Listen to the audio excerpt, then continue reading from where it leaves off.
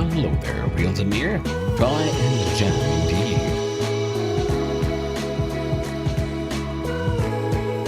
Oh, hello, everyone. How you doing? Hope you're all having a good time. And Real Zamir is here. I hope you're having a wonderful day, friend. So, today, 15 minutes now. Yep. Try that one.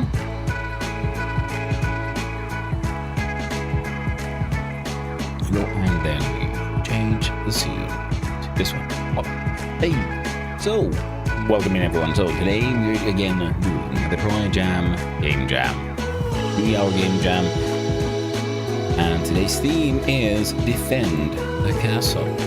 So, as usual, we'll start by first figuring out what exactly we're doing. Now, let's see. And of course, yes, for those who don't know, this is the Trijam, the 3-hour game jam organized every weekend. You have all of the weekend on you, pretty much, but for all the actual developing and coding, that needs to happen in 3 hours. If you're a sensible person, you probably would have already checked out the theme and started planning on Friday, spent a couple of days planning out your project, what you're gonna do, and then when you're finally ready, you just have crunch time during the 3 hours and really produce something cool. I like to do it all in one go, like a moron, because I think it's funny and it's interesting and also very educational. Because if I'm giving a lot of time, I'm very much the kind of person who suffers from, projects expand to fill the time allotted to them, rather than me being efficient with my time. So we move this thing up.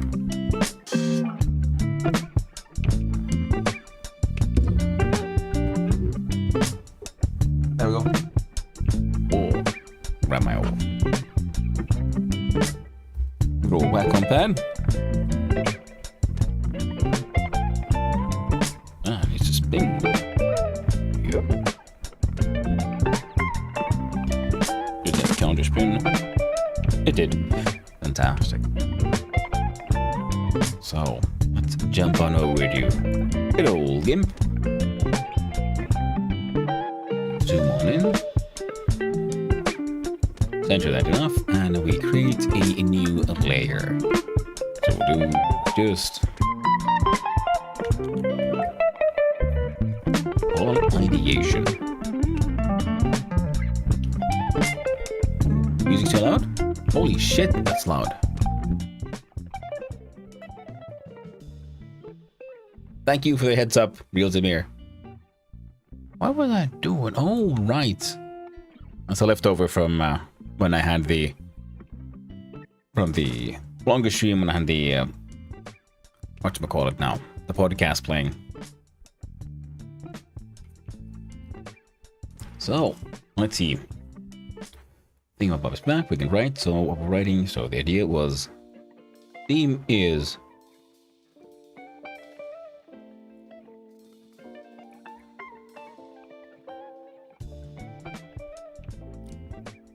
Defend the Castle. Well,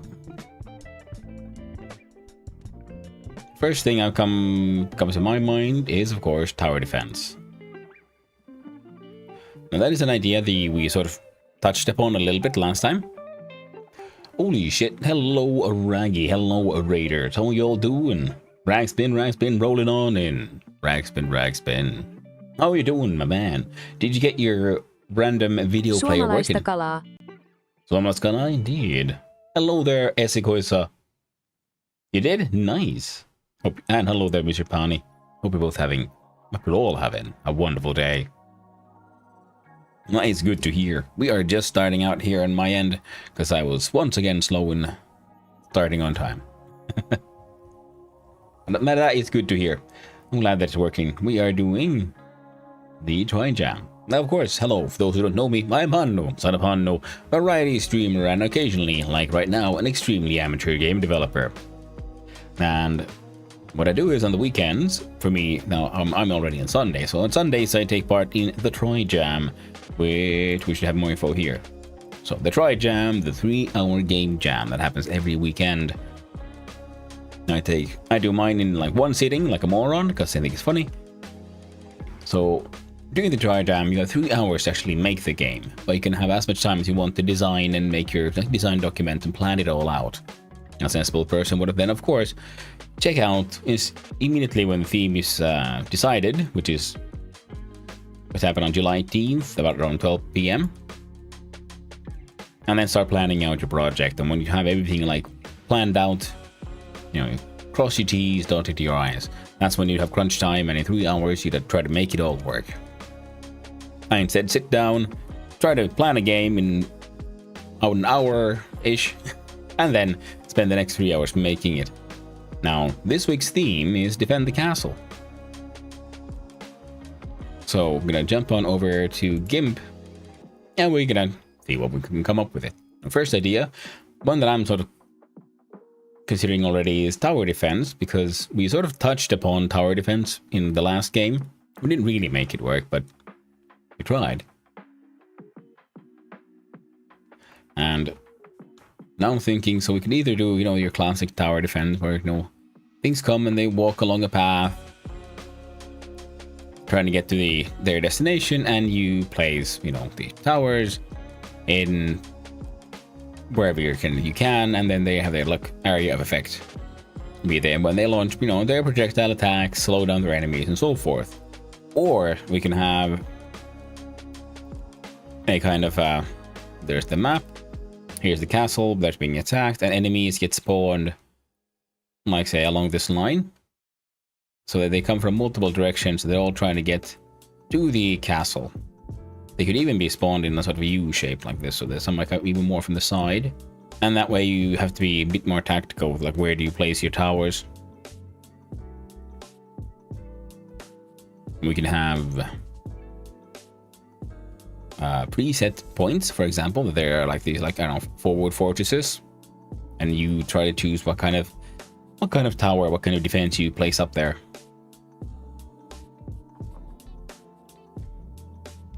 You got a different kind of enemies, and depending on the type of enemy wave coming, you'd have to design a different kind of a defense formation. Now, I've never done any actual tower defense, so either form would be a first for me. The preset path one is something we could do relatively simply, I think, with Godot, because it has the pathing object, so we can use the pathing object to have a sort of clear path and objects moving along that one. We'd probably use a similar one for this, but then the path would be on the outside, and we'd just randomly create an enemy at that point, aim them towards the castle, and send them on their way.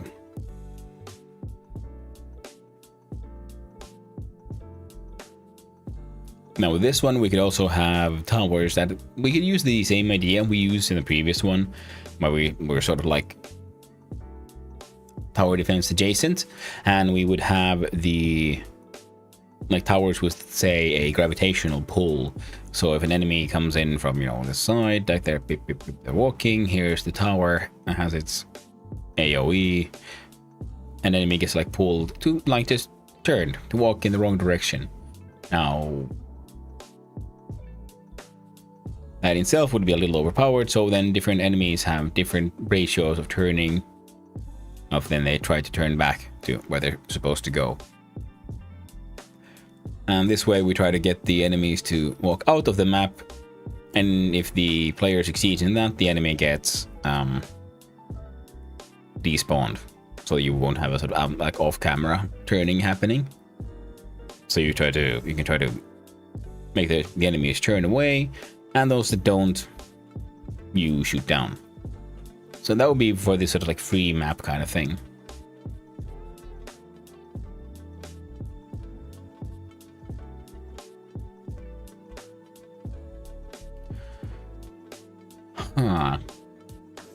And that could be even more interesting Or if you combine that with, what if the castle was in the middle on the map? Enemies are coming from all sides, and win condition is again, last for an X amount of time. That would be the point system there. We could have a leveling system where for every level the time increases by some certain step ratio. So from like, you survive for 2 minutes, 4 minutes, 5 minutes, 10 minutes, so on. Now what else? The problem is here, then we'd have to design different kinds of towers. So you'd have tower for turning.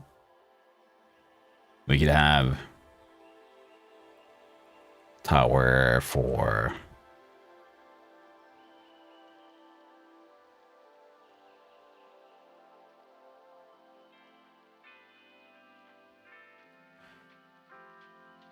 now your classic projectile tower, of course. It shoots beep beep beep. Shoots projectile. Different kind of towers shoot different kind of projectiles. As the levels increase, then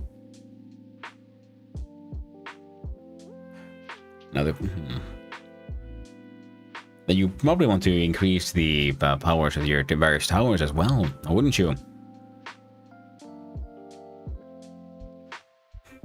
Like that Suomalaskala though, random ass Finnish fish.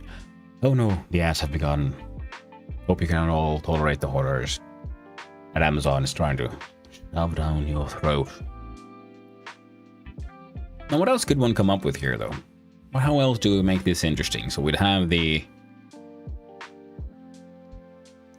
everyone comes from random directions.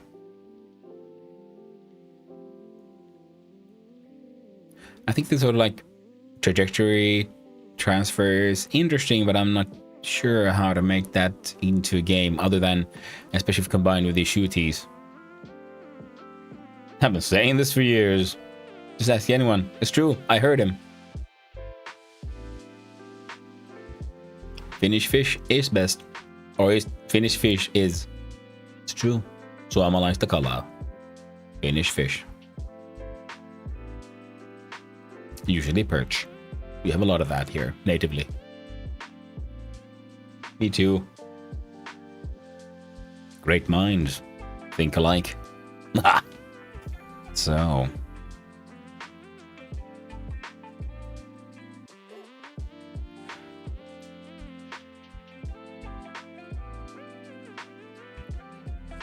Welcome back from the ads. Hopefully they weren't too horrifying, and hopefully they were mostly focused on Finnish fish.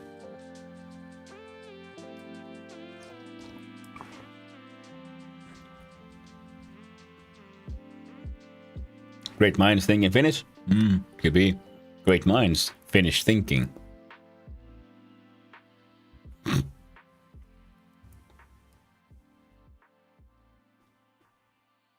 Pre-rolls. Oh, that sucks. There shouldn't be any though. But there was just an ad break where we probably jumped into. Donald Trump thinks in Finnish. I don't know, man. I think Donald Trump just finished thinking. At some point. Or no, maybe he does think in Finnish. Hard to say. Never met the man. And I've never seen inside his head. But I feel that most politicians finished thinking a long time ago. The idea for the wall in the heat of the sauna. He was thinking, it's hot inside the sauna, but it's not that hot outside the sauna. And you know why? There's a wall in between. We need more of those, don't we? To keep, because you gotta keep him separated.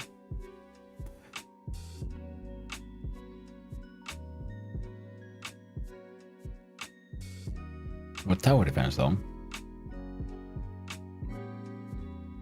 But I hope you're surviving the end soon, Dark Sun. And whenever you return, I hope you're having a most wonderful day. I'm thinking maybe I should be boring this time. And not try to come up with things how to add spins. Maybe we should do something that is just, technically understandable, feasible, and something we've done before. Biden is never thanked. Maybe he didn't. I don't know. He never thanked me. And again, I never really met him either, so I don't know why he would thank me. Trump näyttää appelsiinilta. Well, he is known for being quite orange, it's true. And orange in Finnish is appelsiini. That is the fruit, not the color. I never did say please or thank you. All he ever said was ice cream. It's true. Just ask Raggy. He was there. He knows these things.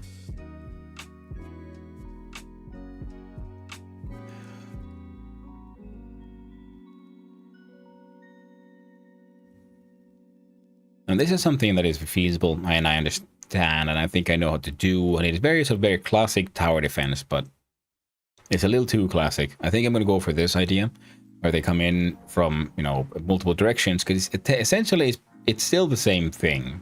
And we'll have to do this thing, and we'll have to come up with a point system for buying the towers.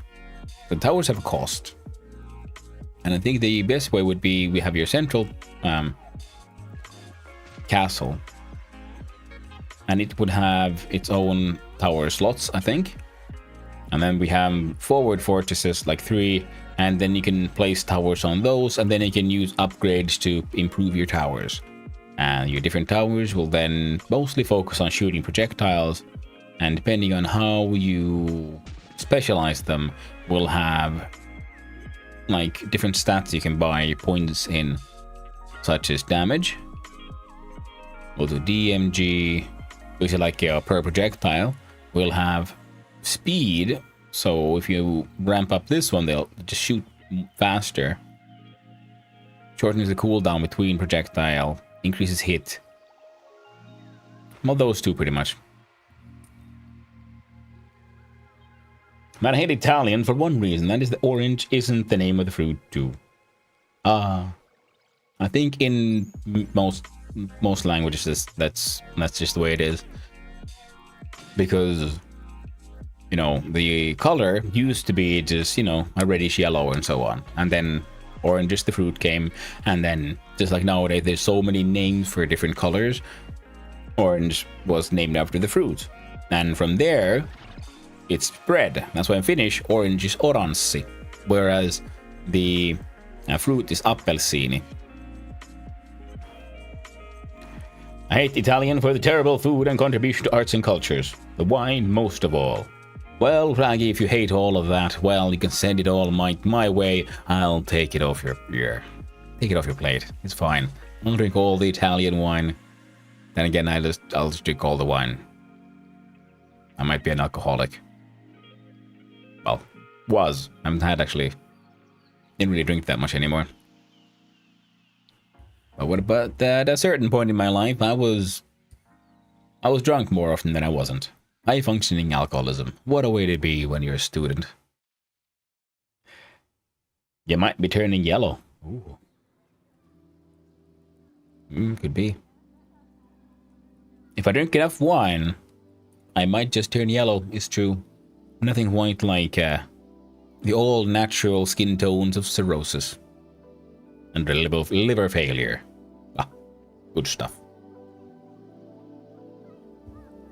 And then again, I think I drink a lot of Spanish and Australian wines though, usually, if I do. Yeah, who needs livers? I know, right? Livers, those are for people who want to live. I prefer dyers. Because in the end, can't we all just, you know, because that's the end, isn't it? That's the goal. Finally be done with this planet. No one survives.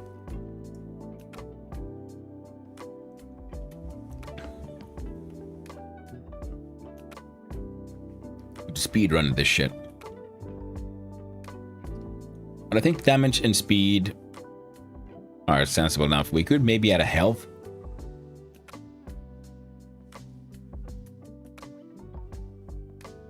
So that the enemies can damage the towers as well. What a question mark. Health maybe. Speed, yes. Damage, yes. So mine live in the stock market. Now I can cosplay Homer Simpson very well. Ooh, handy. Very practical. Then you gotta get your like hair to really thin out, so you have those 3 strands left and nothing else. I guess with my stash, I'm closer to Flanders, but sadly, I have the Homer hair, so I'm their sort of unnatural offspring. I also got Homer's body though, and probably his charm as well. I know, right? That's the tough part to pull off. I'm like balding in the middle. He has the... Everything's gone except for those 3 at the top. Yeah, there, Axel. Oh, I hope you're doing well, my bro.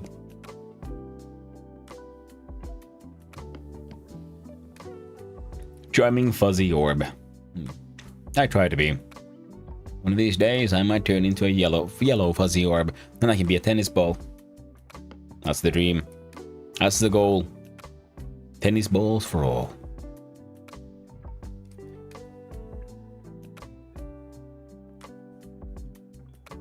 Now, who doesn't want to be,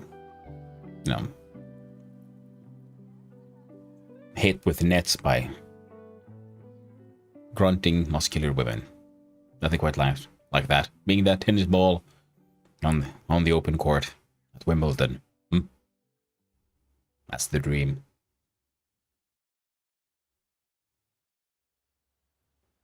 Alright, so we got speed and health. I think those would work. And in the beginning, you have a limited amount of points for, so we'll have, points that are kind of like, cash for buying the things.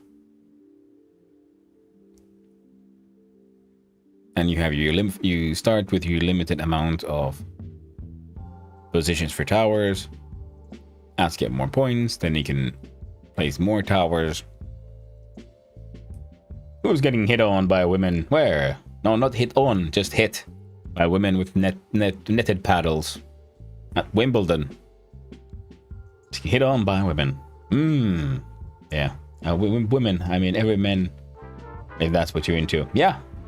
Just generally people at the greatest state of the highest state of their physique.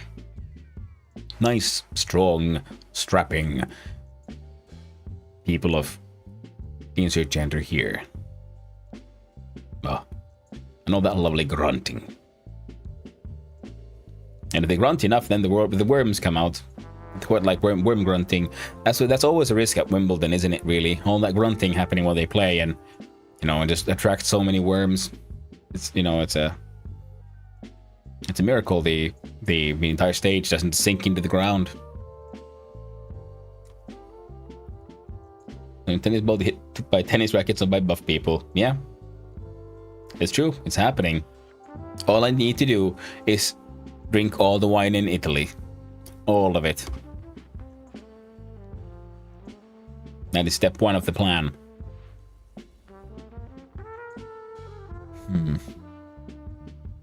And the points cash thing, that means we need to be able to pause the game, I think. Now it's tower defense now, you're not allowed to pause. No pause. How drunk are you? Right now? All the way. All the way to the end. Nah. All about today is just juice.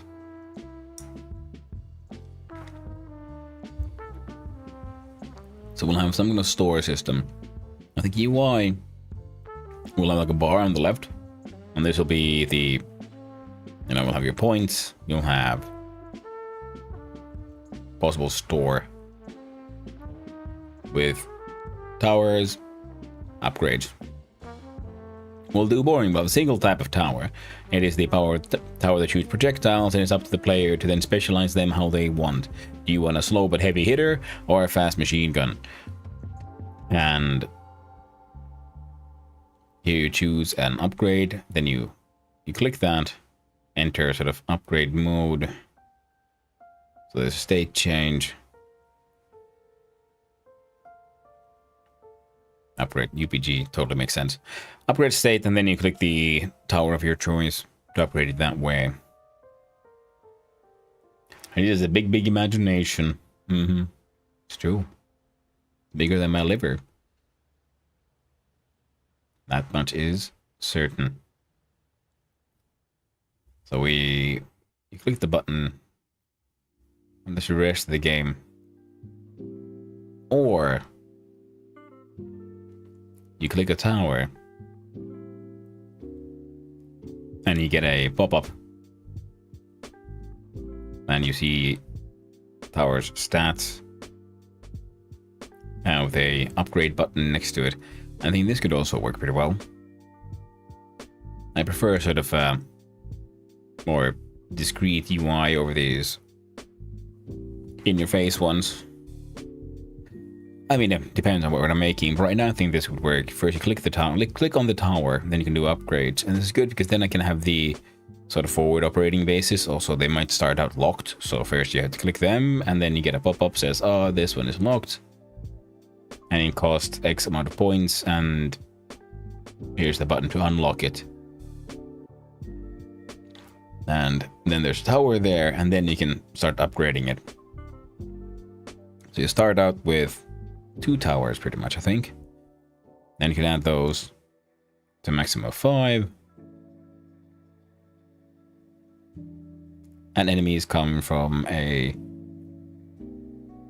U-sized, U-shaped sort of spawning area. And they just come at you. And each level, like I said, would have a timer. Once timer is done, enemies disappear. So here's the question: Thank you for the videos, Axel. Thank you very much. I appreciate it. And so if we do the thing, so when the level restarts, so timer is out. So should the level entirely restart or allow people to upgrade further? No, they must be able to upgrade further. So that means that the enemies also need to rank up. Now if the time increases, then the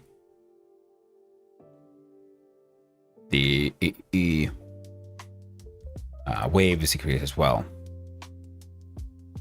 Now I would love for the player to then also have a sense of achievement from as the game progresses. So instead of a timer, we'll have an X amount of waves. Once you defeat all the waves, you get a yay, well done. Here's the next stage, and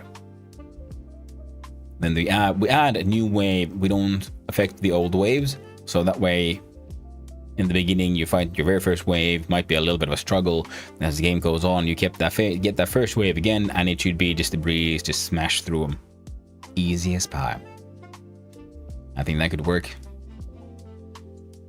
So we'll have,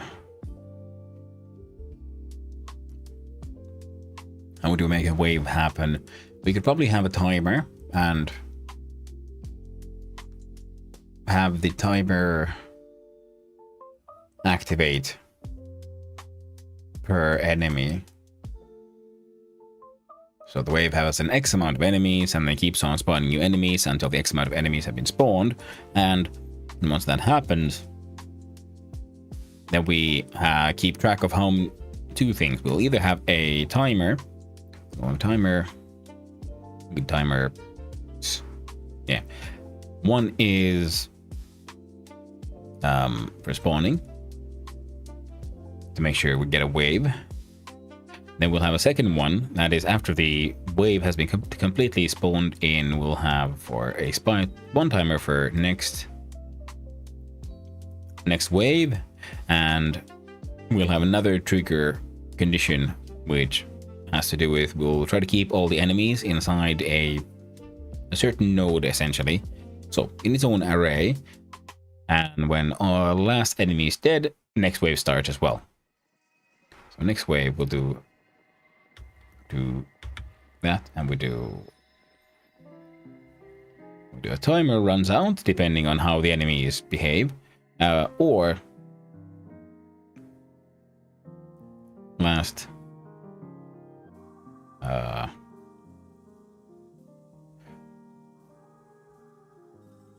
enemy dead. Last enemy dead.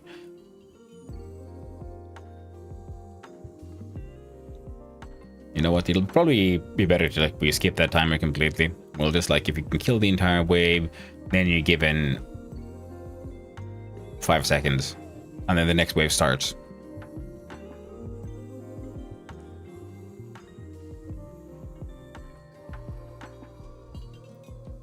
And when all the waves are gone, you know, get a congratulations and click here to start,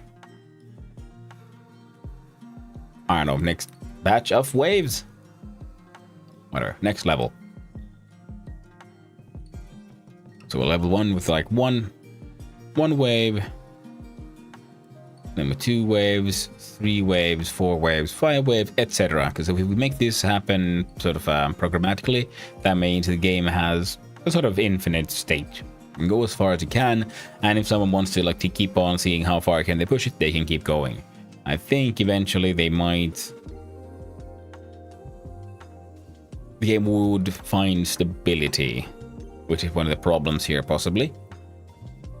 So we want to then to make sure the escalation of the enemies happens slightly faster than the escalation of the towers. Just make sure that the game will eventually end. Because if they both happen at the same sort of rate, well, then as long as you just place your points sort of evenly, it can go on forever. Whereas if the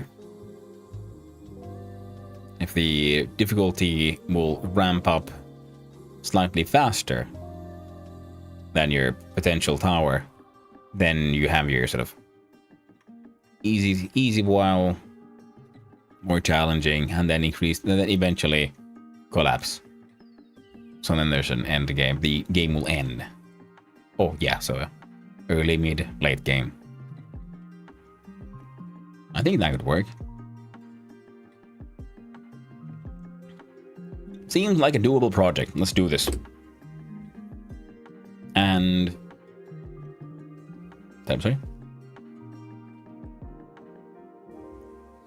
And that means we should be able to. We might even have enough time to make a little bit of art. That would be nice. We'll start with the classic everything's made of squares. So I have the thing above there ready. Oh. There we go. So I'm going to start with. Okay, look here. Look here. Put this drawing tablet side. Close enough. Hey there, Glipt. Tower defense. That's what I'm making for it. Game. The theme is defend the castle. So I decided, you know what? I've never made a tower defense game, so we're gonna make a tower defense game for your 3-hour game jam. We have officially joined the jam. We'll jump here and turn off that music, and we turn on the official 3-hour timer. Done that already? Ooh. Yeah, I mean, that's the good part about these mini game jams. There's so many different things you can do. So, timer on. Yeah, so, and also our idea for the game, the tower defense, is that it's coming from multiple places outside, and you have a sort of central castle and some towers, and you try to upgrade the towers to keep them relevant against the amount of enemies coming at you.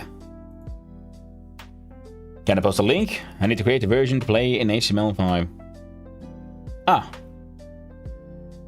For your tower defense, or for like this week, the Trijam?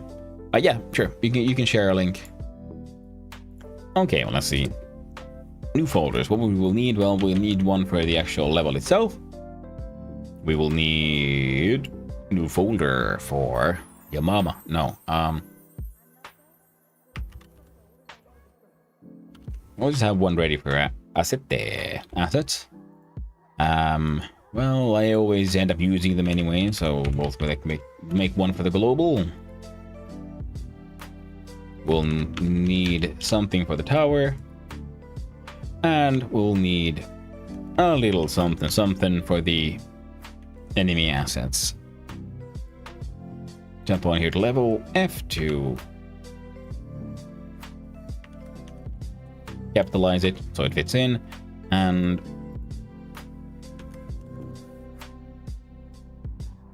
I'll just actually call that in UI for now. So defense 4. Ooh, it might give some ideas. Well, thank you. I'll check it out. Probably.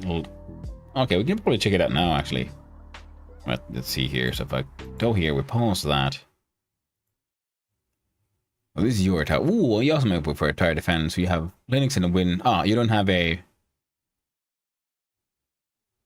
Use archers and squires to save your lands.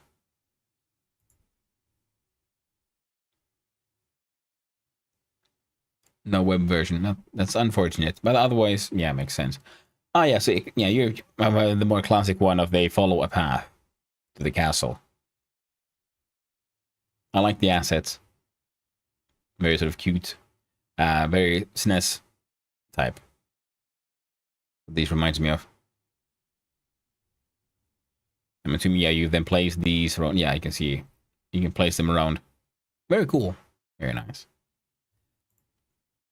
I was thinking of making it more so that you have a sort of tower in the middle. In the like lower middle, and the enemies come from outside the map, and they come from all kinds of directions, and that way you have multiple towers that are pretty much like preset, and it's just up to you to maintain their upgrading them to be able to fight the waves of enemies that come at you. Think I changed the assets after? Ah, it was old and I didn't know how to do it. Hey, nothing wrong with that. I've used a lot of pre-made assets. And if you've been following, if you've seen other of my games, my usual graphics is just colored squares. Now where did it go? Boop and beep. Cool, more RPG like? Yeah. It reminded me of Super Nintendo games. The castle reminded me a little bit of Final Fantasy VI. Now, back here. So we have all of these. So we'll start with making a level scene. We'll just do the basic 2D scene. And we'll zoom on out, zoom on in, and we'll make sure we just have something we can look at with the good old colored rectangle. Whoop. Activate grid. There we go. Now with the color rectangle, we might as well give it a bit of a different kind of color because it's supposed to be sort of grass. There we go. Heckin' perfect. Now, what else do we need? Well, we don't need to put a camera object because this is the default view screen and this is all we need to see. We will need a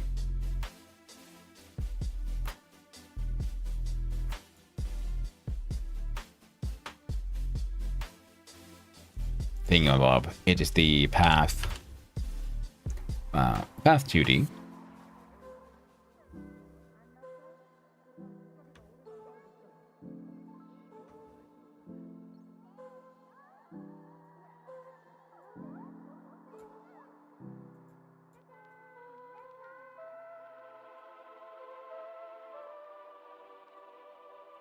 Fine. So path 2D, where's the thing? Select control points. Select points.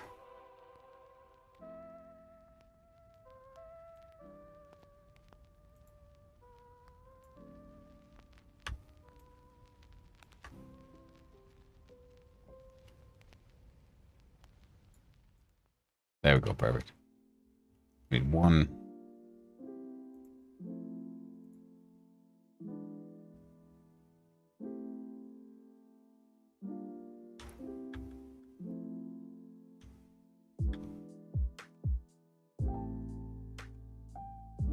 Like that. Oop, there we go. And we can do the whole editing the points instead. So you go back where you're supposed to go. There we go. You can go here. You can go a little bit above. Yeah, that's good enough. And the path 2D will then also need a child node of path follow 2D. So we'll do, call this one the spawn path.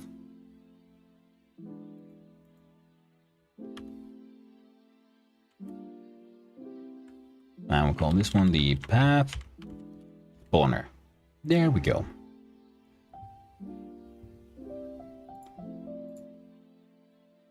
Can get its own little piece of code. There we go. Now we save. And then we're gonna want a castle.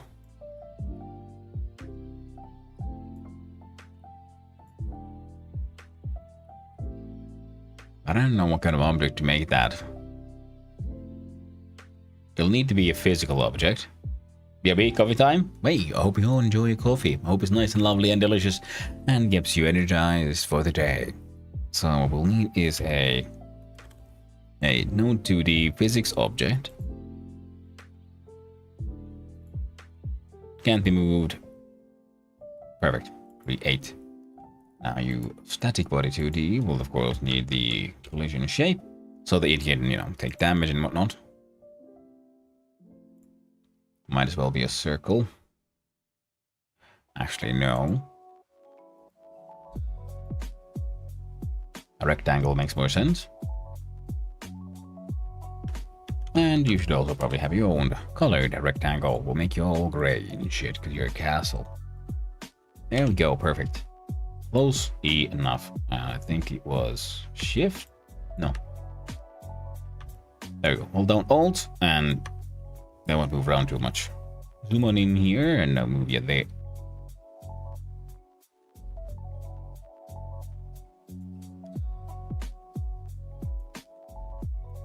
Huh.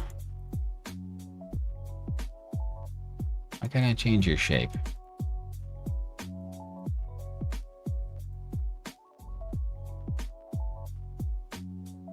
Layout. Transform.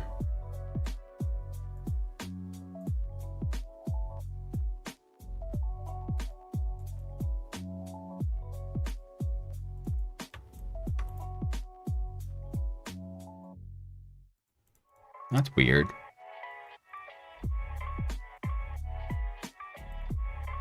So let's move.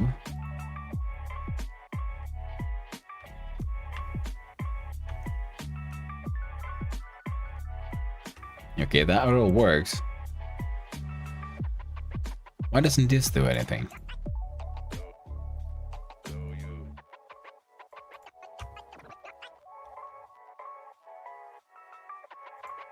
We'll do this one, just called grass. Hello, Dorig with the Game Jam topic. Well, for today, it is defend the castle. So for the 3-hour Game Jam, defend the castle. So I decided to try to do something I haven't done before, which is an interpretation of a tower defense game. The ideation process was as logical as always. Went through different ideas on layout, what happens in what order, and the idea is I'm going to have a spawning path outside the map which can spawn enemies anywhere along it, so they'll come from different kinds of directions, and the towers are sort of preset in where they can be, but it's up to the player to define their use points to maintain their upgrade their damage and speed and whatnot. Now where did we go? Oh, come on. Now it's made a square and it doesn't want to behave, so we're gonna delete the entire square. Add a new child node, colored rectangle, thank you very much. See, that makes more sense. Now what could...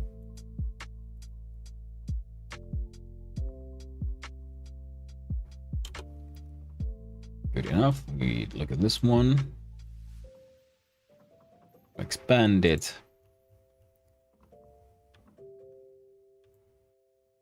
So it'd be like here. Yeah, we can always make it more exciting later.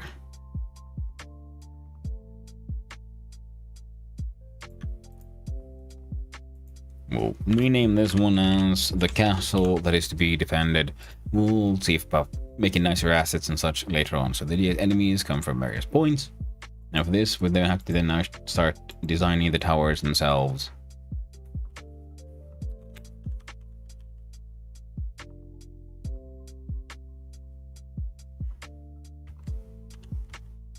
The tower should be a immovable static physics object.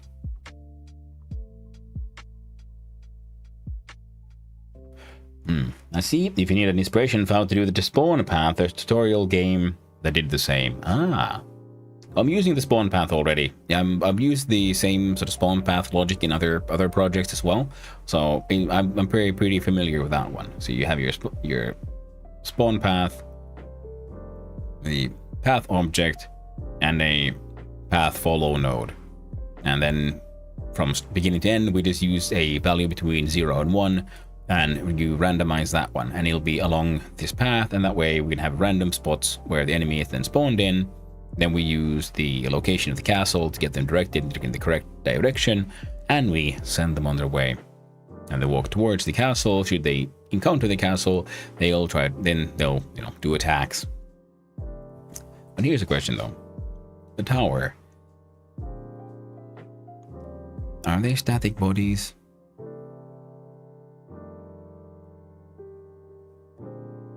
I think they probably should be. And then it's the tower's individual own state that keeps changing. Yeah. Excellent. Add child node. Sure, colored rectangle. And of course the good old collision shape. Save the game in between, by the way. I want the tower to be a circle in the end. We're using a color rectangle just because, saves time. Make it one step bigger, so it's in the middle there. There we go. It's gonna, of course, need its own script. Does it need anything? Of course, yeah. Then we'll do add a timer. We'll call that one the shooty timer. See, makes perfect sense.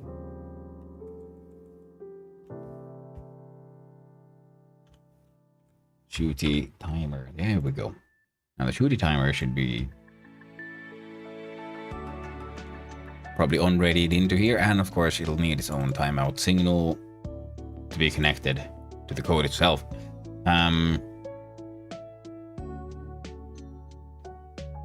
With shooting projectiles, how does it do that? The projectile itself will need its own thing. It'll be easier that way, yeah, because then we can just spawn in.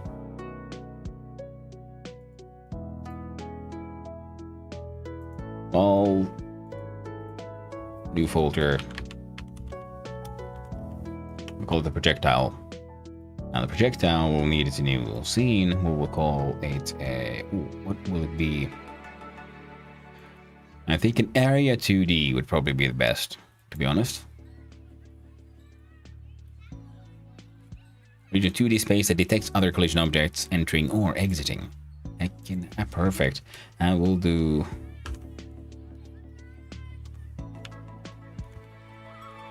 I'll just call ye projectile. Beep.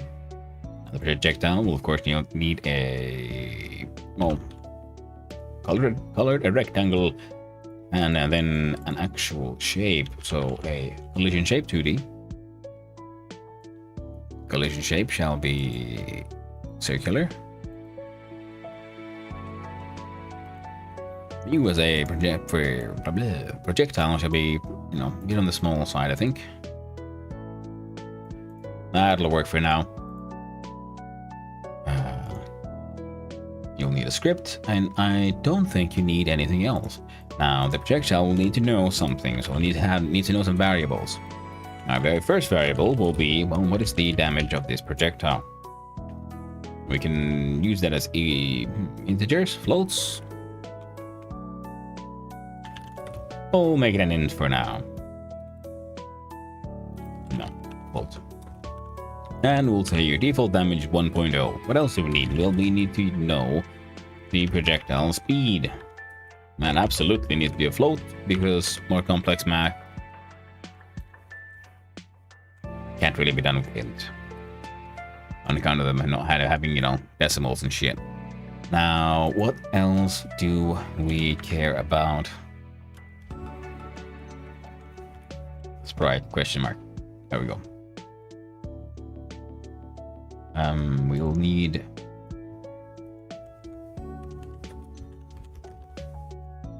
call direction. It'll be a vector 2. And it starts out as a vector 2 1. Does it need to be a vector for movements? Yeah, I was thinking we could just use direction for the movement, so it knows in which direction. We use speed for making the math of how fast it goes, and damage for when it interacts with something, it lets it know who am I attacking. Now here's a question. If we're using the same sort of base projectile structure, we could then also make some for enemies. So we'd say add another variable of type target of name target, but what's it's a would that be a string?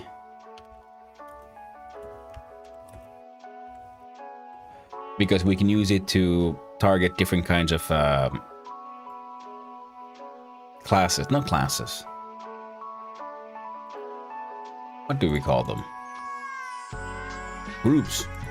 Because we can make a group for, like this one would be part of the group. No, the projectile can't be a group.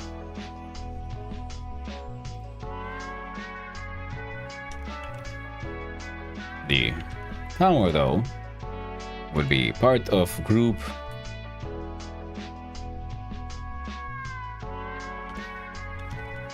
Tuert. We'll just call it actually the player group. And then we make enemies, so we'll make an enemy group, and then the projectile can, when it's created, it's also given, say, a target group. And then depending on the target group, that should be fine. And then depending on the target group, it knows who it does or doesn't, damage. Look at projectile. Now with signals, we can then say body entered. Whoop. Yeah, in its own code. So on body entered, if body dot is underscore in group, and this will be target.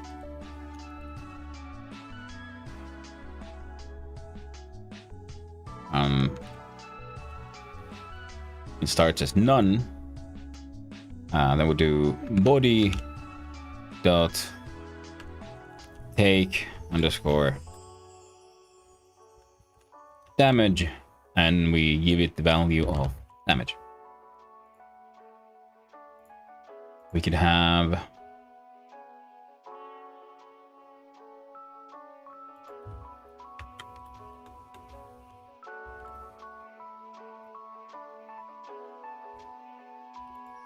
now the bar sprite is for like if we make different kinds of attacks.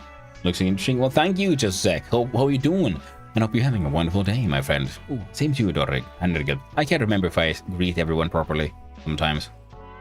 But yeah, the idea was to make a game in 3 hours, and this week's theme being defend the castle, I decided to go for a tower defense type thing because I'd never done one before. So this is the core of the projectile thing. Way better than the last few days.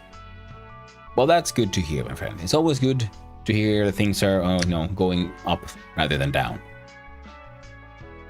Because, that's usually how it is in life. There's ups and there's downs. Just weather the downs, and so we can enjoy the ups. So if we look here, so this will be our core map kind of thing, and this will be the castle. The castle might need its... Nah, the map can take care of it. It's fine. But if we look at the tower itself, I want them to be round, but we're using these square sort of shapes to just depict them for now.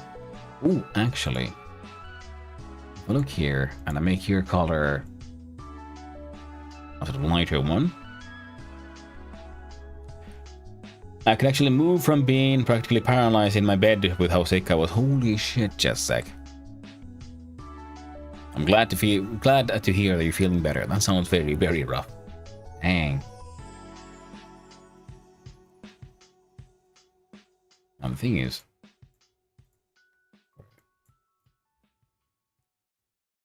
why do you get sometimes just locked like that?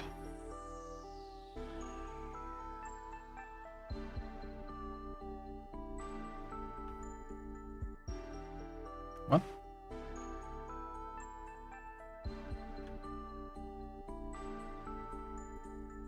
Alright, it's behaving kind of weird, man. There we go. The copy and a paste and a rotate and layout, not localization. Is it transform? Pivot offset.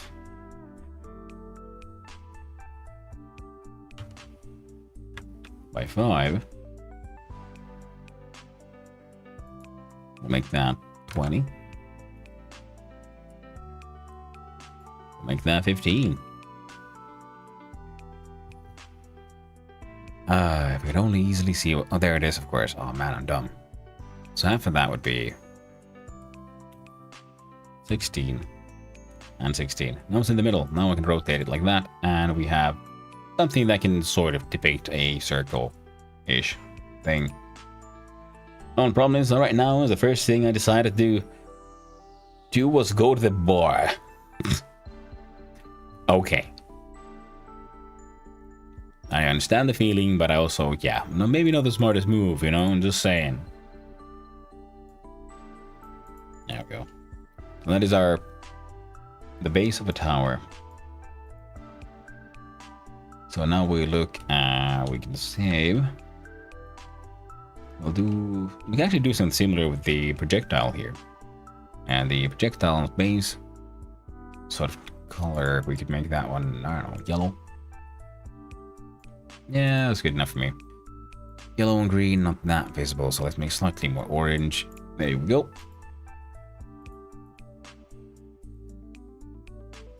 And I copy and I paste. And I paste.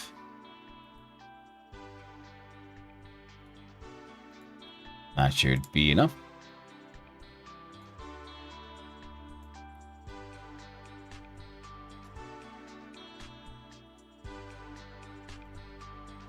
For this one, do layout, transform. We have 16, so pivots will be offset by 8. We check out the rotation of 1, 2, 3. Perfect.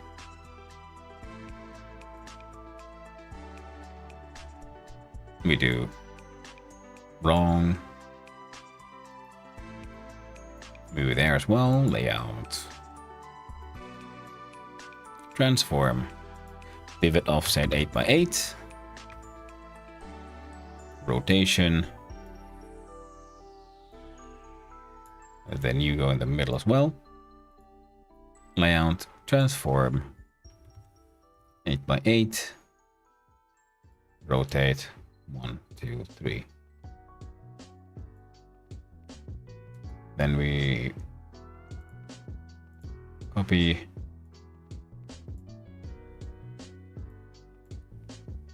one.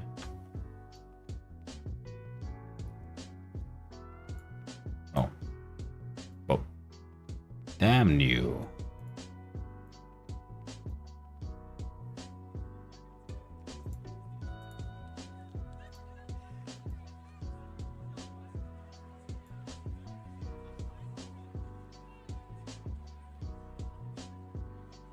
There we go. I got a little star shape made from squares. Lovely. Friends dragged me out, and I was so sick of being at home. I said, sure, like an idiot. So yay, fun times. No, that is very understandable, of course.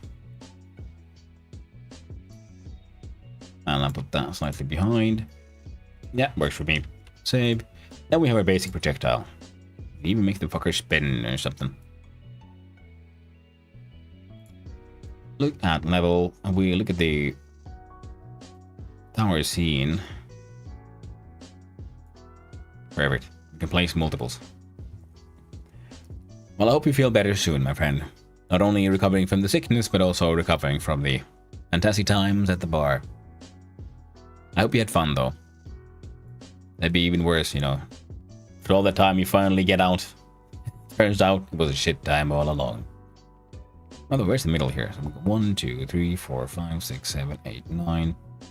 1, 2, 3, 4, 5, 6, 7, 8, 9. That's what I thought. God damn you, castle bastard. Now, these are the towers. The castle will have to be bigger. Even if it's only thematically.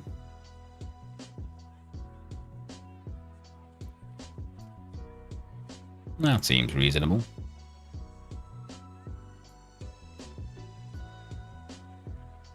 And now it has a middle point. Collision shape needs to expand to fill the thing.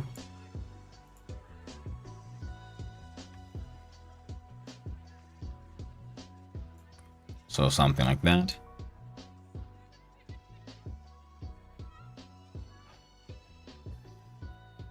Well, boy, it sounds better than when I left the house, so I'll take it. Sound like I smoked like 10 packs of cigs in 2 days. I have my voice like, ooh, man. Well, sometimes some lubrication, getting the like phlegm moving and stuff can help a lot with that. And interestingly enough, depending on what you're drinking, that might have helped as well. It's one of those things, you know, doctors don't want to recommend because it's a bad idea because of everything, all the other problems. But strong alcohols are disinfectants in case you were having a throat infection kind of thing.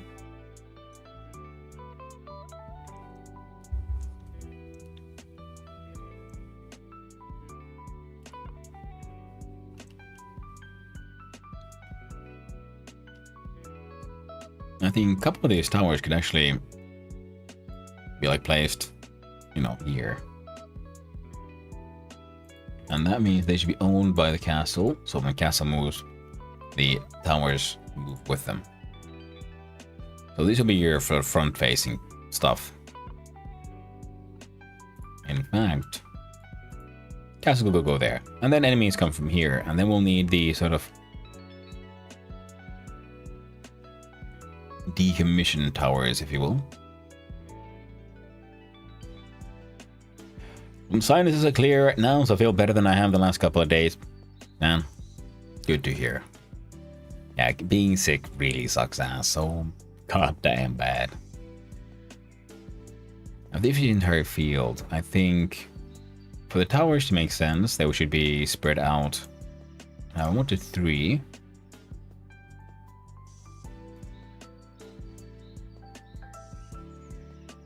We can make use of the existing grid system to sort of place them at a sensible distance. The idea is they shouldn't be able to help each other, but they should be able to then, you know, support this. So you would have your forward operating towers. The problem is the front one can't be too far away. Maybe we should make the towers smaller. I think that could help. I think the visually it's being a problem. But the towers weren't so huge. It might look a little better as well.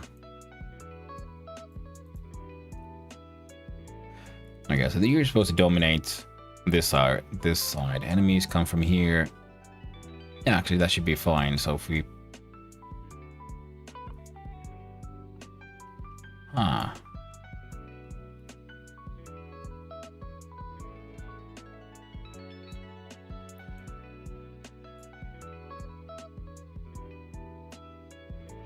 And they'll pass by the tower.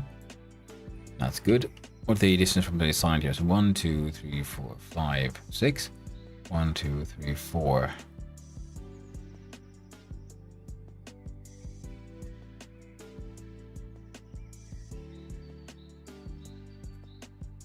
So we sort of got a pentagon.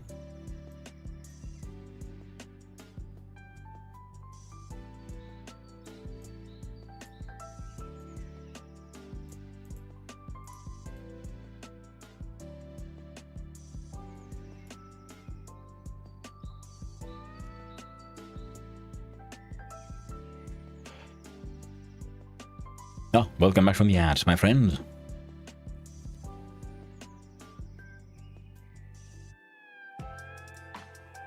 And we'll use the big grid to have them somewhat balanced out.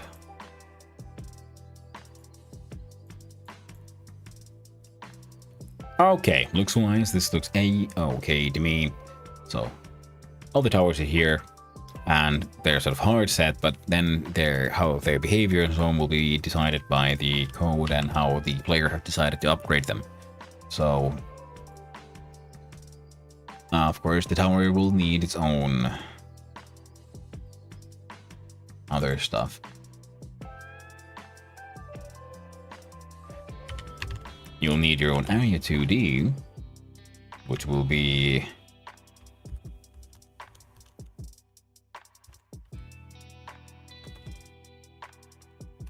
called the detection R. No, detection area.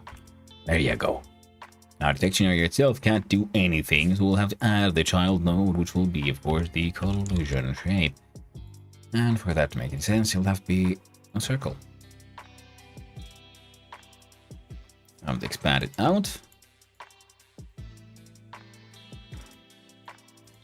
I'll start with that. Now, if I just half the size.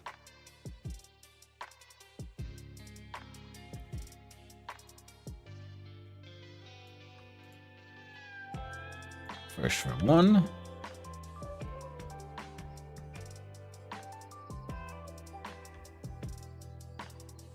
Why are you behaving like such a freaking weirdo?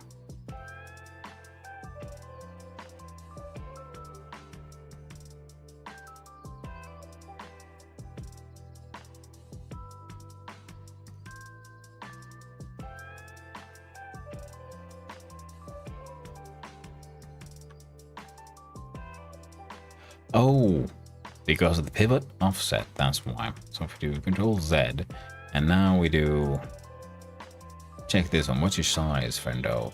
Layout, transform, you went down to 16. Which means pivot offset should be 8, so we can probably do this one at 16, 16. 8, 8. God damn you.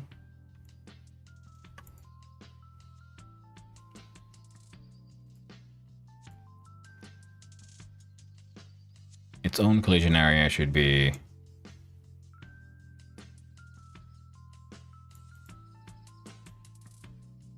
something like that. It's for, you know, how it blocks enemies and or takes damage. Of course, I could make 2 collision shapes, which are both squares, to fit this thing's entire shape. But I think this will make more sense. Or it's just easier to have the one.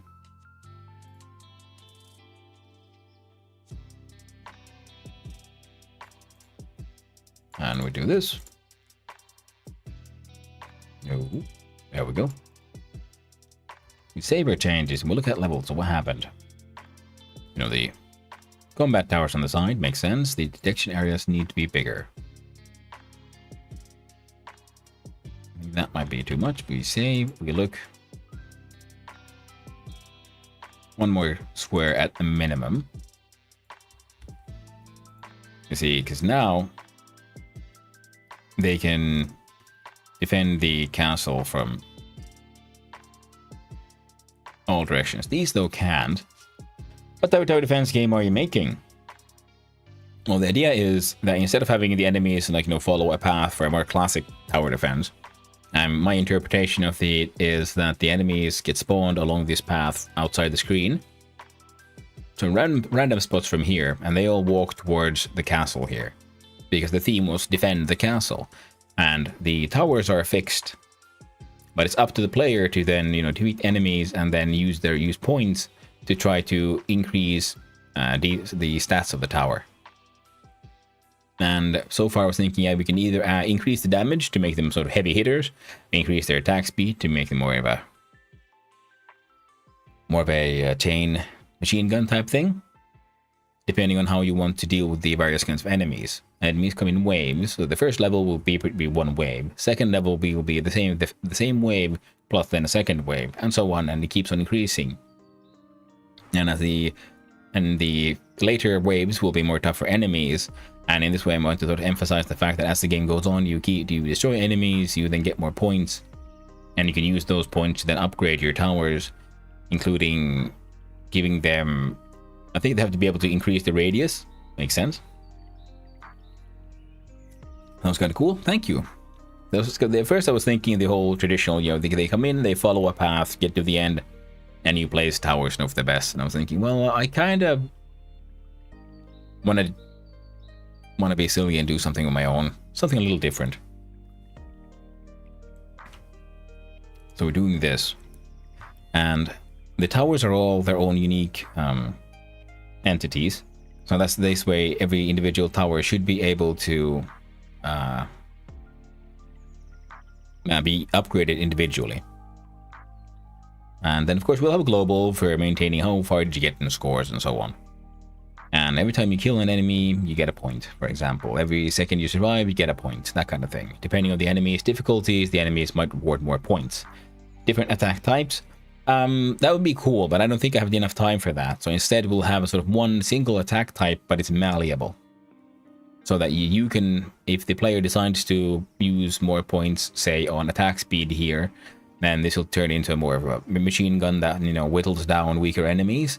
And this one might become more one that shoots, singular heavy hits. It shoots left often, but it'll take down the heavier enemies.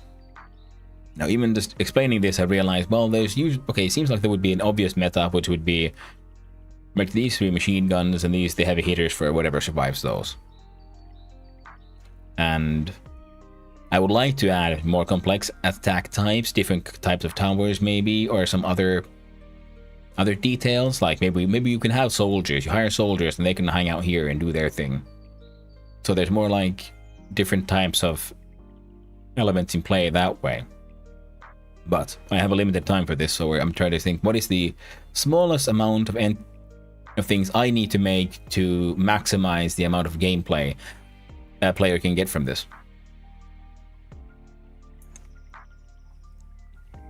Yeah, attack speed, attack strength, and detection radius. Because I was first thinking maybe the towers have hit points, and it costs points to fix them. But that'll remain as a maybe. I would maybe do that. And then the enemies will be doing their best to head towards the castle once they get within they have their own detection radius. And they'll probably shoot their own projectiles at the thing. Neat concept, thank you. It was inspired by other games I've played. We do similar things, but I don't know if I've seen this exactly being done. And we'll see if I can make it work in the time that I have. And this seems reasonable. And this way I don't have to worry about how do I spawn in towers, how do you balance all of that. Because I think in many games like this, one of the bigger challenges isn't making the mechanical parts of the game, it's balancing it all out. How do I make this game fun and interesting?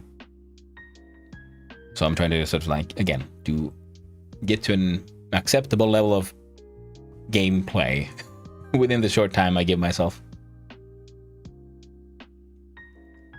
I'm either, but I played a bunch of tower defense games. Ooh, cool. I have a demo for one, and it had it's not a tower defense game, but it's a sort of area control game, and it did something similar. but with other kind of concept, and they had like soldiers running around and shit. So I'm just using this one. One concept, one idea that popped into my head as I remembered the game. But for this to work, then the projectiles also need to be way smaller, because currently the tower is 2 of these grids and the projectile is the same. But that's fine, because what we can do is look at transform and change scale to 0.3. Oh, there we go, much smaller. Very small. Actually, you know what I should do? I shouldn't have done that. It's Control Z, and we only do it for this one.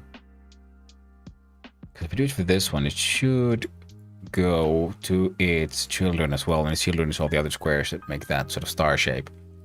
So, you know, building stuff out of the squares for now. Here we go, scale 0.3. Perfect, it worked. Because I want to be able to deal with the whole collision shape easily, so this will be just made. Ooh, crap. Close. I want you to be what I move. Right. And pivot offset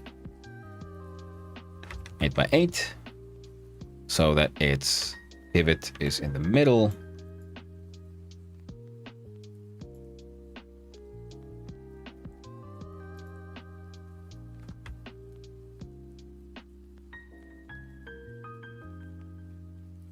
Oh.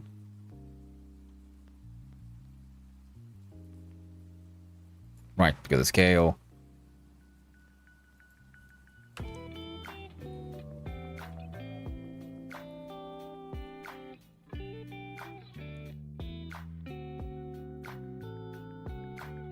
Oh, right. It's no, yeah, I'm not, yeah, okay. We'll leave that untouched. Its position, this is the one I want to change. 8 and 8. Otherwise good. But they should be the negatives. -8 and -8. Now the square should be centered in the middle. Now I can do the scale to 0.3. It's still off. Why are you off?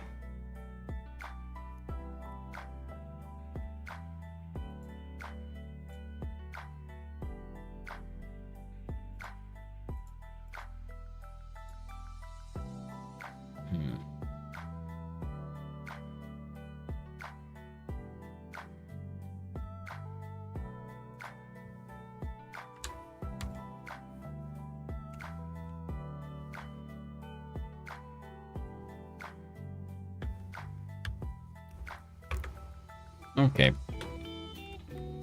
There's something weird happening here. We'll just ignore it. God damn it. Control Z. Hold down Alt. Look at the parent object.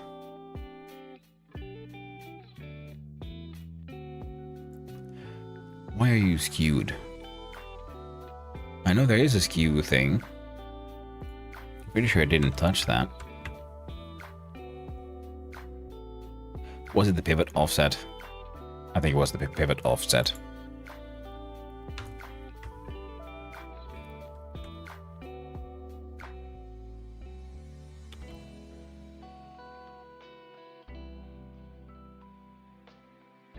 What would this? Hello there, Zafray1. Thank you very much for the follow, and I hope you're having a wonderful day, my friend. Now. Yeah, okay. Cool. So 8 goes all the way there, right? From here to here. What I want you to do is about... So if we go 0.3 to 0.5... Yeah, that's what I thought.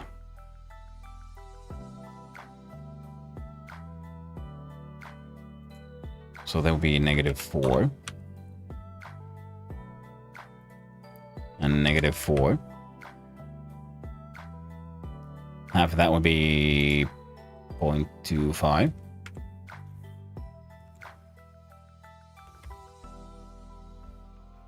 Which would make this one -2 and -2.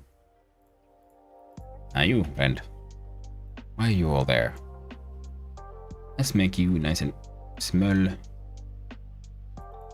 Move grid.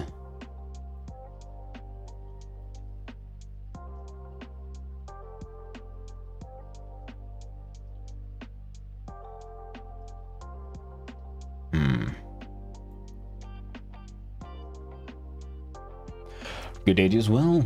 What you cooking? Hello, boy. We are doing a sort of tower defense game. We are participating in the Trijam, a 3-hour game jam. We have 3 hours to make a game. Now, of course, we can have many days to plan it, but I just try to do it all in one sitting. The theme is defend the castle, and I have never done a tower defense game, so I decided to make one of those. The music we'll listen to is the Trijam mixtape, the 3-hour timer. So when the music runs out, it's pencils down and hopefully got something that actually is playable. The official unofficial timer. Super handy. We're working in Godot, and this is supposed to be a projectile, and it's, you know what, I'm gonna call that good enough. Good luck. Thank you very much. The idea was, instead of the sort of traditional game jam where things come in and follow a sort of set path and you place towers, instead I'm having a sort of spawn path around here. And yeah, I'm doing this all in Godot because I'm trying to learn Godot. And enemies spawn here, and they get directed towards the castle down here. The towers are preset, and it's up to the player to upgrade them with points that they get from, you know, surviving waves and killing enemies. And you can increase the attack damage, attack speed, and detection radius of the towers to build sort of a robust defense network. It could be cool to add more detail, different kinds of attacks, maybe, you know, other complex things, but I've only got 3 hours, so I'm gonna have to do the minimum viable product as usual. And I would love to add more art and assets to the game, and we'll see if we can have time for that. In the meantime, I'll do my art by colored rectangles. I kind of want to add just one here, just one. I keep on looking at it, I keep on thinking, there's just.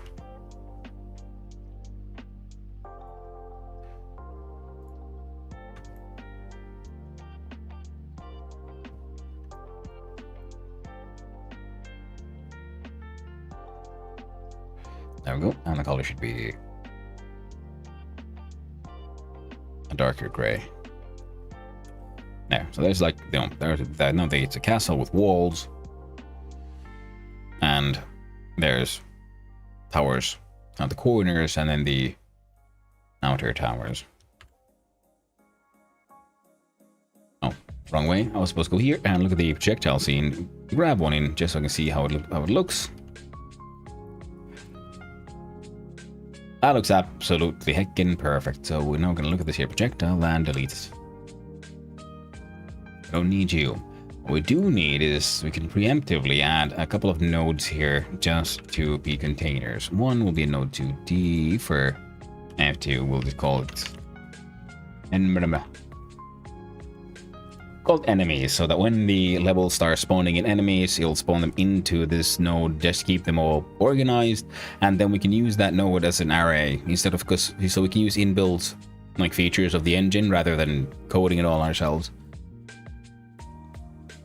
Because then we can just look, does this node contain enemies? If the answer is no, well, that means all enemies are dead and the wave has been defeated. And when the tower itself needs to, of course, be able to then spawn in projectiles.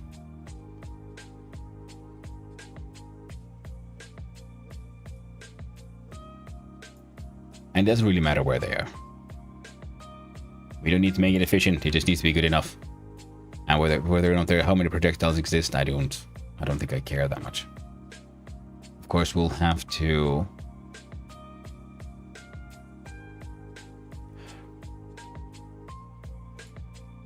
well, we don't have to, but we're gonna do one thing.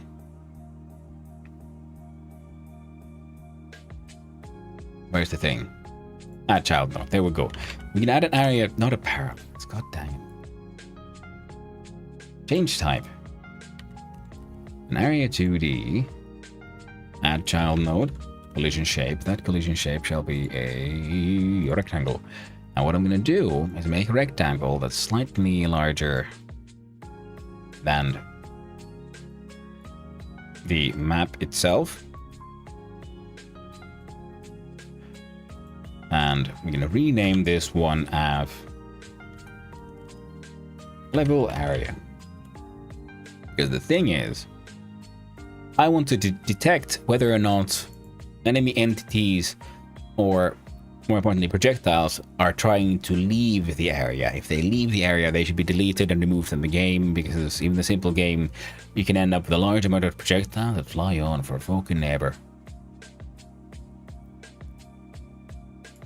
We're gonna hide that, and because I just realized it might be more sensible to actually have them, like, if they leave the detection radius of the tower, they'll be deleted. So we'll leave that as a you know, maybe. I'm a crappy artist. I also tried using a dome. Too hard for me at the moment. I built prototype with Grok in HTML. Jesus, you think this is hard and you do this in HTML? Each their own, I guess. I started my coding with C, like not C++, just basic C, and I've then been graduating there for more and more complex stuff. And man, HTML was just so. I mean, all the kudos for you. They did not jazz well with me. But I guess that was also because, like I said, yeah, I started with just basic C, and programmatic code languages are like that. And because I can make so many things, build other components I kept on using, and HTML, it felt like I had to hard code everything. But then again, I don't have that much experience with HTML because my first encounters weren't that pleasant. And I'll be the first to admit that I can very easily get my opinion sort of clouded by bad experiences sometimes. But if you ever get into like coding and you start enjoying Python-esque languages, then GDScript is extremely Python-esque. So Python-esque, Pythonic, similar to Python, which is still based on C, so it's technically C with a fancy coat on. And a more helpful manner. C doesn't help you at all. What the friggity frack am I doing? Oh right, the tower needs to be able to shoot those projectiles, so the tower's code needs to be checked here. And inside here we're gonna need a constant to preload the projectile. I like having constants first, then we're gonna have unreadies, and then we'll have the more standard variables. Now the tower would then have the variable for attack strength. Yeah, we'll do snake for this, I guess.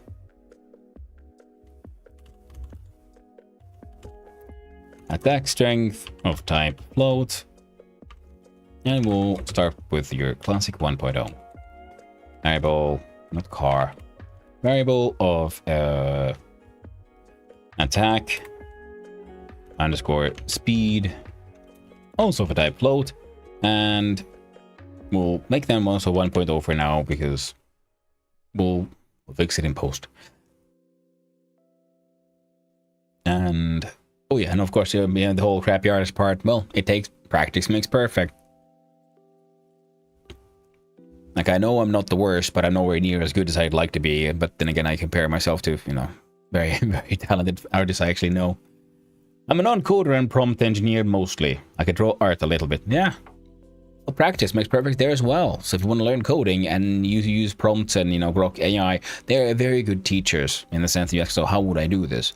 But the problem is they're very bad teachers in the sense that they're too helpful sometimes. They'll give you the answer rather than helping you find the answer. So, be careful of those so you don't get handicapped by their excessive assistance. But if you want to learn, it's an excellent and fantastic tool. And then the next step is just, keep on doing, keep on making. Oh, thank you, Oxel, for the hydrate. I appreciate it. Now, with the attack speed, we have an extra variable for detection radius. Whoop, Can't have a space there. And it'll be a float. It starts at whatever the fuck it is. Make it 0.0 for now. Attack with 1T makes me feel bad. Now, detection area, because here we see collision. No. Let's look here. Now, if I look at you, this is the one that has shape, circle, and that one has a radius. So current radius here is 72. If it goes down here, it's 64.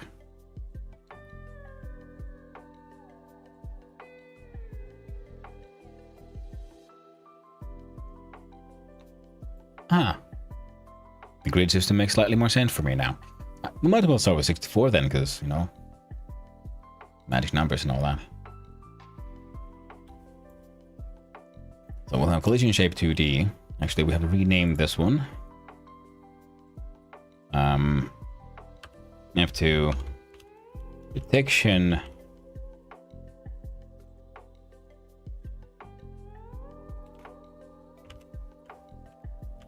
Well, we have detection area, so the detection shape is the way to go. We do add that one there, and we remove the old one. Thank you for encouragement. I love making games. I will try to learn. Hey, I mean that's what I'm doing here. I take part in this game jam every week. You have 3 hours to make a game, which makes it easier for me because I have a habit of over engineering, making things overly complex, and a system here that allows me to then instead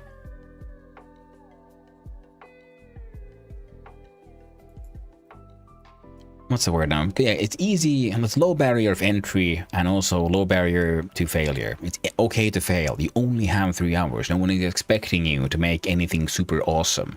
The problem is I have some technical skills in various fields, so I end up giving myself super high standards and expecting too much, and then I'm afraid of sort of finishing projects because it's what if it's not good enough? And I kept on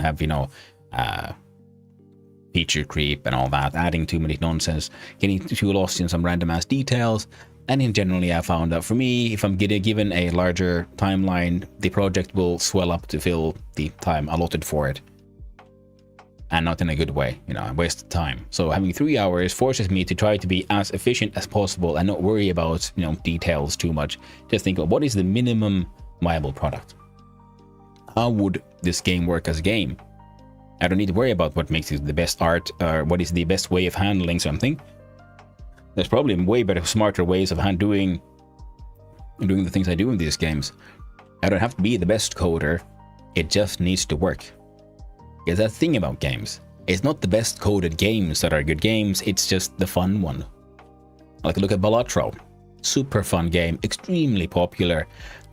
And I remember when it came out, people also looked at the code and were like, okay, you're not very experienced, are you? Apparently he made a lot of very, so we'll say suboptimal choices. But he made them. He finished the game. And that's the one. No one cares about who writes the best game code. They only care about the game that gets shipped. Another good example would be Undertale, also known for being horribly badly written, atrocious code-wise. And absolutely a cult classic. People play it to this day, a super fun game. Feature keep is real. Game Jam's cool solution. Yeah, this one is cool because the idea is I do everything in one sitting, so I spend an hour designing, coming up with a game idea, and then 3 hours making it. The actual sort of point of the Game Jam is to emphasize the importance of good planning. You only have 3 hours to code the game, like this. You should have a game design document done. The theme for the Game Jam was decided already on Friday, and then you have the entire jam takes 4 days, I think. So you have multiple days when you should be designing the game. Figuring out what do you want to do, how would you solve this and that solutions, and then you have your 3 hours to sit down and crunch and just make it work. I do it this way because I think it's fun and I have ADHD and I do everything last minute. But the thing is, when it's 3 hours, I don't even expect myself to succeed too much. So if I fail, it doesn't feel that bad. I want to take part in some larger game jams, but I'm afraid of failure, really. But if I make something absolutely crap, in this one, you know, failure doesn't feel that bad. Nothing wrong with it.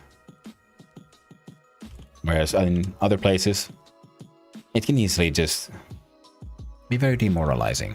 You spend a lot of time, you work hard, you make something, try to make a cool game, and in the end the game doesn't even run because you spend most of the time trying to figure out what is the best way to build an inventory system rather than making anything that's close enough and it works. This is something I've done. And in the end, the inventory system I kept on trying to make better and better, in the end, didn't work anyway. If I would have just have hard-coded some bullshit, use some arrays, it would have worked good enough. And I might have been able to finish that game jam thing.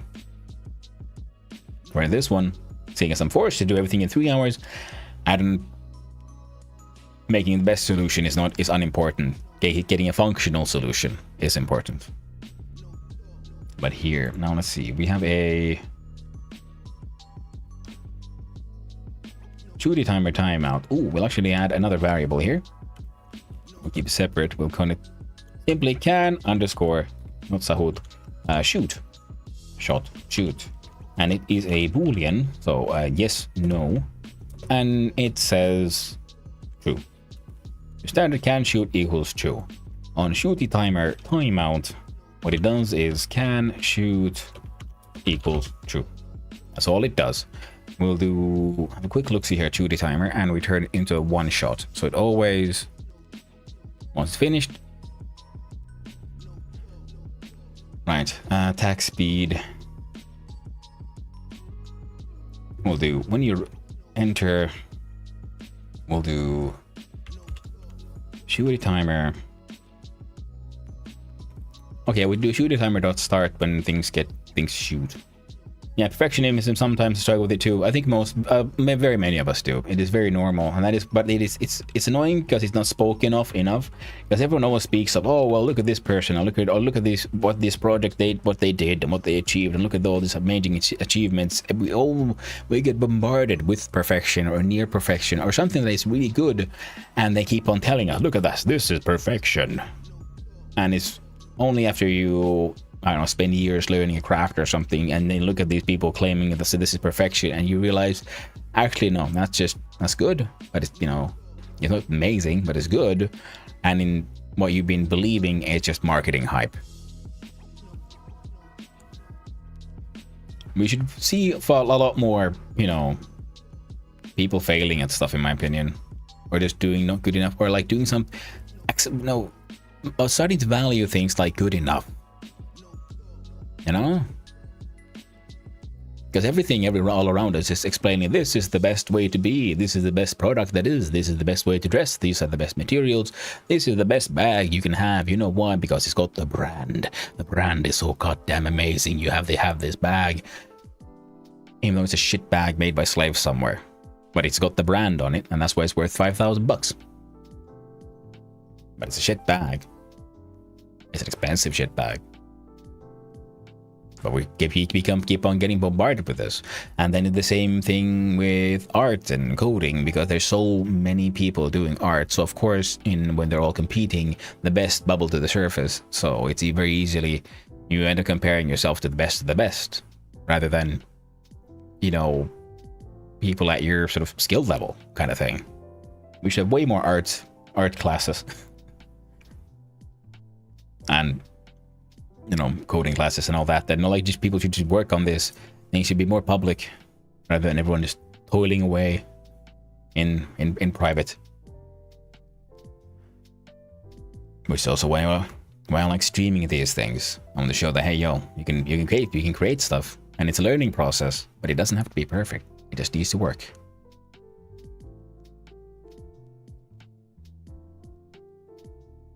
What the frickety frack was I doing? Oh, right. We do a function for... We can do... Okay, we have the parts now, so we can do shoot. So we'll say just shoot. No shut up. So function, we should call it shoot. It takes no input, and it has no output. What it does is it's called... So actually it does have an input, which shall be target. Target shall be a vector2 for now. because we need to know what we're shooting at. So what we do is we have a variable for new underscore projectile. I can't write. New projectile.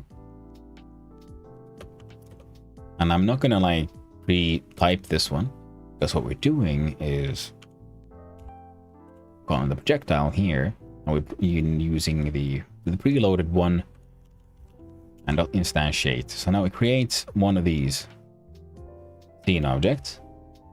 Now the projectile will need to know its speed, its damage, and its target. So if we look quickly here at projectile, damage, speed, target.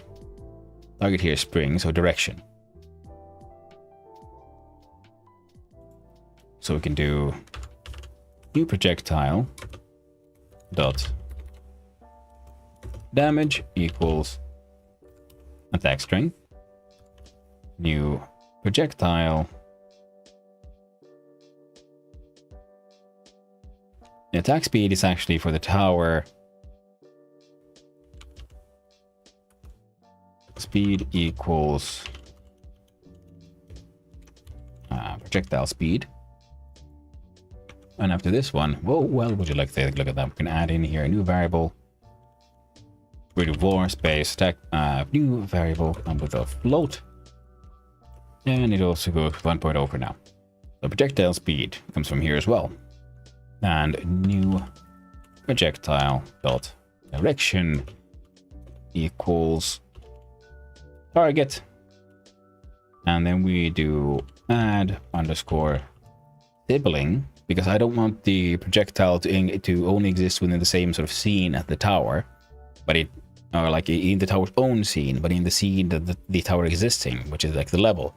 So that's why we're not creating it as a child, so that it's the tower owns it, but that it's like a sibling, so it's in the same sort of level of existence as the tower from the level's point of view, because then it's more likely that it'll interact with everything here.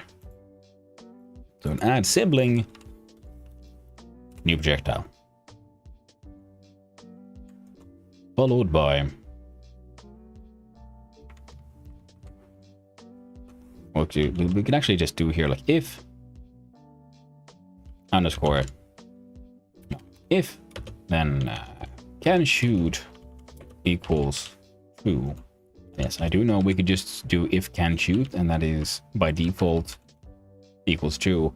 I just like things being more verbose. And then we do can shoot equals false, and shooty timer starts when attack speed at the time. Attack speed being 1 second feels quite long, but in theory it should work now. So we call shoot, first we check can we shoot. If we can shoot, then we create the thing and we shoot. Can shoot becomes false, and shooty timer start is activated. And when the clock timeout is done, then can shoot becomes true again, and if anything is trying to call shoot, it can now shoot. I wish to learn coding myself, but no clue where to start. I mean, it depends on what do you want to do with coding. It is like, because when you say I want to learn coding, it's like saying I want to learn hammer. It's a tool, so hammer. Okay, cool. What do you want to do with the hammer? Are you trying to do blacksmithing or carpentry? Both use hammers, but very different tasks.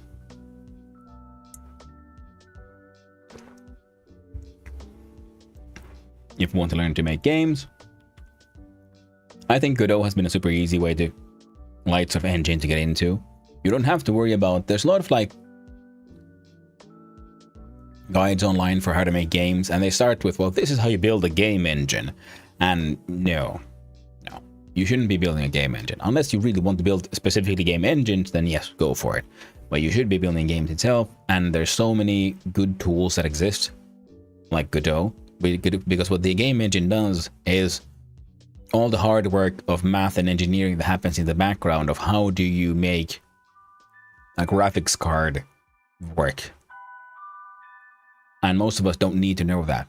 There's entire fields and specializations People with years of study into how to make graphics cards work and make pictures appear on screen and make complex math happen there. You don't have to be a polyglot. You don't have to be able to do all the things that a computer can do. You can rely on the work of actual experts who've done that work already and created a tool like Godot for those of us who then want to use these tools to then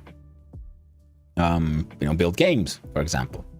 It's similar to like there's no point in, it's like saying I want to, I don't know, build a cupboard, but it uses screws, and that's why I first have to learn how do I build a cordless drill, an electric drill.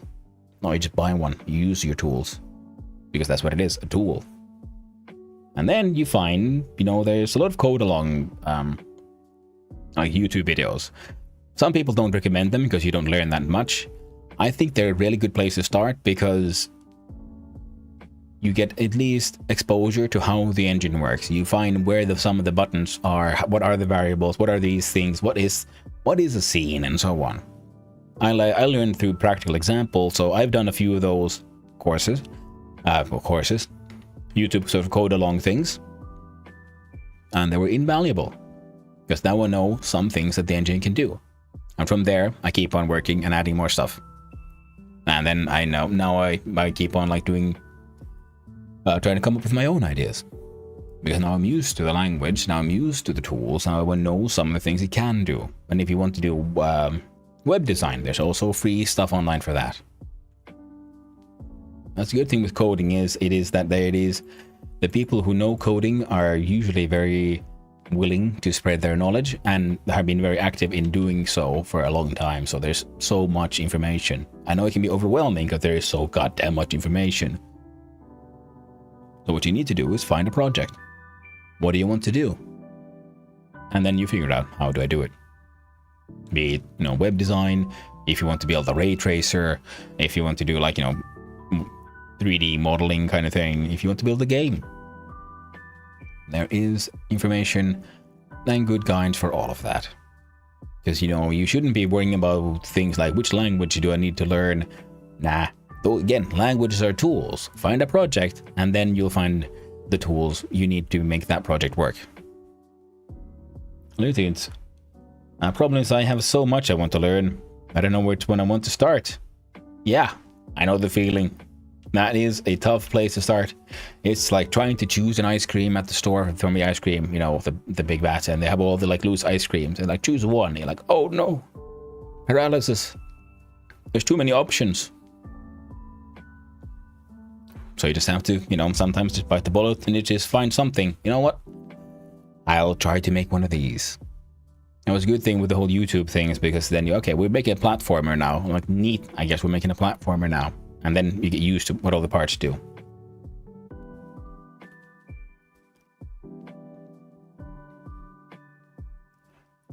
Alright, we have a projectile, by the way. Oh, and a projectile exists, has a speed. Okay, but it doesn't actually move. I forgot to do that part. We'll figure it out. What do we do it here? So projectile has a delta, has a processor, has everything. So while you exist, we can do position.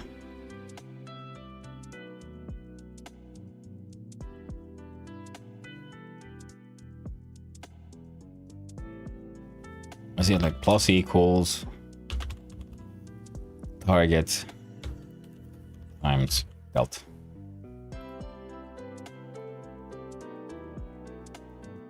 Maybe I'll put on for a string. No, not target. Sorry. Here I'm calling it direction. I might have to rename those.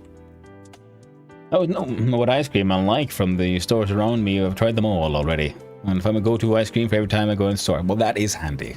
That's always good. I also nowadays have, it only took me 37 years to get here. Cancel F6 was the one. No. It is moving, fantastic. It's very slow, but it is moving. So would you do that to 10? We do F6. We do 100, F6.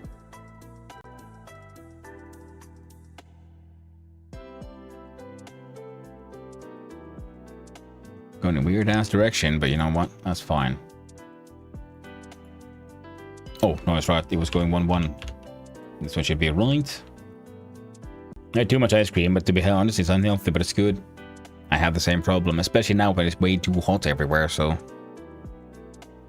it happens. So then speed. We do projectile speed, also goes to 100 here, and we'll make that work.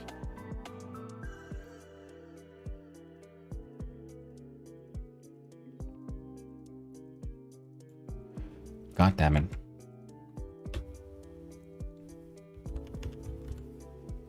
Speed times delta, okay. Now you're gonna blast off, aren't you? Acceptable. So true, man. It's rough. Okay, so now the projectile has a speed. It's moving, and it's good enough.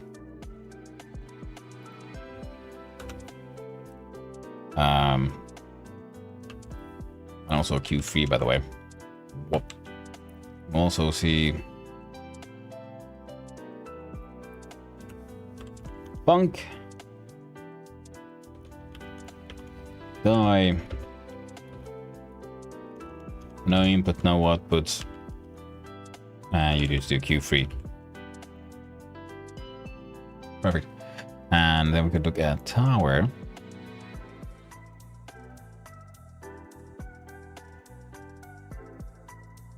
Projectile. Node. Groups. Group. Dang it. Press plus.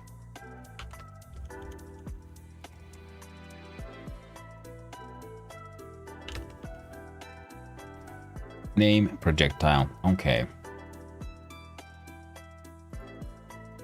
Maybe projectile should know owner. So if we had a variable owner of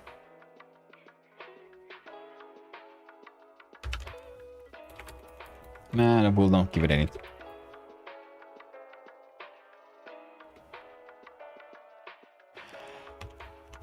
Shooter then.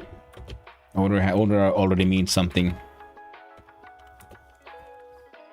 Shooter equals null. In the winter I don't touch ice cream. Summer I eat on average every summer like 30 gallons in probably 5 months. That's how it goes, man. That's how it goes way too easily.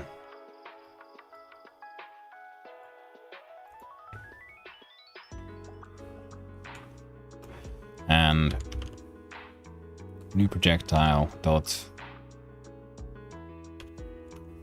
global position equals self dot global position. And new projectile dot owner equals self. Now this one signal, no.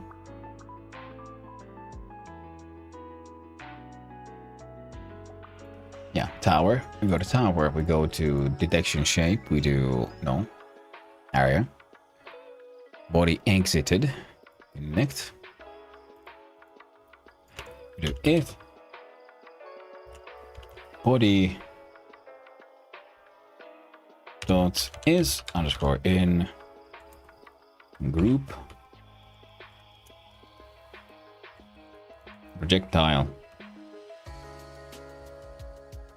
and body dot owner equals self body dot no.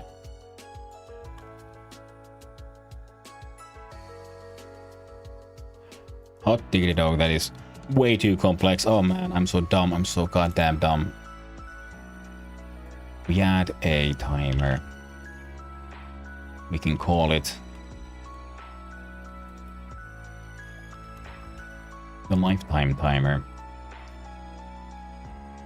It's an auto start.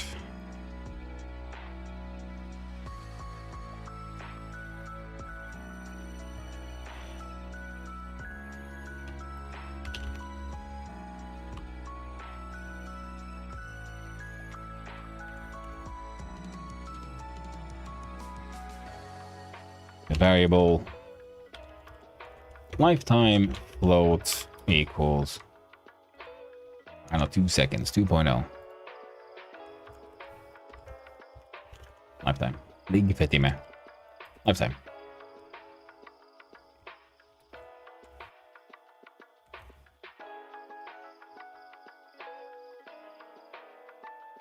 Turn that one off. Save. F6. Now it should be 2.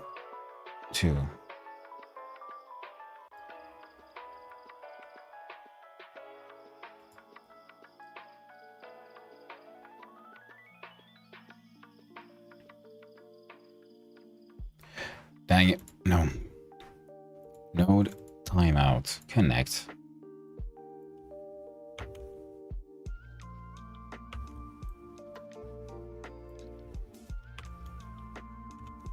Now they're all doing the same one. This is like bad coding. There we go. 2 seconds and it disappeared. That works for me. Then we can adjust that one. I don't need a function like that. Perfect. If group is target. Oh.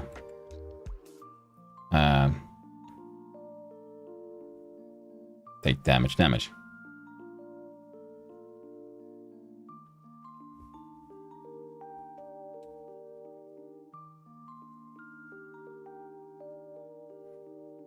Yeah, that's fine. It's fine. And towers will then need... No, it's not the tower. That's fine. It's so bad health-wise, but I don't care. It's so good. I know, right? Especially when it's so goddamn freaking hot. I just wish they would, have some super healthy ice cream you could eat all the time. But it's hard to find it when it's that healthy. And even healthy ice cream can be unhealthy if you just eat excessive amounts. So I try not to worry about it too much. I'm just completely lost. What am I doing? So with a tower, it can make projectiles as long as you give it a target. How does it find a target? Well, we'll have to do the detection area. It has to have a node for body. Entered. Body exit? Yeah, you work. We disconnect that one. And we connect that one. Coding again, nice. Well, yes, Pirkkuli. Hello, my friend. How are you doing? Hope you're doing well. Yeah, that's the plan here. It is Sunday. Sunday is game jam day. So what we're gonna have to do here in process is just try to shoot the shit out of enemies. And we'll see here, like, if can shoot equals 2, then we'll say pass for now. We'll do, this is the tower, so we'll just go if body dot is underscore in group enemy. We haven't made in them yet, but they exist. We'll write a pass there as well to get the red text out. So I think we're gonna need an array where we can retain enemies. Now we could use dictionaries and all that, but meh, what the fuck. Unimportant. And also, well, yeah, they would just give us details we don't really need, so we need we'll do target. Targets. Target array of type array, which starts out nice and empty. Now the question is, pretty sure I can just we can append stuff there, yeah?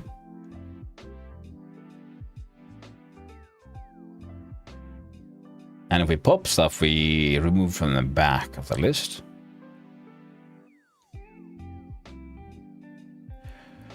So let's see. Find and remove the first occurrence of value from the array. Value does not exist in the array, nothing happens. Remove an element by index to remove at instead.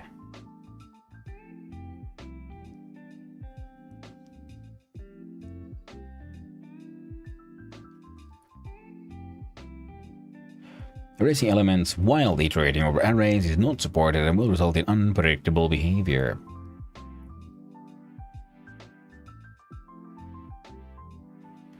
Search.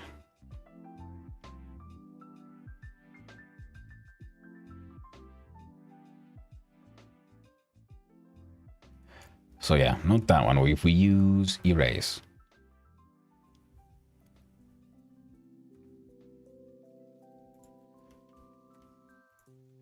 So we'll do a copy of this one.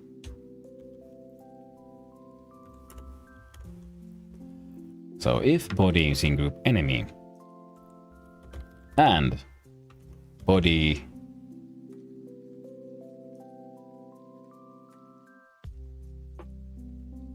dot is in no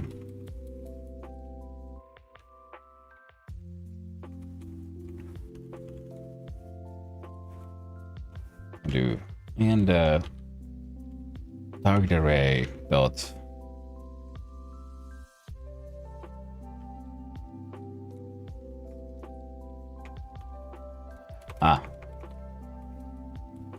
I think it was body in target array. Then target array clear. Not clear. Erase body. So then it should no longer be a viable target.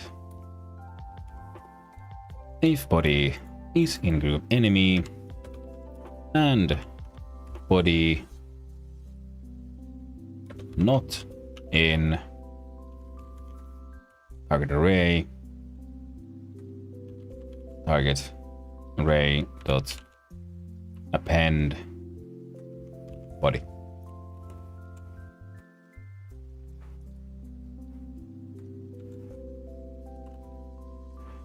There we go. And now it should be adding an enemy, the node into the target array and removing it. So when they enter, when they exit, and so on. Now if can shoot equals to if target array not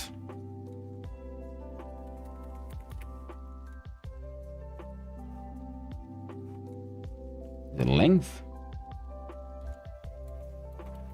Or the size. If target array size is greater than 0,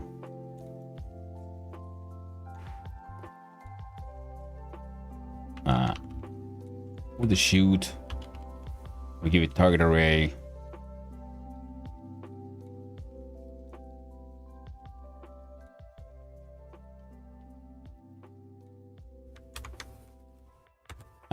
from spot 0.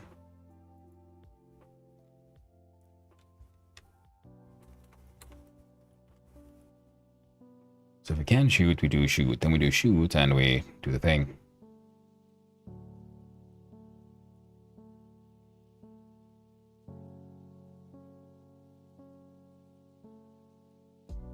And we could probably... We'll see how that works. I'm feeling I've done something really stupid here. We'll find out soon enough. And if we look at... We'll need to make some enemies now, so we can start spawning them in and start experimenting. Now, the enemies should not be area 2Ds, they should be physical objects, because I want to use the collision object physics.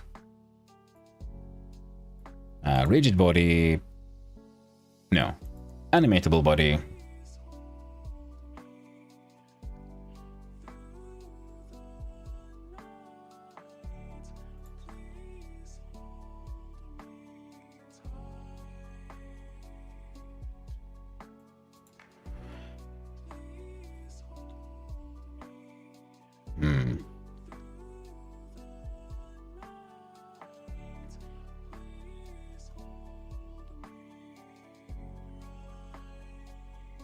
So do we do a rigid body?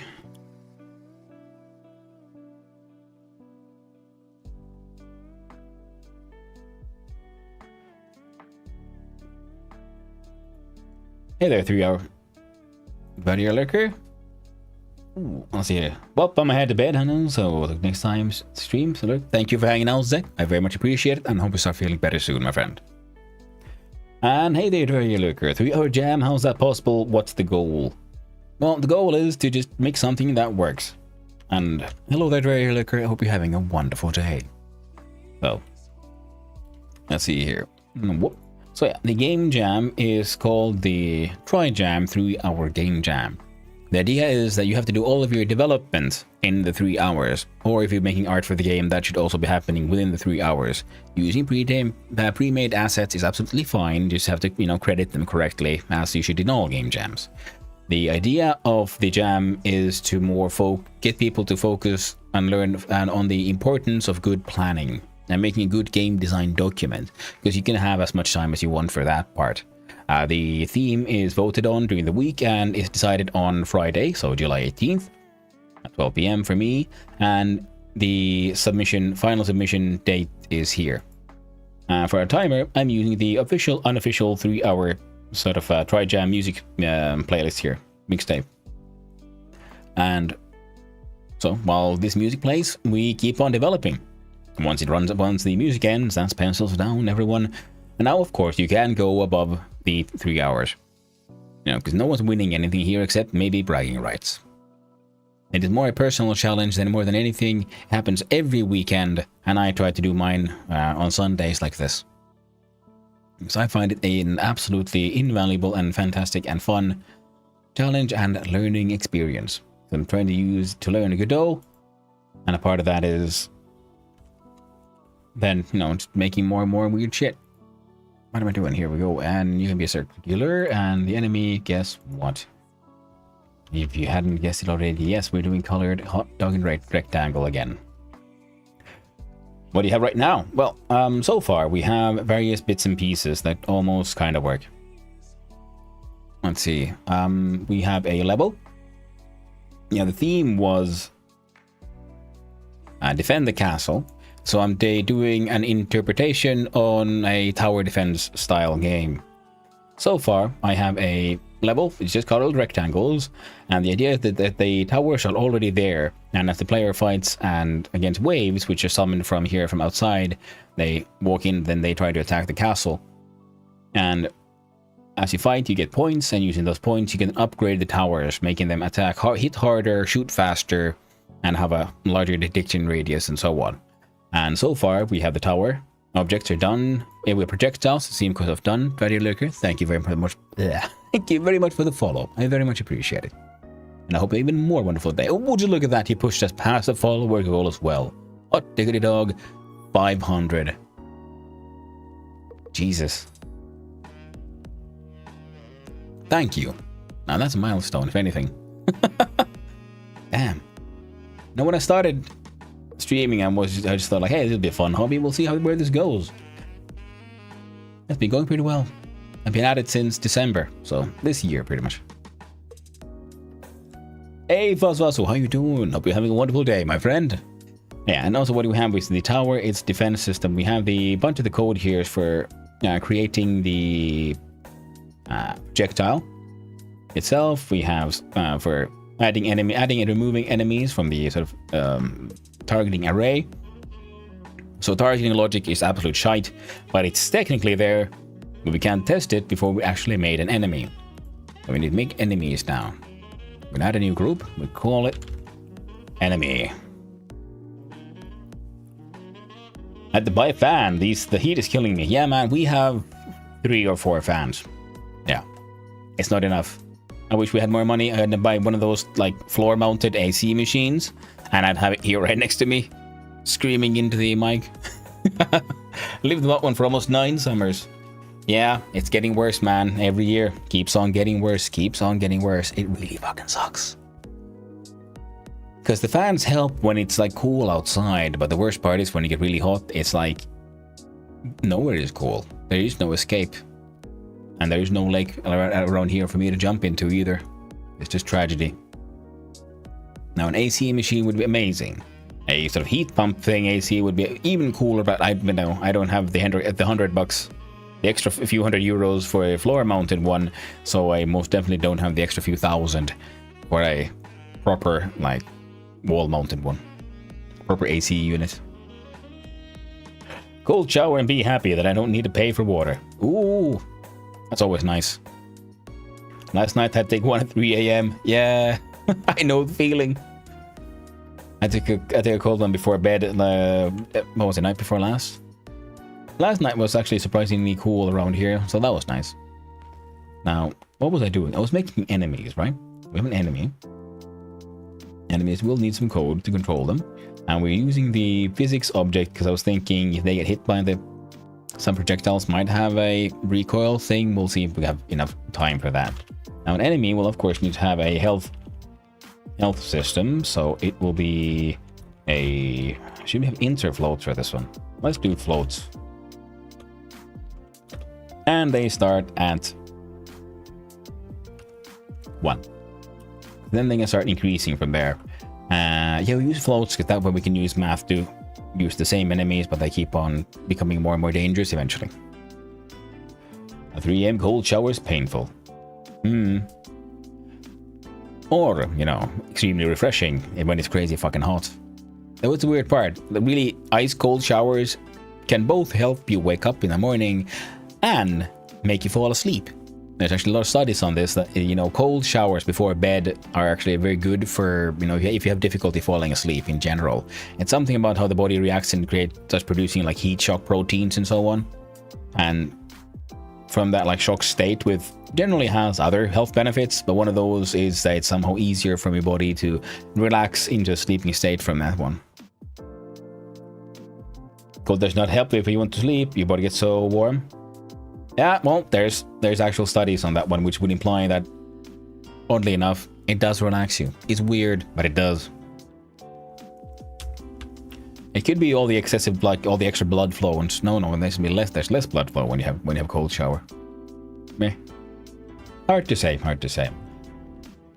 Now, we have an enemy. He has a health point. Enemy should also have a damage value, which should also be a float. Flota. It's a float. I'm defaulting everything to 1.0 for now because we can then increase that later on. And they will also need a speed. Everything's... Well, you're gonna start actually... I don't know, 80.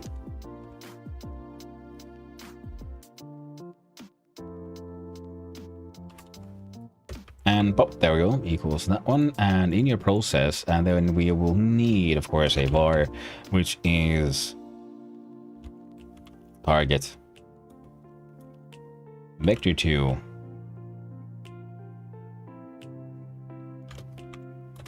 starts as vector 2 right. So we have a vector 2 for vector 2 right. Yeah, okay, because we need just something to aim towards. Might as well go start, if all else fails, they go to the right, which should hopefully help me with the whole debugging process. And we can have them spawn in and ask global for one. We'll look into it. And for movement though, because we are now a rigid body. So how did they move? Did you have a direction variable? No. If we look at rigid body, mass distribution, deactivation, solver, linear, angular, constant, and forces collision input. But you do have a velocity value.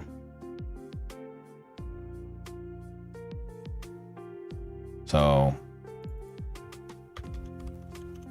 velocity, fine. Linear velocity equals target must be normalized, so we have just direction times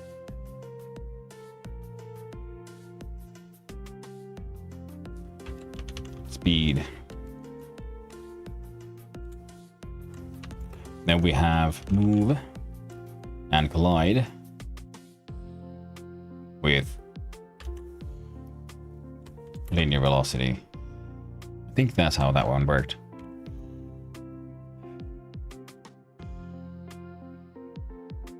Oh.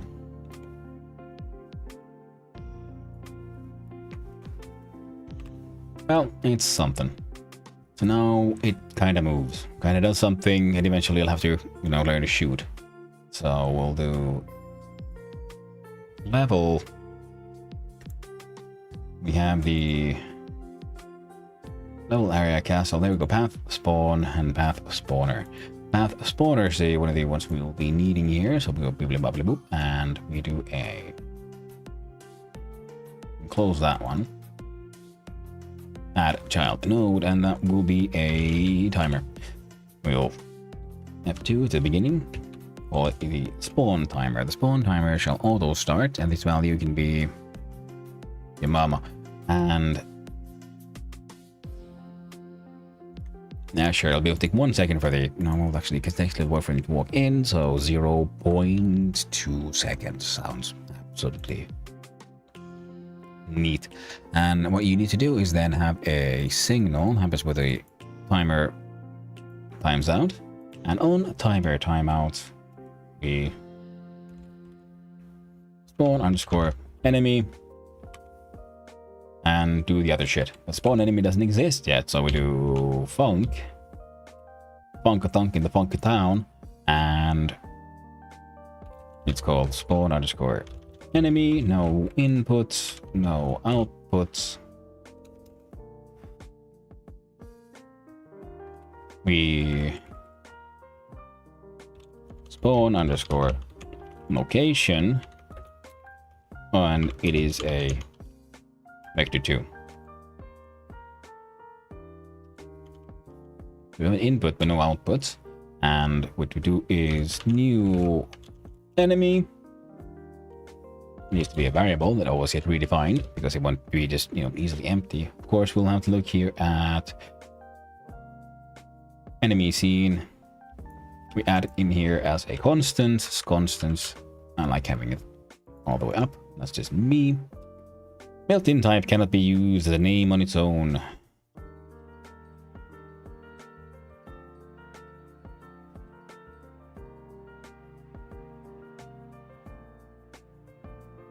What? 2135.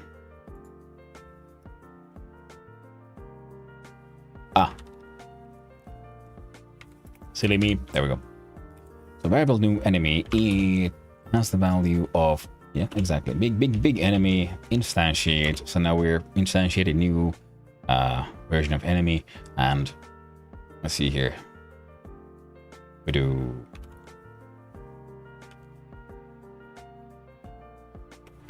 we can't give it a location before it exists. So 1080 reminds me of PUBG when it first released. Only way to get the frames.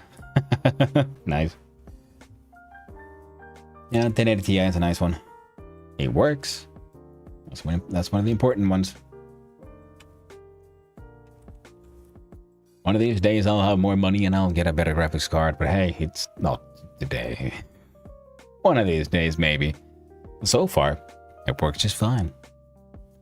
So variable new enemy instantiate spot enemy. So what does it do? We look at, well, the enemy has its own values for now. We'll figure out how it gets to them later. So we'll do add, not sibling. This one we want an add child, but not for us, but for the enemies node. Enemies.add child. So that's why they'll all be stored elsewhere.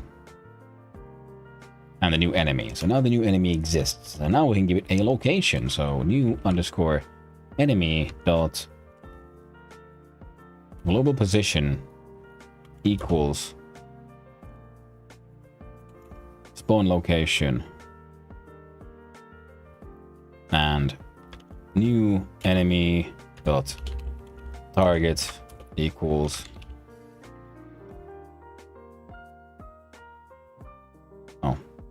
big C.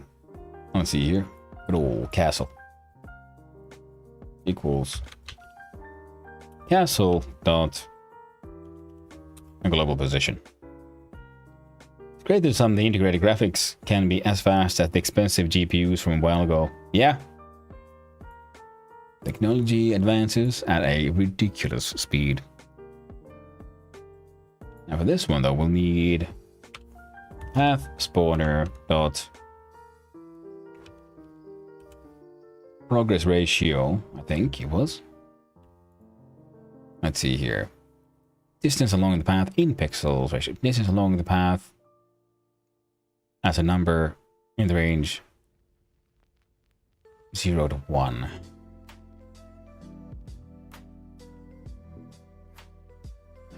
Right. Make another function. We'll do a function and get underscore random spawn point. No inputs. Void. No outputs. Actually, there is an output. It's a vector 2. What it does is we look at path spawner dot progress ratio equals randf in range 0.0 to 1.0, and we return path spawner dot global position. Now we copy and paste.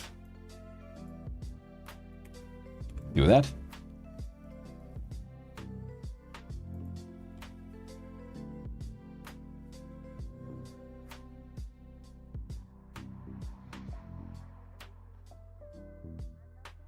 Invalid argument for spawn enemy function should be vector 2, but is callable. Ah. There we go. Now in process, my process is not taking care of that one. And oh, we have a global, so let's make one.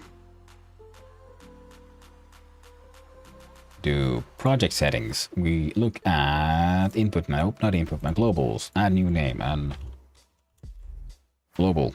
Add. Call it global. Needs a new home. It is in fact inside the global one. Double click, open. So global, create, close. Open global. Variable. Wave.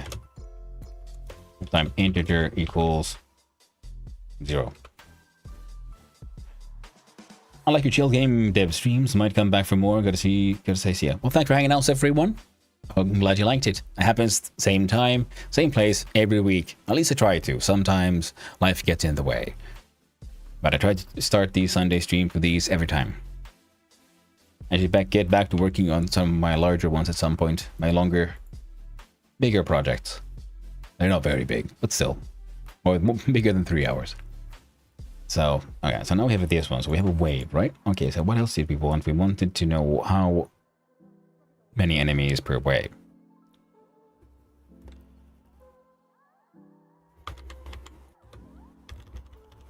Enemies per underscore wave. Enemies under not weave, wave. Int equals 10 bar current wave int equals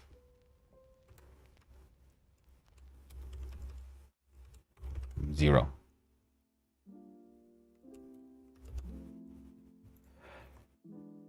This is how far we've gotten. Enemies per wave is 10. And then we'll have a variable for wave enemy wave underscore modifier of type. We'll make that one a float equals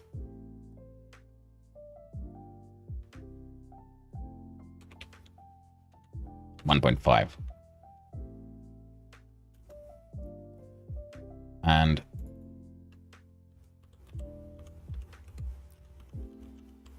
nothing should be changing that one, so we should probably turn this one into a constant.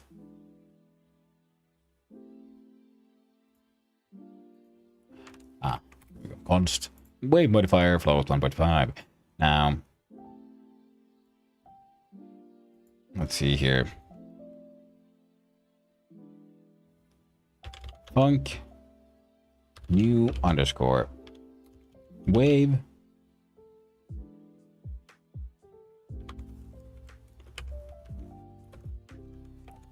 we do no input and output, so we'll do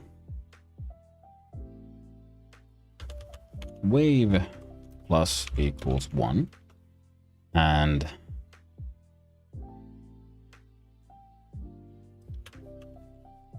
current wave equals enemies per wave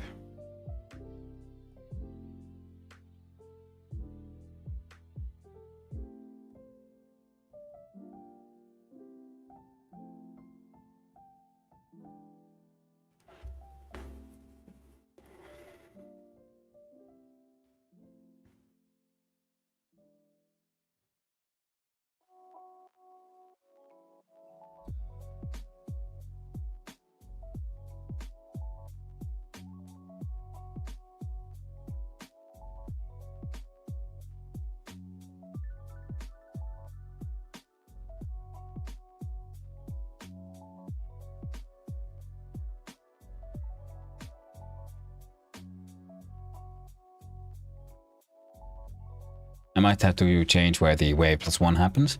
So we'll have current wave equals enemies per wave.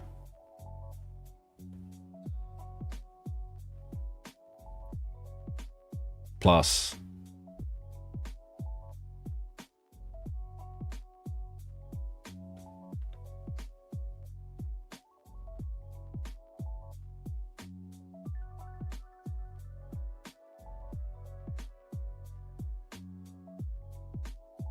no, just enemies per wave.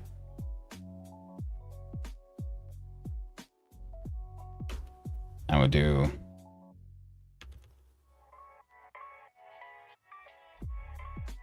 enemies per wave.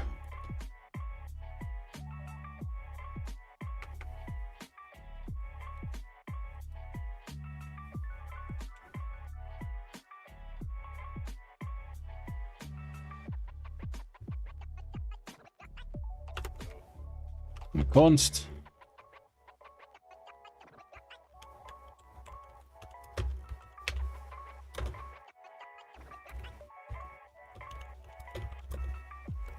default wave is 10. So starts with 10, wave is 0. So how does the wave logic work? I've had problems with this one before. So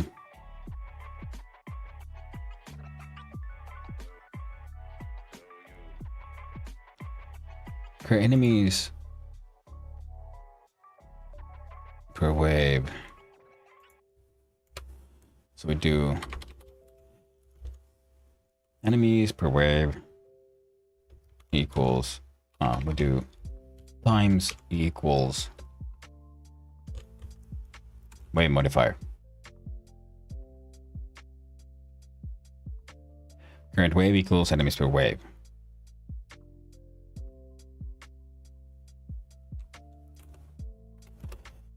Func reset.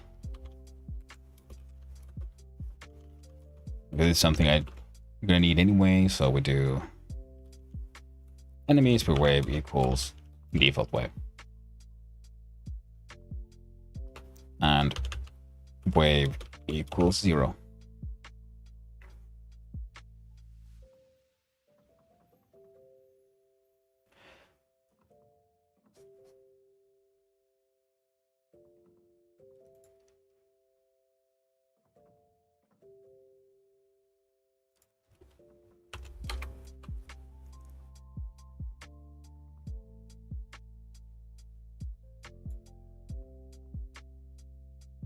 You can probably do current wave also equals the default wave. and you start out at 10. And then after this, they start increasing. And then we'll check from here. When an enemy dies, current wave number goes down.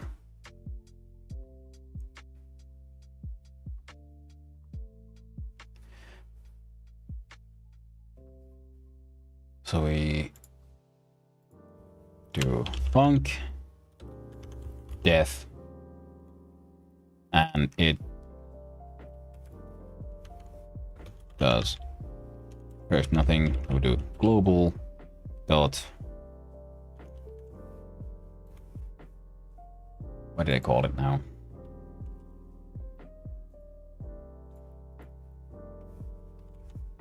Current wave minus equals 1, followed by Q3. Inside process, we see if current wave less than or equal to 0. And we're doing less than or equal to because we just do equal to 0 and something weird happens with the math and the number becomes a negative. Well, then you're stuck in a self-eternal loop because it'll never consider that the same, because equals means exactly equals. It reacts to when it's 0, nothing else. So that's why we now want to be less than or equal to 0. So if it's 0 or any negative, then we do the thing.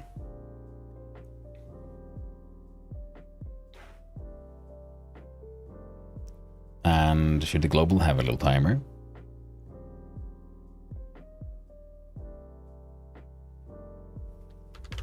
I'll just do new wave.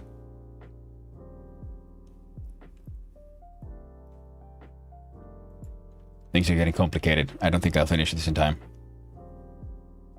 We'll still try though. You should, by the way, have a castle signals.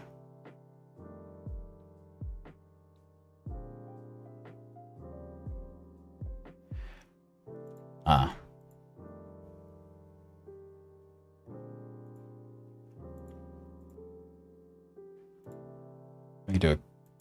We can have health here as well. So we do variable castle underscore health equals 10. Not minus underscore, my friend. And it is of type integer.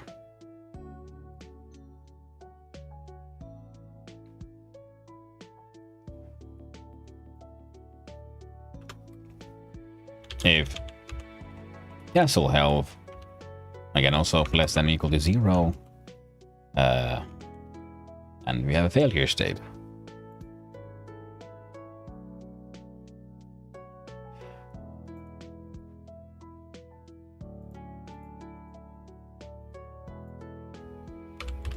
We can do a print statement. What is it saying? It's saying it says you fail. That's what it does.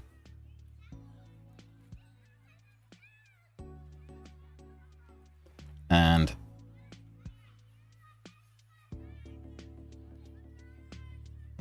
let's see. Projectile looks at target string none. One body entered if body is in group target. Target should be the string. So for the tower, the new projectile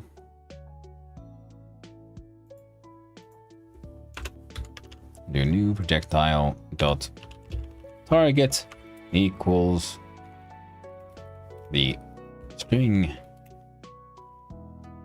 enemy, because that's the name of the group they're a part of. Let's have a look see here. You are player.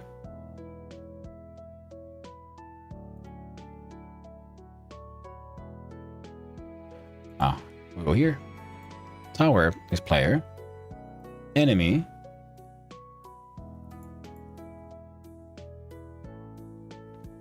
is enemy, yeah.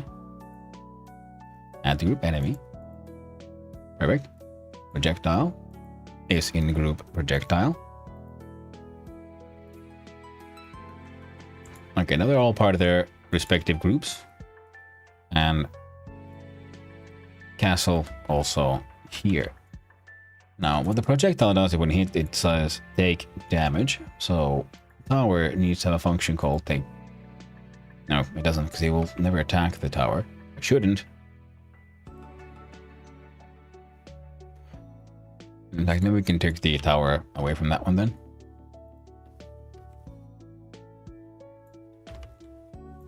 We'll look at level. We have castle here.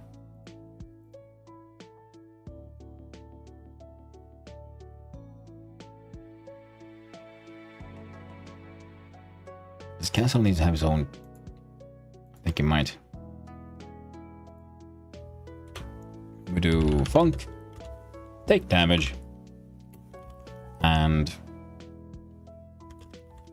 damage, load, and no outputs. Man, I can't write anymore. What's happening to me? The heat. It's getting to me. It's getting in my brain. And what do you do? Here we go to global, of course, and dot castle health minus equals damage. That's all you do.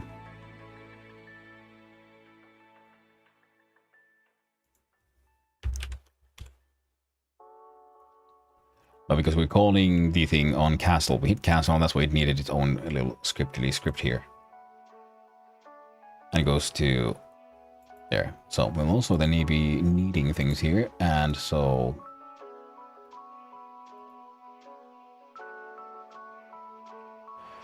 it'll be easier if we just add a child node here, which we call a label, which we shall call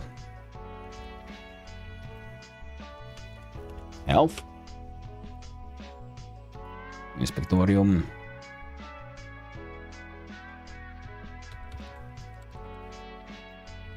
there we go, and the horizontal line, we center all that text and spread it out like that. And we can go inside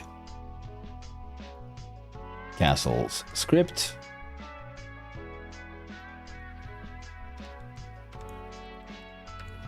You own health, so health dot text equals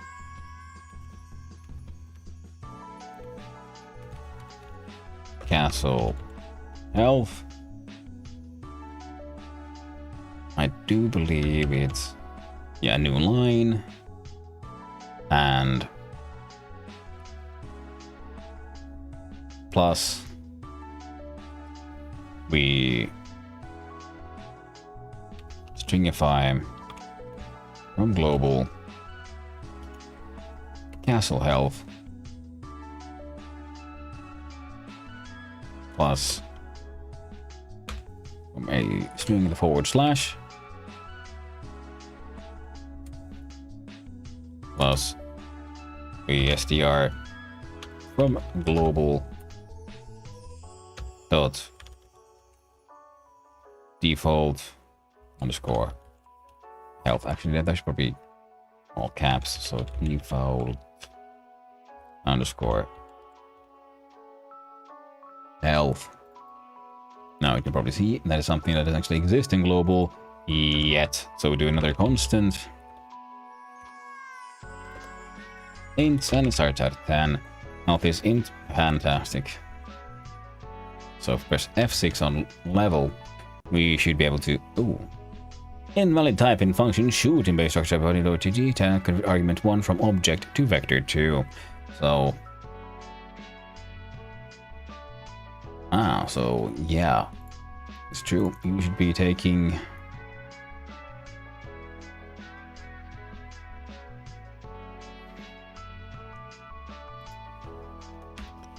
dot global position. We stop that, we save, we F6 again.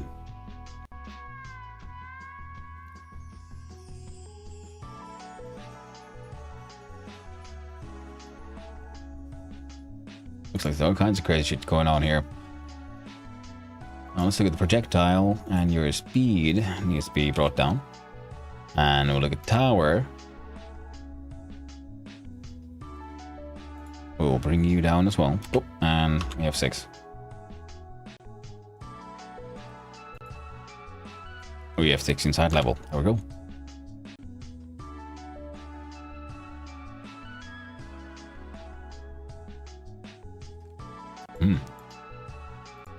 Interesting. So we look at tower again. So target array. Then print. Stringify the target array. F6 again. Shit keeps on saying you fail. New projectile, target of enemy, bodies enemy and not in target. We append couple of rigid bodies. Oh.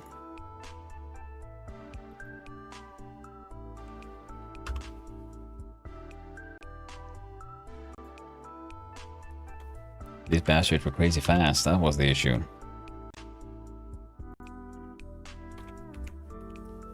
So speed of 1. It's actually pretty good. F6 again.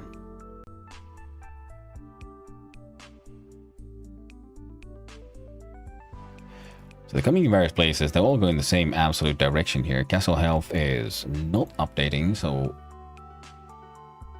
it says you fail. Let's look at castle. Oh, inside process. Castle health / default health. That worked. We'll look at global. Castle health is int.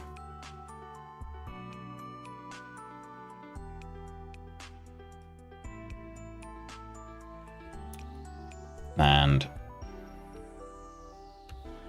it's less than 0, not greater than 0. We shave again. And we look at the enemy, because yeah, they actually have no way of damaging the castle itself currently. So we look at the enemy array. Yeah, they're going to need a new child node. Area 2D. Collision ship. We jump in here. And you, congratulations, get a shape change into a rectangle. Nice small one.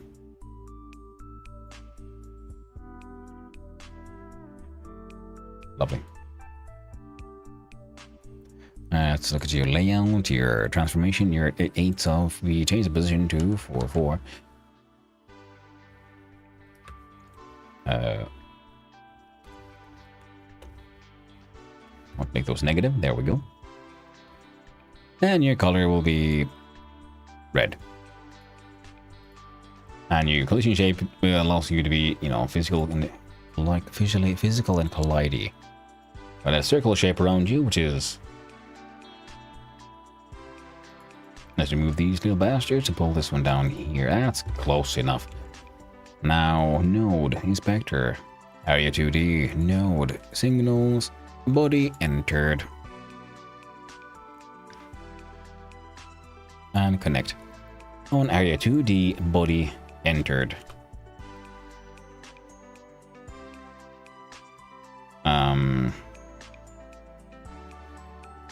We'll do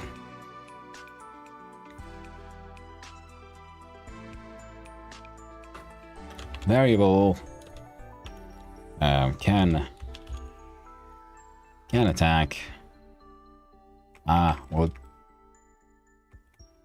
instead of target, I guess we'll do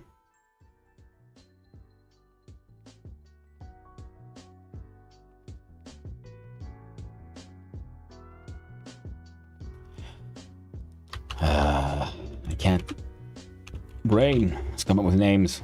Attack target equals null. And body. If body dot is in group Yamama. Capital level, look at castle. Castle is in the group player. That was or not. So if it is in player, then can underscore attack equals body. Attack target equals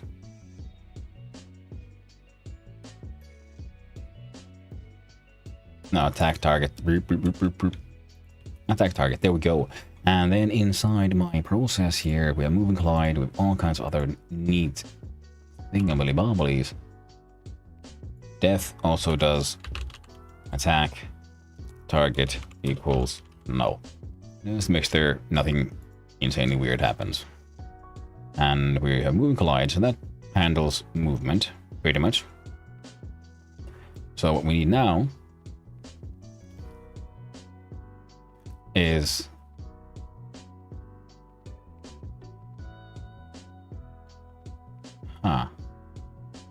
target normalize. Yeah, okay, we'll figure it out. We'll figure it out. Oh right, yeah. Okay, so can we do self dot global position dot normalized minus, we add a couple of more of these lovely little thingamabobs. And they either move towards or away. We'll figure it out soon enough. And if attack target does not equal null, a pass. And we'll have to make a function for func attack. No inputs, no outputs. And what we do is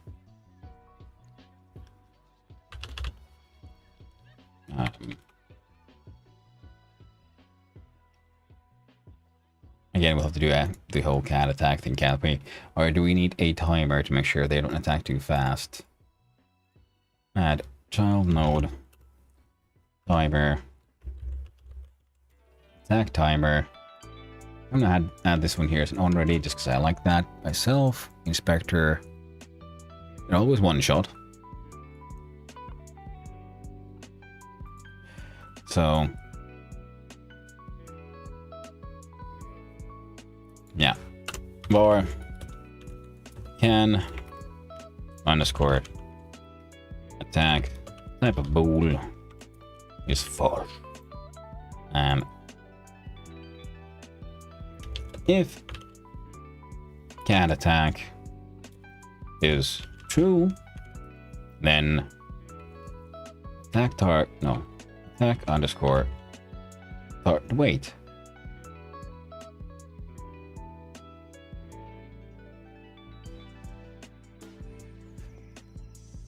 I made the projectiles for this.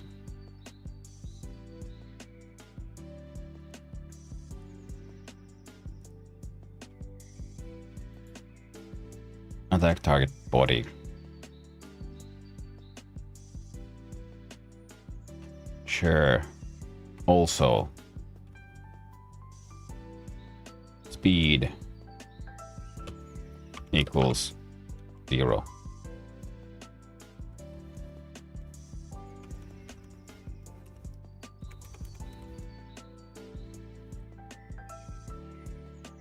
What you can do if target null does not equal null, we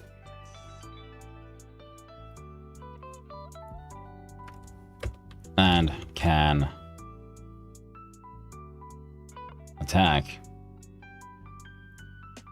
Oh, fuck it. We don't have to do everything in one place. So, okay.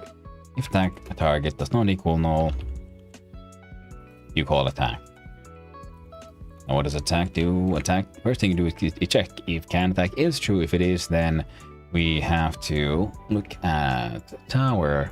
Or we'll just, you know what, we just, instead of that, we steal the entire thing. And we'll look at enemy.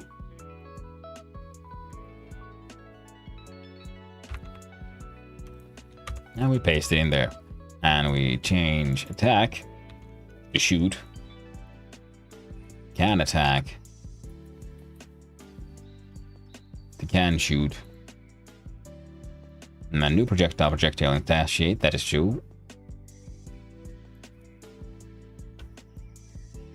I got a constant of projectile, and new projectile.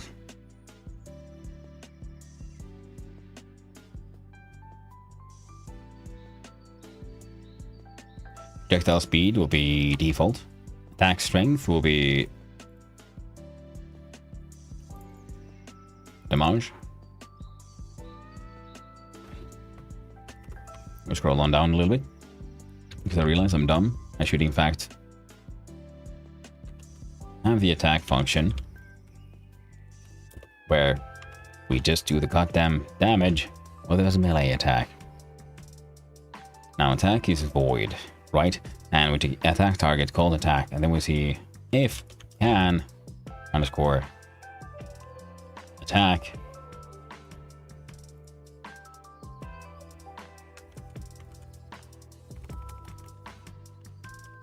can attack equals true.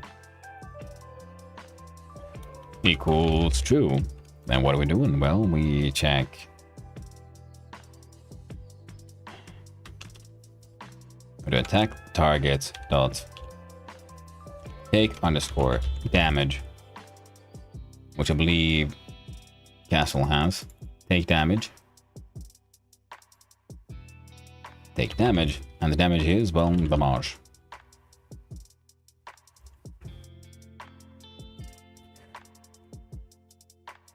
And then we do attack.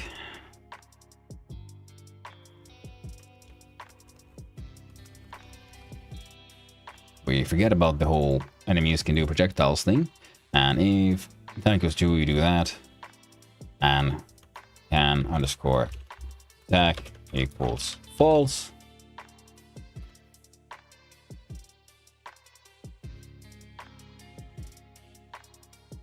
And we look at the enemy scene. We have attack timer. Attack timer should be... Oh, it is there already. Attack timer was in one shot. Yes, so to start. For a second, I'm okay with this. And node signals timeout connect on a attack timer timeout can underscore attack equals true.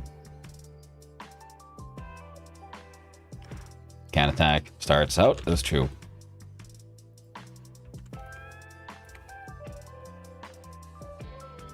Then we take in the process if attack target does not equal null, we do an attack. We check inside attack. If can attack equals true, we take damage and can attack becomes false. And attack timer dot start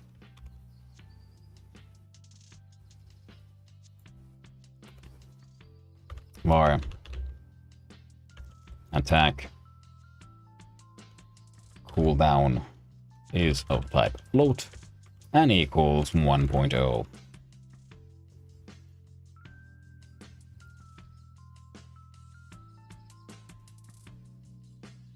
Oh, we just started though with the whole 1 second thing. But in the... There we go. Name of things, we'll do that one.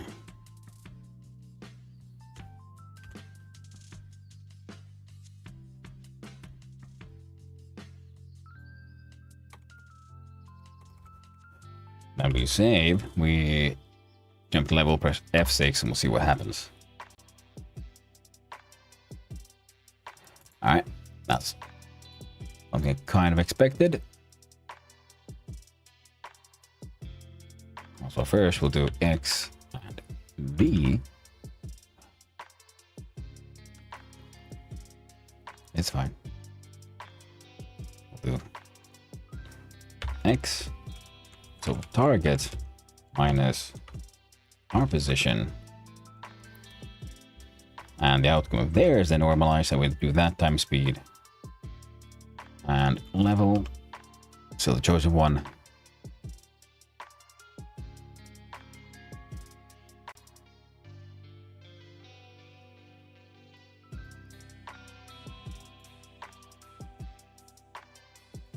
Level enemy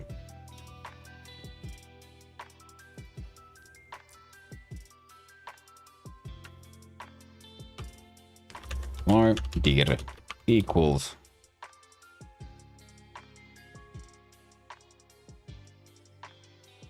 this shit. X B equals dir times speed.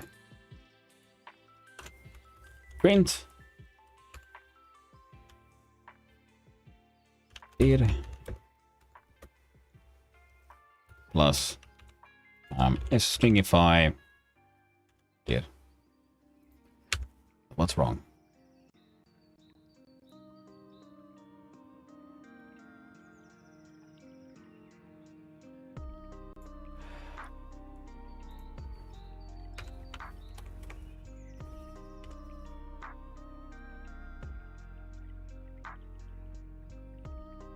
I should be fine.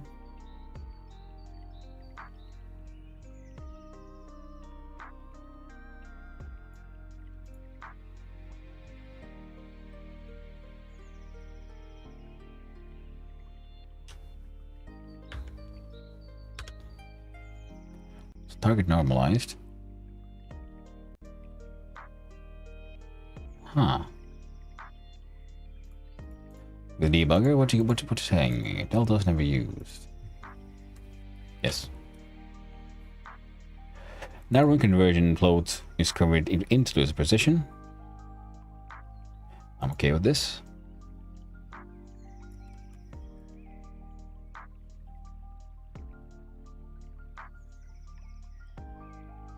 Ah, okay. Times delta.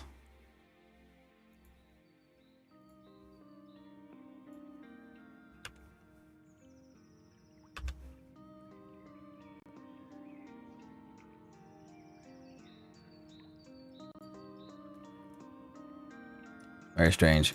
They were kind of moving all over the place previously.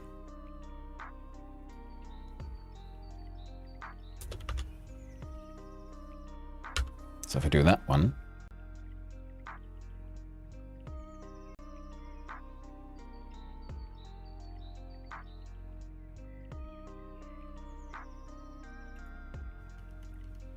I'm gonna just grab the spawn path and just stick it there. F6. So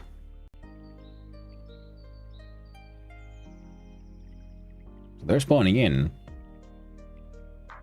but they're not moving. So what changed?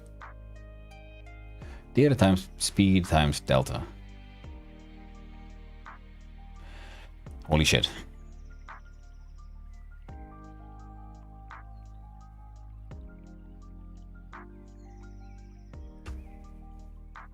No, still enemy.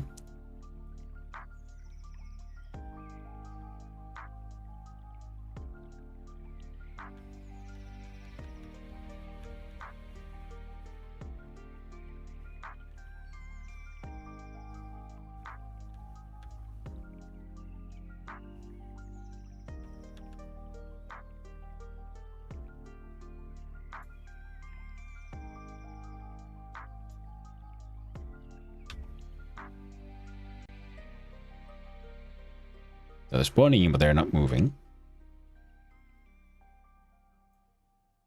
Now if I just do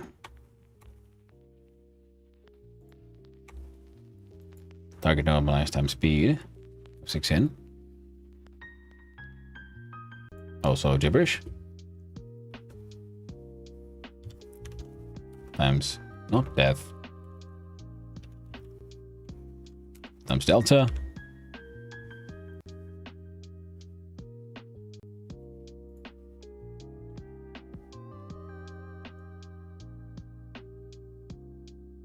Ah.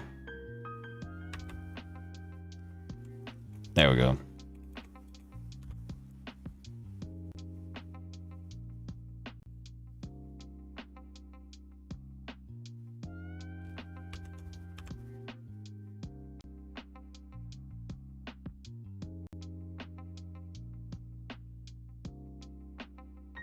Interesting.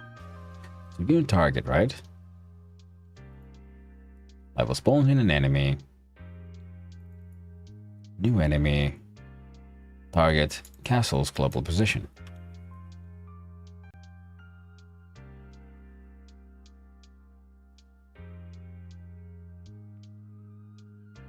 Okay, so they are moving, but really, really slow. Level, but go to enemy. Enemy here has...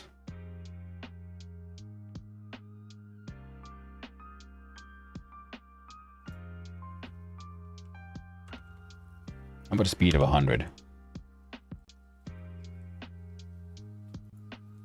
Speed of 100 looks good. Okay. We have the delta. Then we have targets. Minus self dot global position. In parentheses. Normalized. And we have 6 at that. Boom. Now it's behaving the way I wanted it to.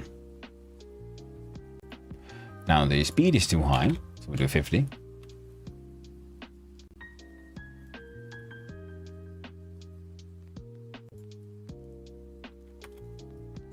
We'll start with 40. That'll be a-okay. We jump back into the levels 2D and we move this thing back up here.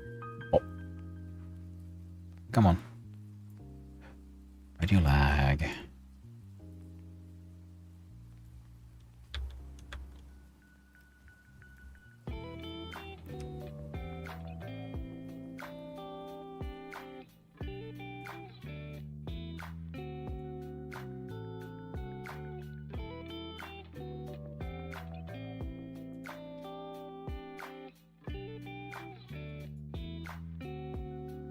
Delete point.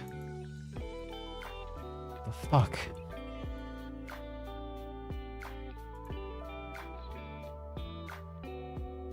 New projectile owner. Oh, right. Projectile. Control self. Tower.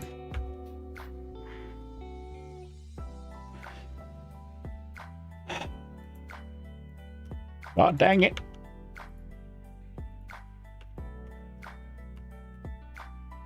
So there we go. Okay, go back to the level now.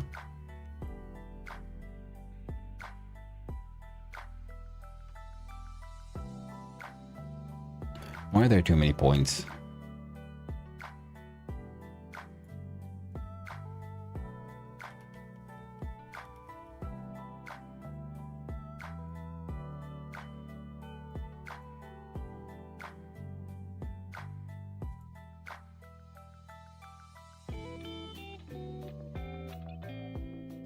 Oh. That's neat. You know what? It's fine. It's a weird little corridor happening outside the map. Hopefully that'll never bite me in the ass. I mean, what are the chances? Other than, you know, high shit. Global current wave minus equals 1. Global not declared. What?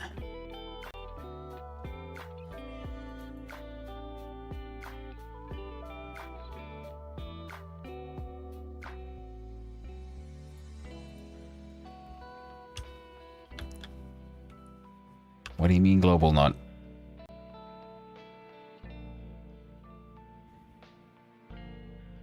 Ah, that was weird. Alright. The enemies are arriving. In ridiculous amounts. Take damage in base rigid body to the enemy GD.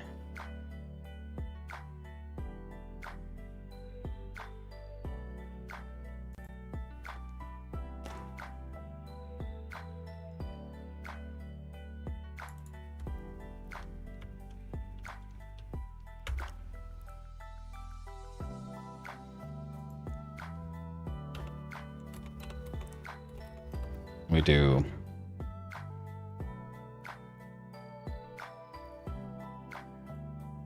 copy, paste. What you do is pass. You save. We have 6. So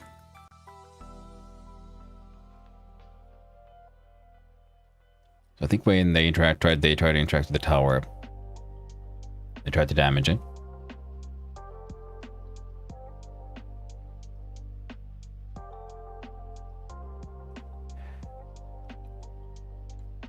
Projectile GD for the hit function on body entered.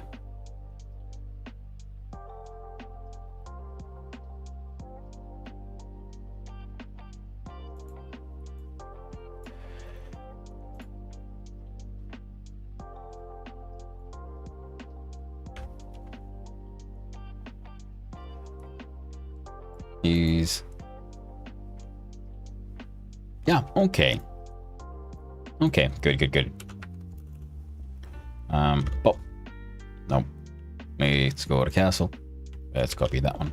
Champion enemy. We add a take damage, and for you, it is in fact just health.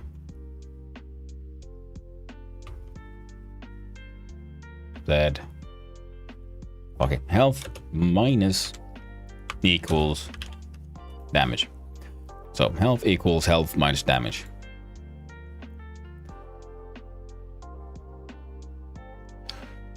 Process. If health less than or equal to 0, death. F6. These guys are coming in all nice and slow.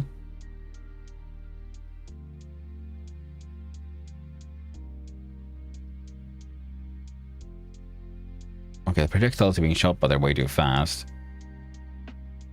Castle health is being damaged. Now, tower, my friend. No, projectile. Projection speed delta. Tower. Projectile flee speed is now 10.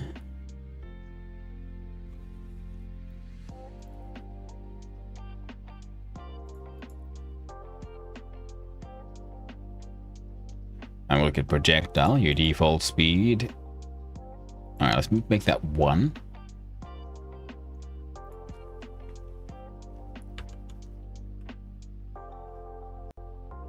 That won't help me much. Beep boop.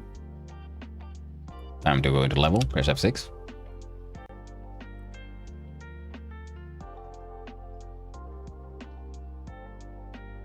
I used to start attacking like now.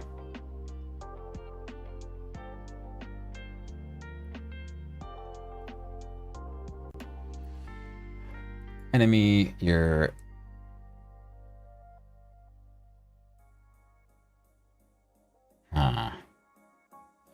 Wait a minute, projectile.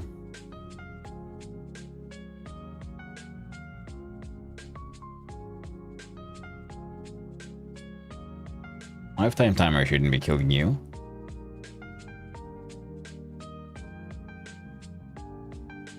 Target.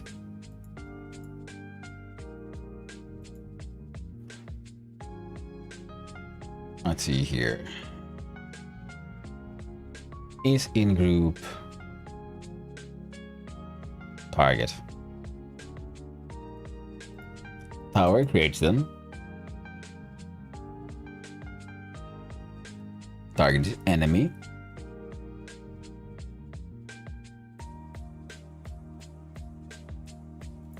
Shoot.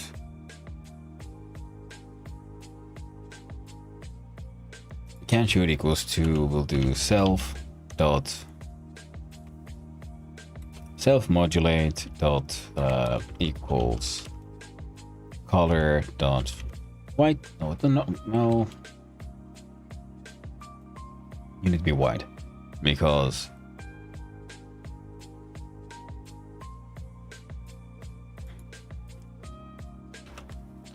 self underscore modulate equals color dot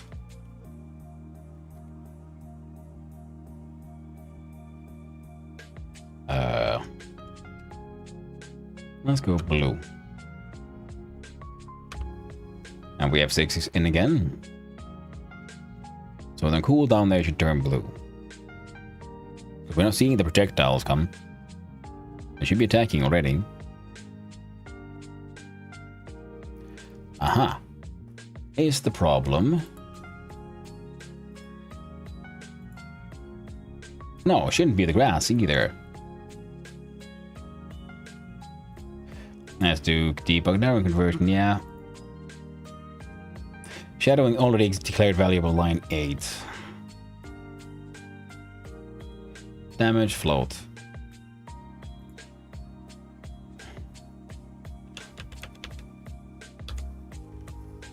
We do taken damage. There. We shave that one.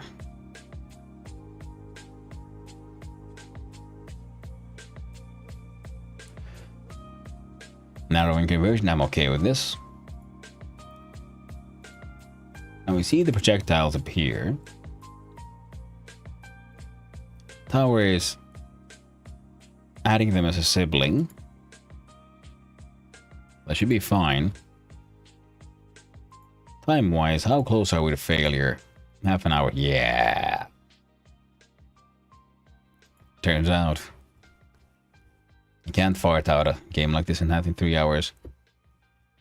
Too many mechanisms happen, too many things happening at the same time, and like I said, it's something I've never done before. Well, that always adds a bit of a challenge, that. So what else could we... All about learning. Absolutely true, Adveria Lurker. Now let's see,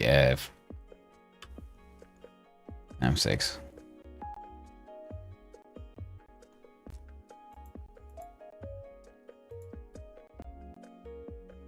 Here we see, okay, the projectiles are appearing. They're apparently...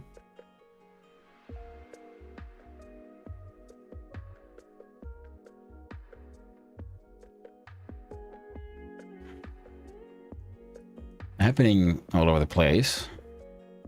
Game is all about failing, apparently. Castle health is becoming a little low. So, first thing first, we're spawning the enemy. On spawn timer timeout, spawn enemy. If global dot current wave is greater than 0. Let's look at the global current wave.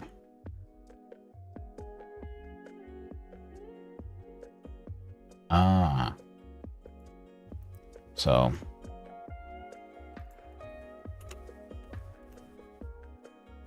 we'll do var left to spawn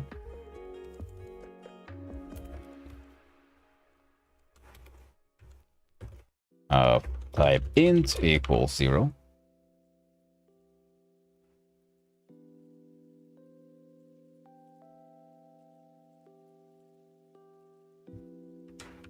Might as well start at 10 actually. And then we'll do a func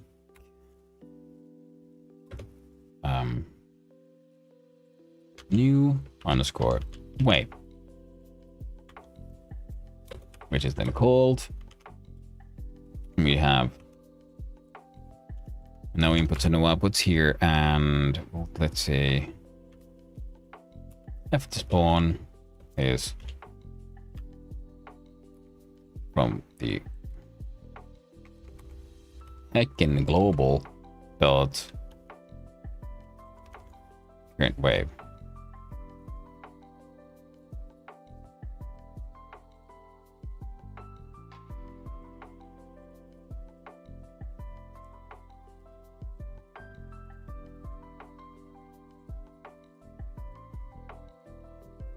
To level.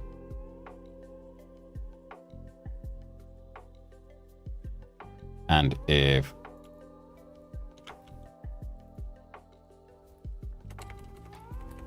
left to spawn is greater than that, we'll do all that, and then we'll do from global dot wave plus equals 1, and left to spawn minus equals 1. No one's calling a new wave, but that's fine. Now there should be 10 instead of that massive amount of crazy boogers.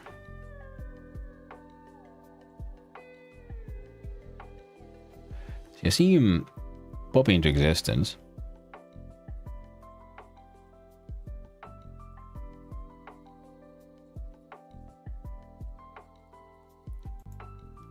So, why are my projectiles so fucking fast? Oh, god damn it.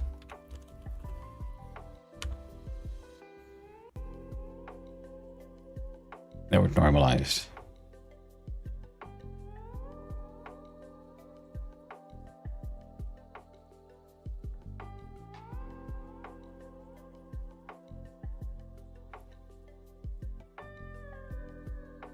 Wonderful.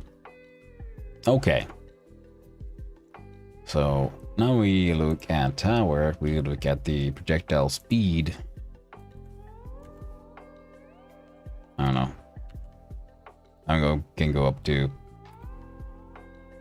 That can be 100, I guess. And the... I give me a target.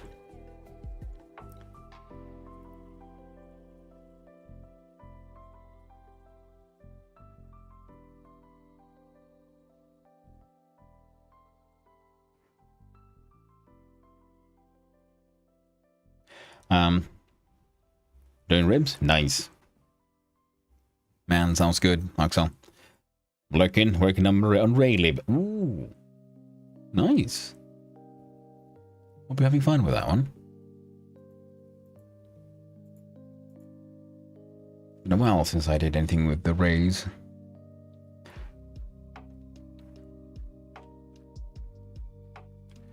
So take damage. Dictionary body exited. Now the problem here is I think I'm gonna need to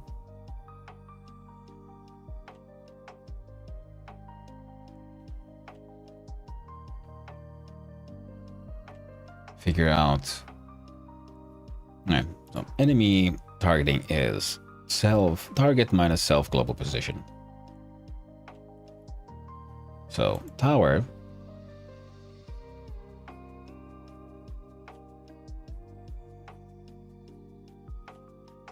projectile. So global versus self.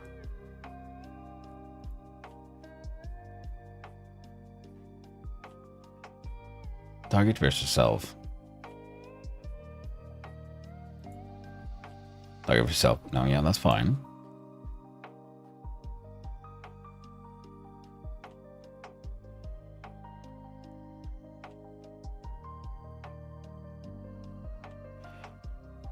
Let's see, add sibling.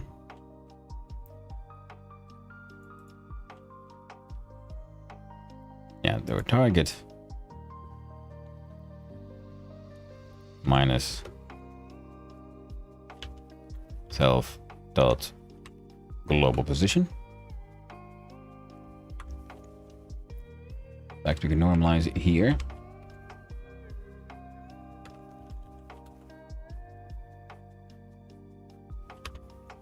Well, being normalized in 2 points now. Fine. No theory, you should be attacking the buggers.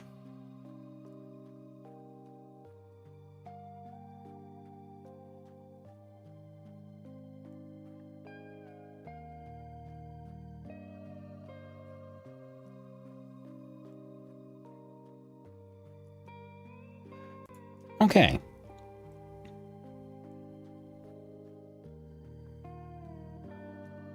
That's actually not bad.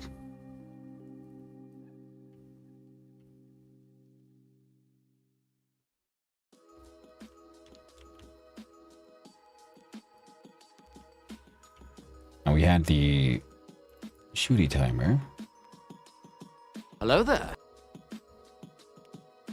Hello there, Ugla. How are you doing, my friend? Hope you're having a lovely day. So shooty timer timeout here. Where is shooty timer activation?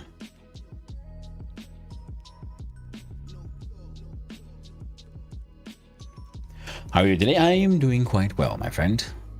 A little tired. It's hard to sleep with all the all the insane heat going on. Other than that, though, I'm doing pretty okay. Towers need 18 plus degree rotation. Now they can shoot in 360 degrees. No, that's not the rotation. Isn't the issue here? It's more like I was looking for this one. Attack speed is in fact there. Good. Projectile speed is acceptable. But yeah, doing good, Ugla. I'm building on this thing. It is the good old Trijam Sunday again. I'm not gonna finish the game in any way that I intended, but it is what it is.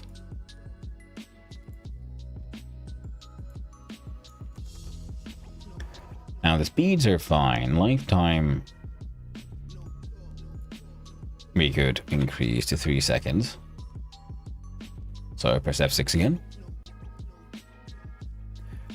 So those are the towers. Here's the castle. Enemies are coming.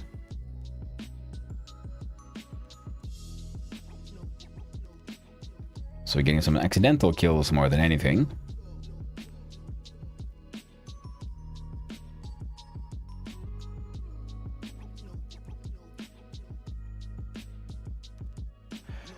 Nah, it's too long. We can leave it to 2 seconds, that was fine. And then we need...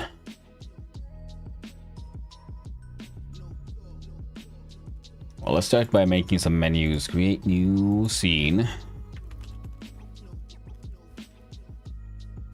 Go to the start menu. Add child node.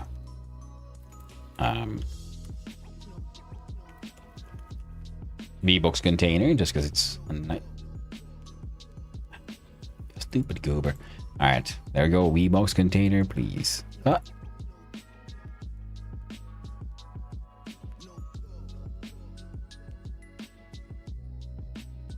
I think it's bugging out.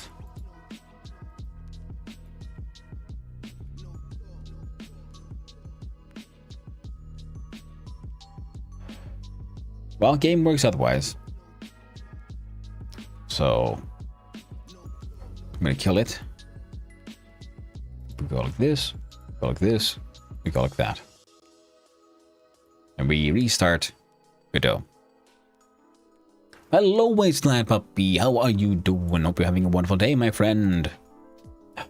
How much time is left? Oh, probably one. Yeah, there we go. About 13 minutes.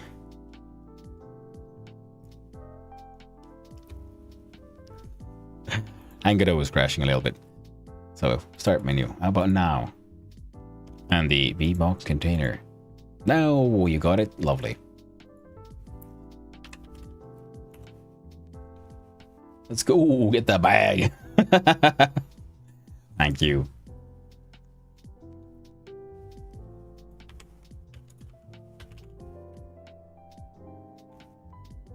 Call the game Rampart or something. That'll work. Add child node. We need a button. That button shall say start game. Whoop. And we need a thingamabob. Jump here and jump there. God dang it, stupid booger. Now the button for quick game. Technically, we don't need quiet game. Let's skip it this time. Thank you for the support, puppy. I do appreciate it. Not that I'll make it, but you know, the game just is right now. There's no gameplay because you can't really affect anything. Oh, right, of course. We could do a quick little... See, wrong way around. There we go, and...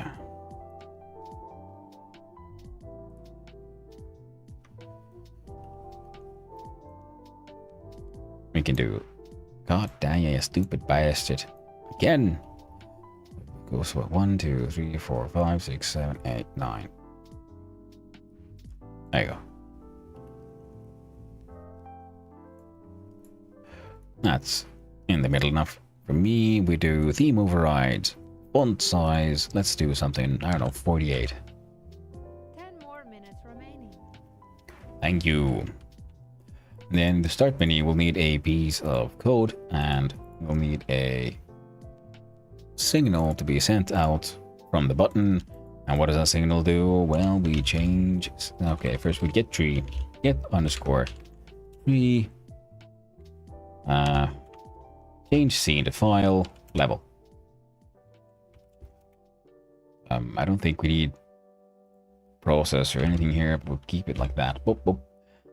And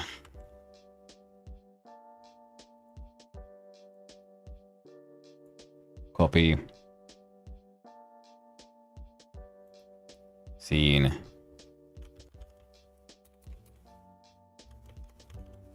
Let's make it ugly but simple and functional enough.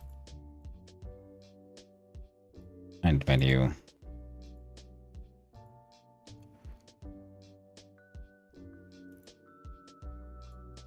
Yeah. Disconnect, reconnect. Same shit. Get underscore. Get tree. Not change scene to file level. Also before that we go from global and we ask for a reset. Fantastic.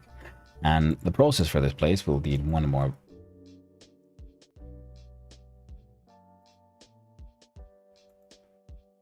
There we go, that one. Add child node of type label. Rename the score. Says score. And in process, what score does is we can just click and drag it here. And dot text equals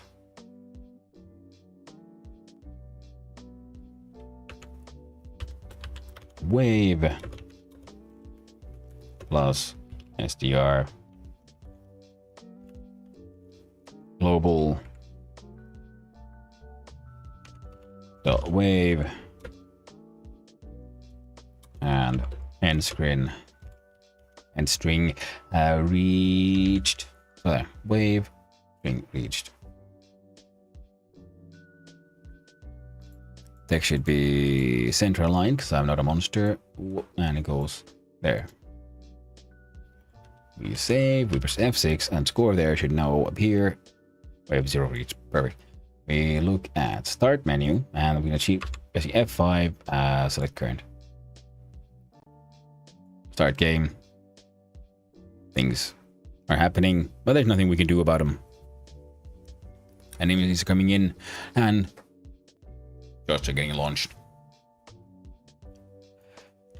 Currently there is only a single wave, even though they should technically be able to do multiple, but we should also be able to upgrade our towers, but we can't.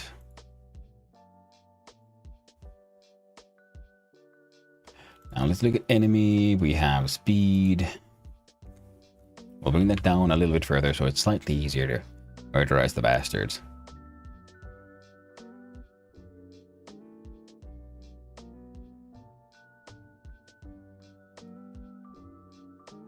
Now if we look at global, our start wave should actually be 1, shouldn't it?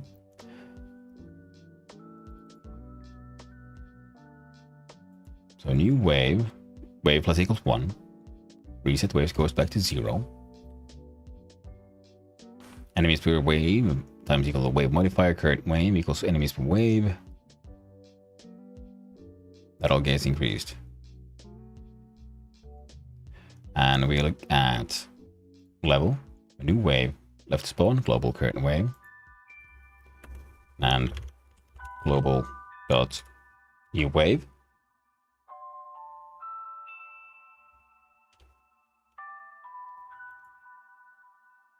Let's look at here. So if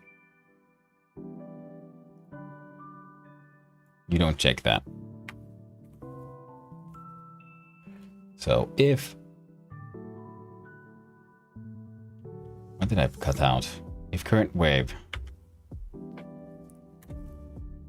and we put in here inside process for the level,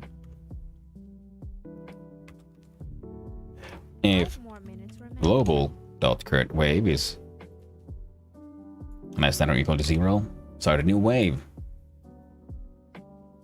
Look at 2D, look at level, look, and inside here I think we should have a child node of type label. Yes indeed, and we'll do F2 wave.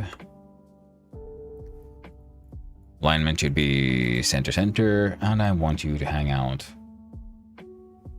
somewhere like here, I think. Boop. And we look at the scripts, and we see here inside process. Hey there, Gyro. Jamming, you gonna make it? Don't waste too much time on answering. Well, it's fine. We got like less than 5 minutes, and we're absolutely not gonna make it. But that's fine. It happens. Text equals wave plus str global wave. You see, I wanted to do a tower defense game where the towers are sort of preset. Enemies come in waves, and the player would upgrade the towers, you know, attack speed, damage, and so forth. But I have no way to upgrade them yet. Strange stuff kept on going on, and I got carried away with doing bad design choices. Wave 11, that's absolutely not true.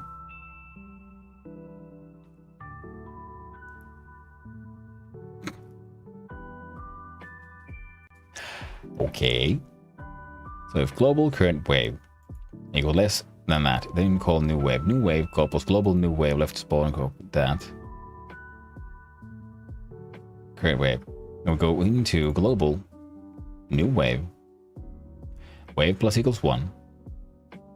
Enemies per wave increased by the wave modifier. Current wave equals enemies per wave.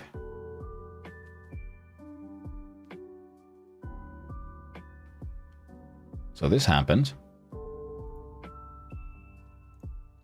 And left to spawn equals global current wave.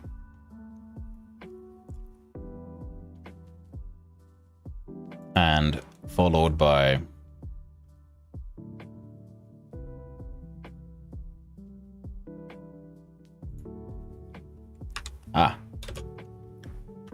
and left to spawn equals 0.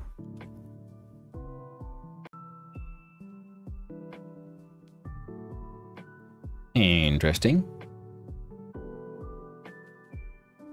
Global current wave is less than or equal to 0. And left to spawn is less than or equal to 0. New wave.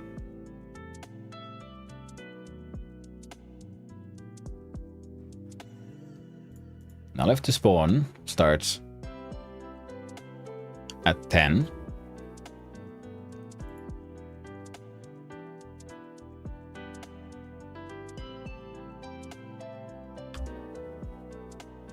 So why are you increasing?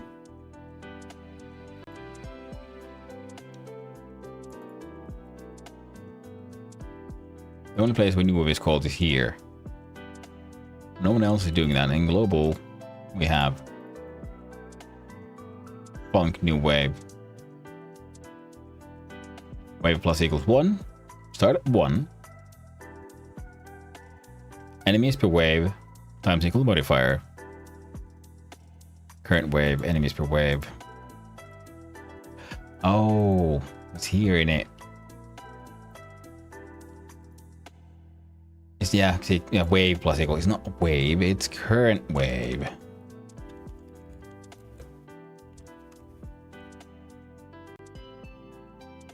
There we go. Wave remains at 1. 10 enemies are spawned randomly outside the map and they walk on in. They're all trying to get into the castle.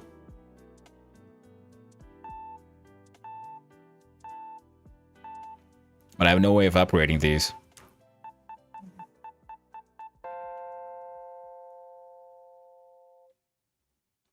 Well, we made a thing. It's not much of a game. There's no actual gameplay. Time out. Yeah. Now, of course, I could just push it further. Ignore the timeout if I wanted to. But yeah, that's going to be an entire project there. It was absolutely and most definitely a good learning experience. I think I said this last time when I had to post a game that was so totally unfinished that it feels like the failures are the greatest learning experiences to me. You can write down what you've done. Think about it. I could. What's next? Yeah. I like the. I just write down what you've done and think about it. Go. You sit in a corner and you think about what you did.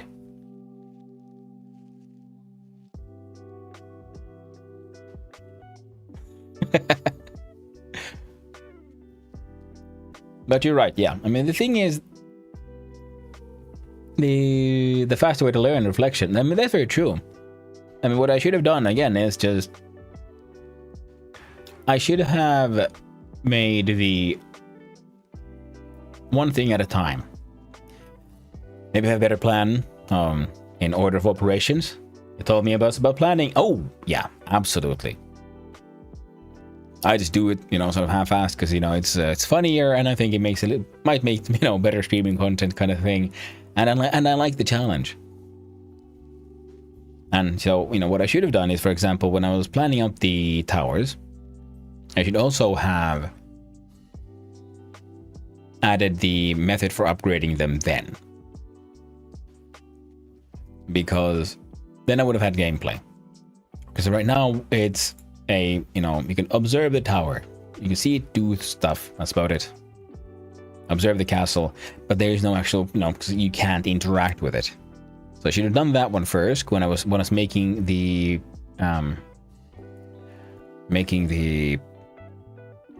towers. And when I made the enemies, I should have also, and the projectiles, I should have just decided on what is the best attack method. Oh, answer on by the, oh, they're over. Holy shit. Yeah, but I should also have, decided on the attack method. Like, okay, these guys are going to do melee and melee only. And let them focus on that.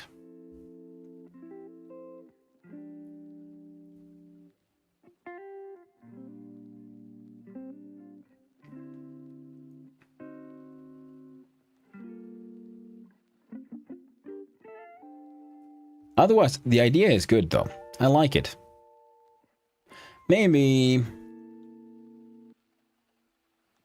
I have a few things settled for or ready for it next week.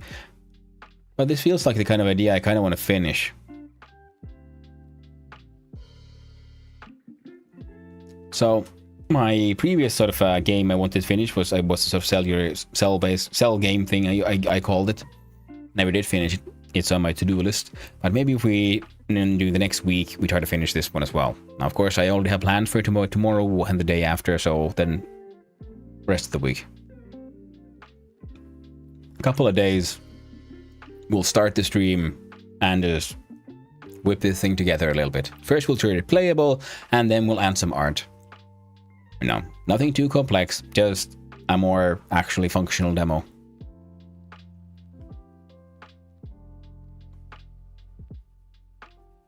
Now, what I can do is, if I do, say...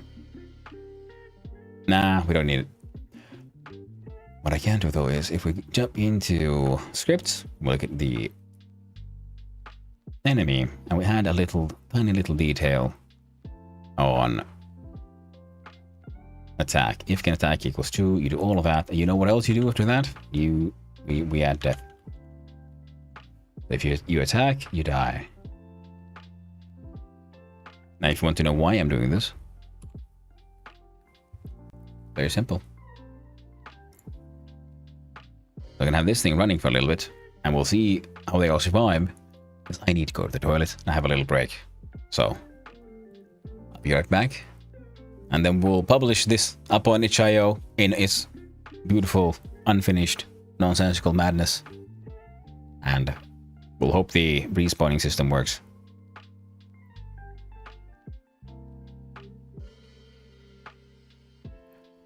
wave isn't increasing. Ooh, actually, that is true. Wave isn't increasing. Oh, diggity dog. Why is that not doing it?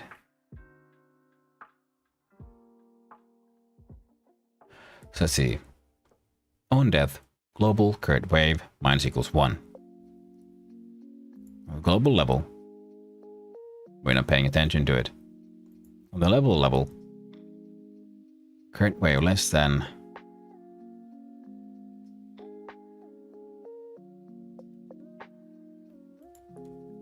Damn it.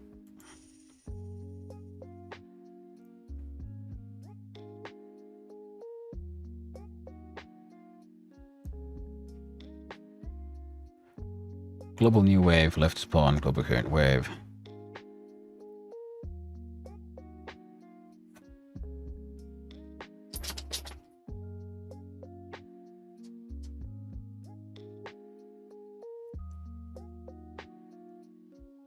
Shit.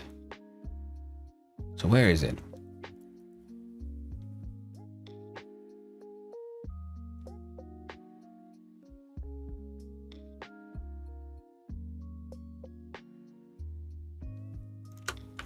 Print.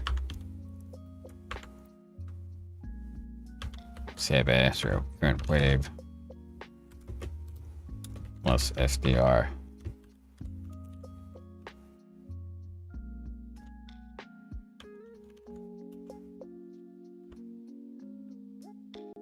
I want to see.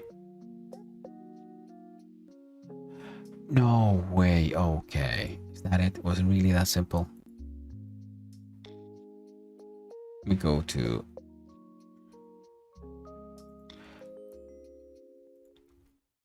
you start at 0.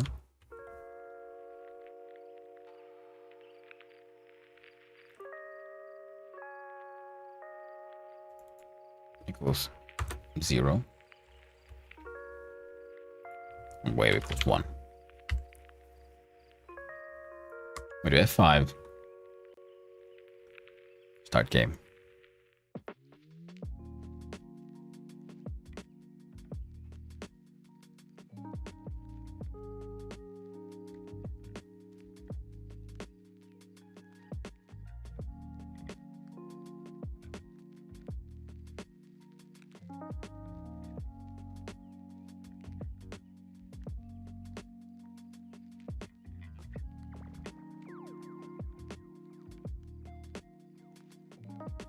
There we go.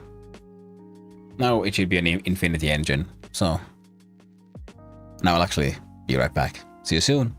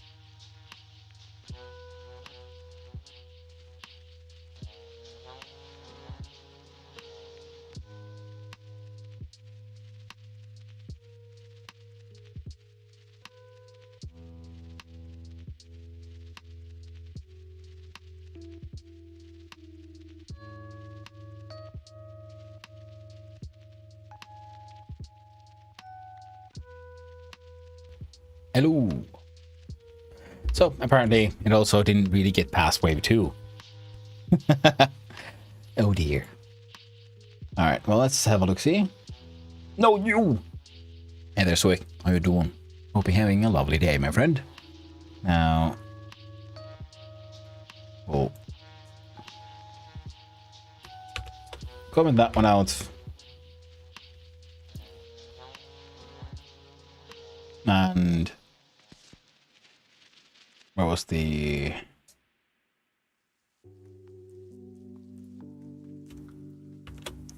Didn't comment out some of these nonsense things.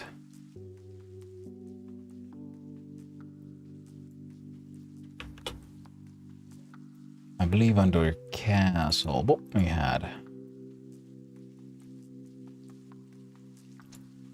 Global. You can comment this one out, I guess. And then add a thingamabob. Get underscore 3 dot change scene to file and menu. And then we look at export. We add web export path. Add a folder because I'm just so used to doing it this way. And we need index.html, so export all in here. We shave, close. Look at the numbers here. I have them ready.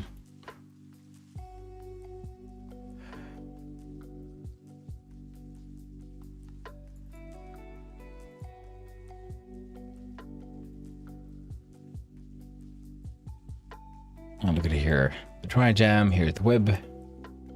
So index HTML exists, what we need for it to be playable in itch.io. Then we add archive, zip, okay. Wrong one, but it's fine. Oh, we were listening to some random lo-fi. Terribly sorry about that.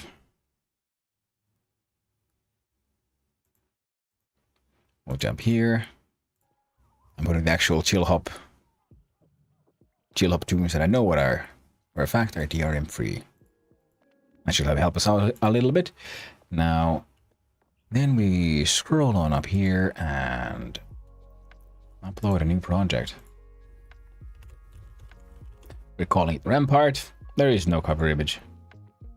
No, downloadable. No, not a Unity. It's an HTML. Played in the browser, status, prototype, no payments, Jesus. Upload file, we go to, not Trijam 330, but 331, and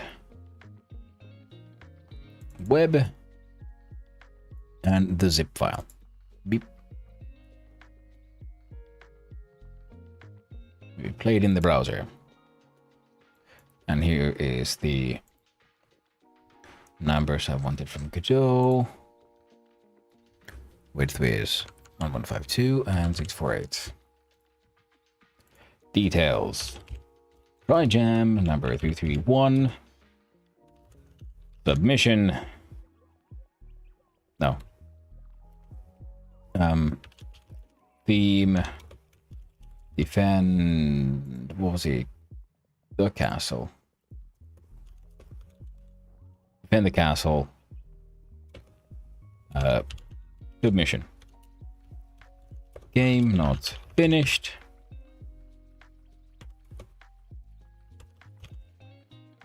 So say mechanisms work, but no gameplay.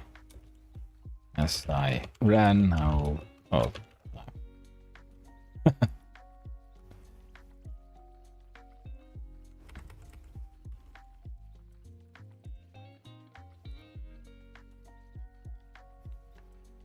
The idea was for a tower defense where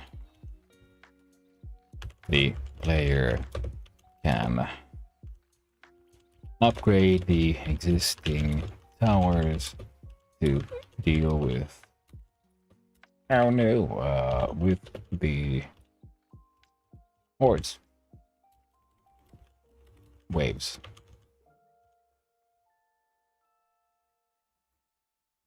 Deal with that.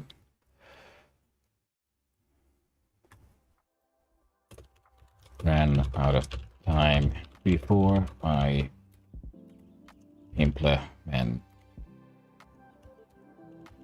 any way to upgrade the towers.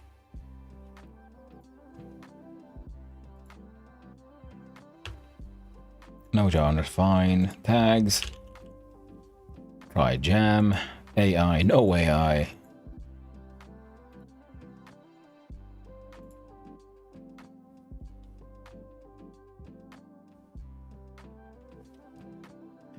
know what? Make more sense. Trijam 331 submission. Theme, defend the castle. Game not finished. Make his name's work. No gameplay around the time. Idea was for a tower defense where the player can upgrade the existing towers to deal with waves. Ran out of time before I implemented any way to upgrade the towers. Wonderful. Now we save and view the page. Now, the game doesn't really work. Has no audio. Has nowhere to be tested. But it technically runs. There's just not much of a game in it.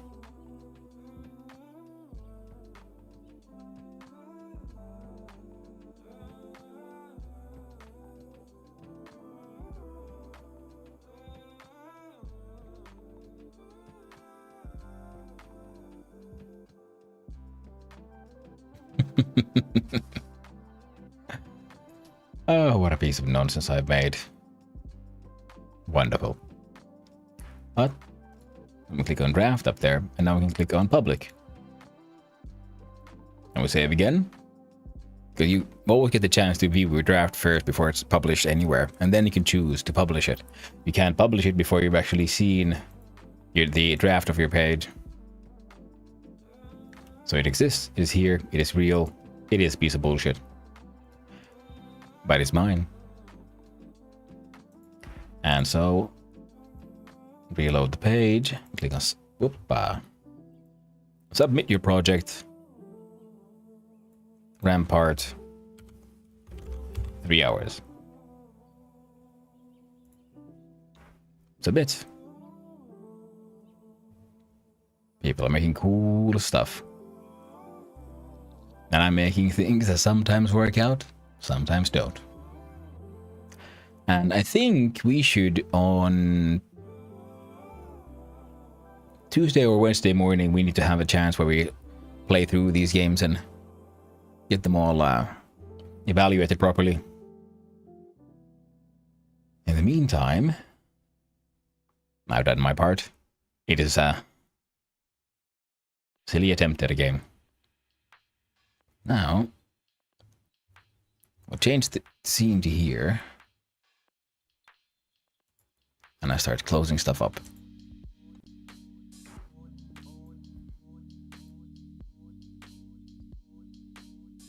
There we go. And here we go. And it is time to jump back to the rim. I was debating a little bit what to play today. Ooh, gotta remember to change the categories now, don't I?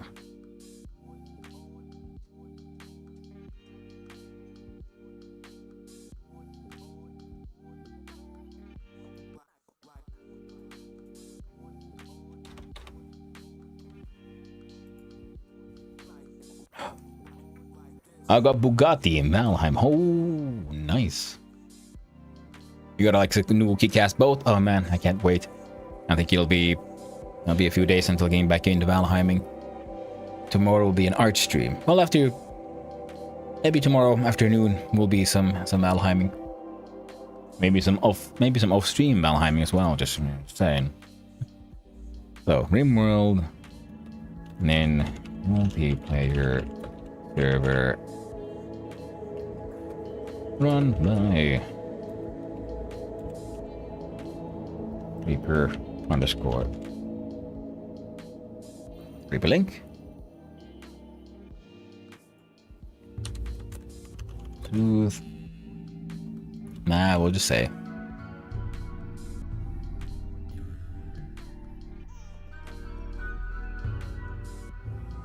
I can leave those, I guess, and Rimworld and done. Then I'll double check on the Twitch side. Did it actually go through? It did. So, turn off the chili on the hoppy. Check out the... Get the OBS out and this one. Yay! Hey there, Meowlitary. Short visit today. Jam no good. It went. I mean, I learned a lot, but the game isn't actually playable in the sense that there's no way for the player to interact with the game. But the idea was so fun, again, that I've decided that on the latter half of the week, we're gonna start our streams with software game dev and actually finish it. It was a tower defense game, and I've never done those before, and it turns out there's more moving parts than I was expecting. So even though I didn't get a chance to publish an actually functional game, I had a fun time making it. And I learned a lot, and also figured out a new way to make interesting shapes with just squares. And that was fun. Yeah, TD's deceptively technical at first. Yeah, did one at school? Oh, yeah. It was the first time I ever done one. And it was a lot of fun, though. And that's why I want to finish it. And I do have another sort of old Trijam game I wanted to finish, just haven't gotten around to it just yet. But, you know, it is what it is, and we do our best now, don't we? Okay, so, what are these crazy little shits doing here? Where did I leave this? Tantrum. He's just sad because his wife died. Who's our best? Yo, Daisuke? Oh no, he's having his tantrum right now. Where is he? He's breaking his own bed? That's fine, I guess. As long as he doesn't break anything important. Last person who did that, we had to eat. But how are you doing, my Meowlitary? Hope you're doing good. Hope you're having a wonderful day, my friend.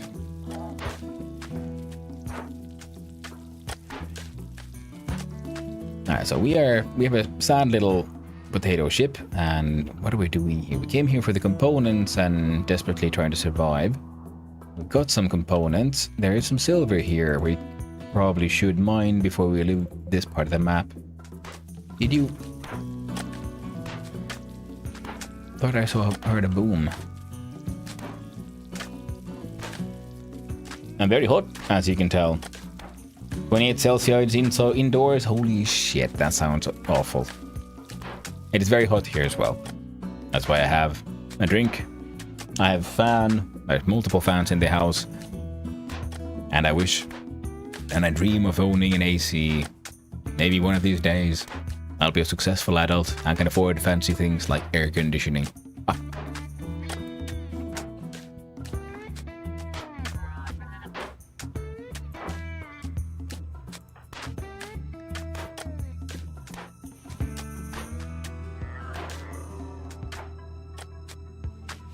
Now,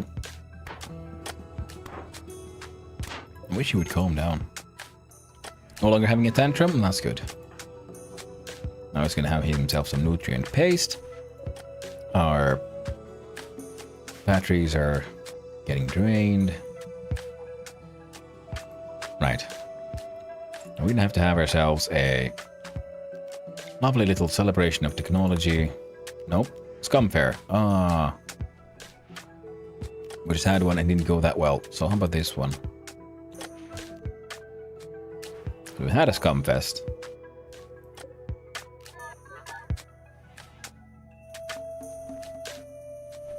We need a...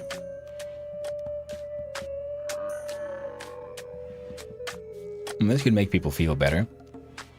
As with the pain mutilation. Alright, we'll let everyone sleep for a little bit. And then we'll have to start having the scarification rituals. Hopefully that'll help them feel better soon.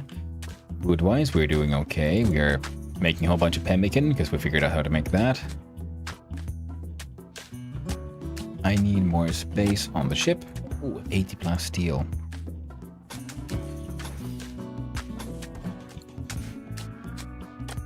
Most bits of walls can be turned into plasteel walls. And most of the outside is properly defended.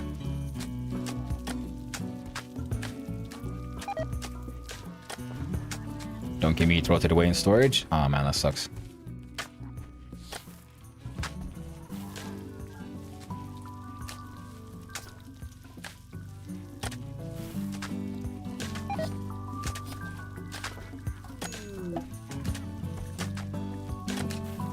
Oh, right. I murdered all my animals. That's fine. Minor break risk. Okay. Break risk. What you doing? Building X tile? No. It'd be really good if you'd finish these walls first. There we go. The plasteel outer walls are keeping us relatively safe. At some point, we'll hopefully get some more cotton. Yeah, that'll help us. People are oh. I will have a whole bunch of beef and donkey meat. It's rotting away, that's fine. No biggie.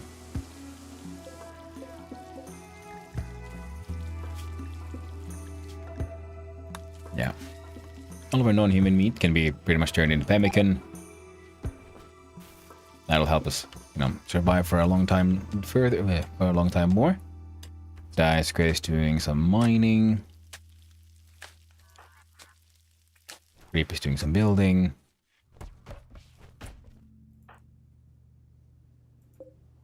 And we're actually gonna have a pain mutilation for Reap.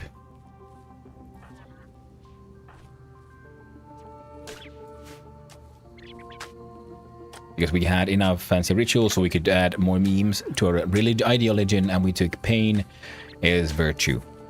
Which allows for scarification rituals, which is handy because then that'll make a decent way to make them, you know, slightly happier by giving them big scars. Ooh. A framer named Snappy is crashing in a transport pod nearby. If she survives the impact, she will be badly wounded. Snappy is not affiliated with any faction. You can rescue her and hope she joins freely, or capture her for recruitment or slavery purposes. Well, she's dead. So, that's actually pretty handy. Our stores of long pig. We're running a little short. Yum, exactly. Boring pain mutilation. Everyone participating in the ritual gains -1 mood for 6 days. Ah, shit. We'll do immediately another one.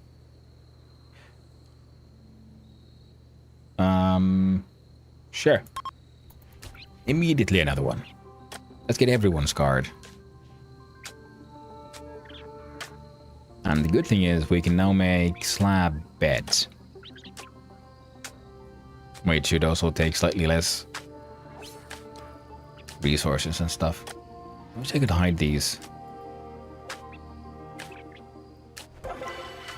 Satisfying pain mutilation. I got a +1 mood. Well, that's good.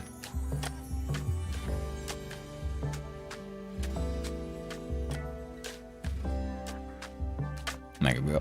Plasteel outer walls. By the way, can I see like my stats? History. Well, we had all this wealth, and this is where we launched the ship, and something happened here. Probably another like ship transportation. But we brought our total wealth down, which is nice.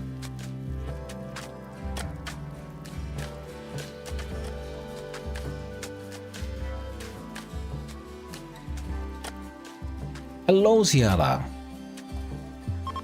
Uber Eats, yeah, from space.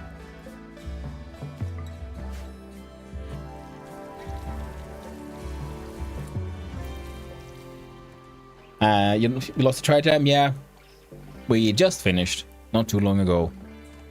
We didn't get the game, you know, completely functional or playable. The bits work, which is fine, there's actually nothing the player can do currently because I built things in the wrong order. But I must say it was a very educational experience. I'd never done a tower defense game before, and as Meowliter there pointed out earlier, it's surprisingly technical. I wasn't expecting there to be that many moving parts that needed to be figured out, but it was a very fun ride. And I think I'm gonna try to finish the game at then another day. I think it could be valuable as a learning experience, and it could just be fun.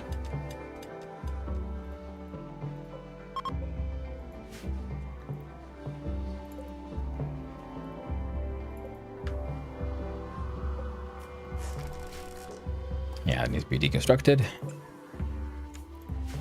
You do you, Constructoid.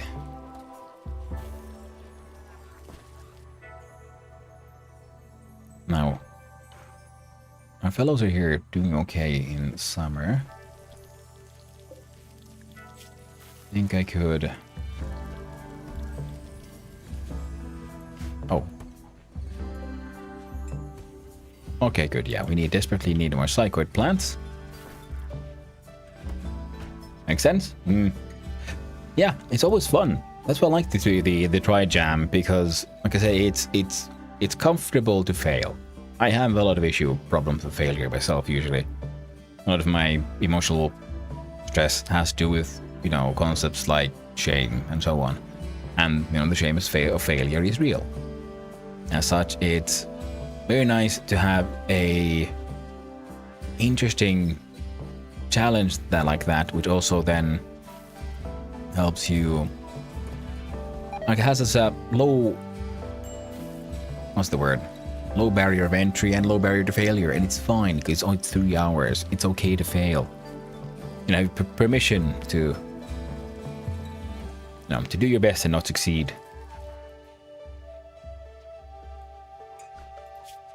I quite like that.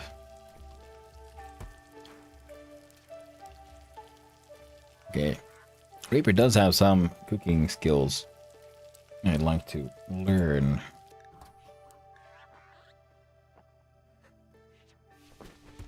Next mo should focus on cooking though.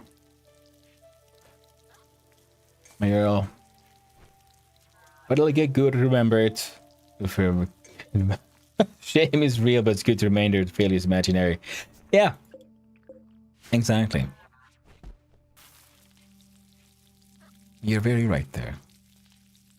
And that's why I'm very much enjoying the fact that I can find a thing like the Trijam, which effectively feels like it's a safe space to fail in.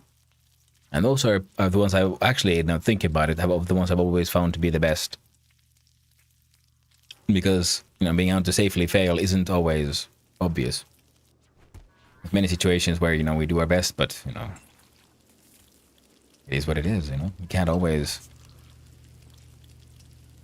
How much pemmican are we making, by the way? 21. Okay, that might be... I think that might be enough pemmican. Just...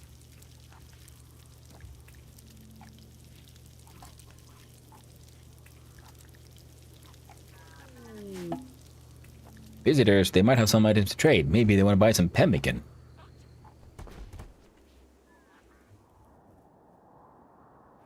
So, 1,200 units of pemmican, 13 units of kibble.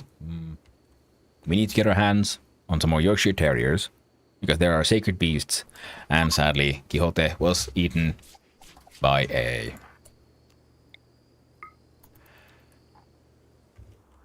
bear. Very tragic. Botch the attempt to counsel, people must become upset. God damn you, Daisuke. Fucking weeb. You're a most social person though, so do some trading. What do you have? You have herbal medicine, you have a steel breach axe.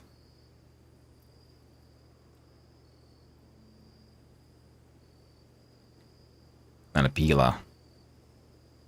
A little bit of silver.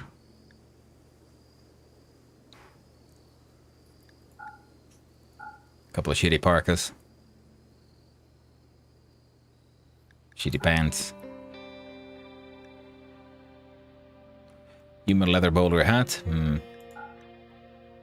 There's a little damage. Frag grenades, tox grenades. Ooh, we have tox grenades. Nice. Alright, assault rifle. Rifle. Can't talk.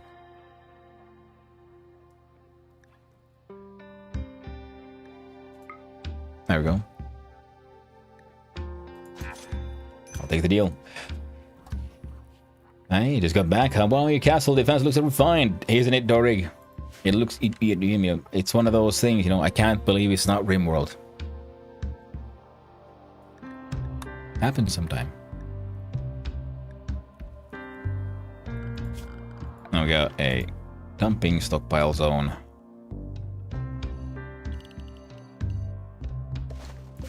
And what you have, clear all, nothing fresh. Waste pack. And corpses.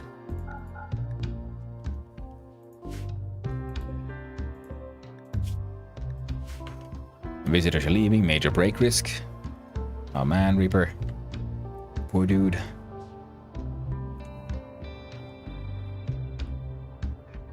The get trick to good trade is chatting about sports events. Could be. But yeah, no, like the tower defense didn't really work out because it turns out it's more technical than I was expecting. And, you know, I had a lot of fun though. I learned a lot.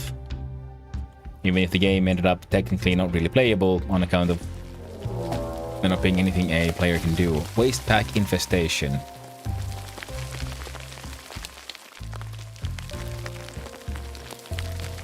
Like immediately? Holy shit. I was kind of hoping to mine that silver and shit. Okay, let's see. If we do...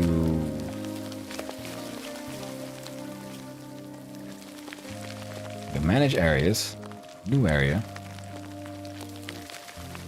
Expand. All over here. Then we do manage areas. We invert that one. And everyone is here except for the clean sweeper who is just stuck inside the ship. There you go. Perfect. Shit's fixed, yo. Do you see the effect of your deep dive in tower defense making you better at Rimworld? I'm joking. I mean, the Rimworld technically, maybe not, but just in general, you know, yeah.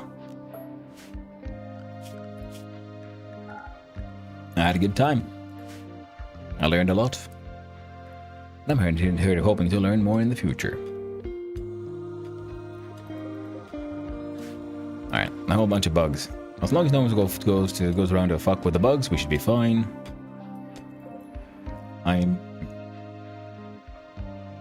Yeah, we're gonna collect that steel eventually, somehow. I need more storage.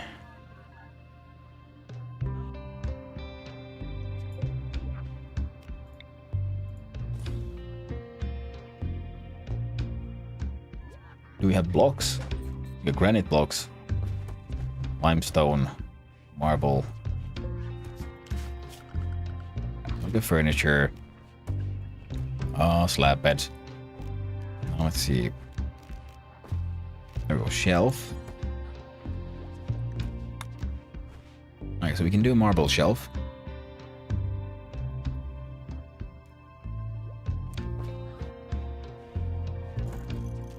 And we do a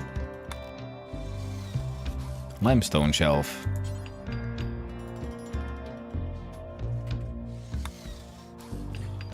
Must make a granite shelf as well.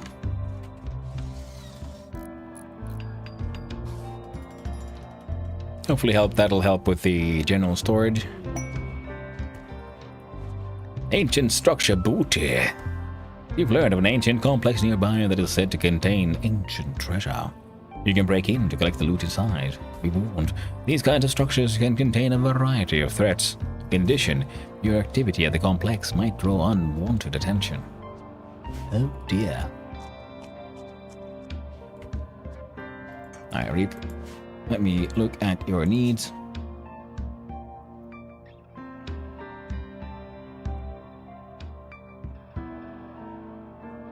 You want to wear a slice cap. Then take off your helmet.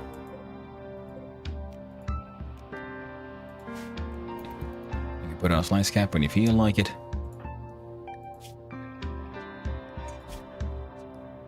Artificial enhancement, inefficiency, scarified, boring scarification. Oof. Well, people are...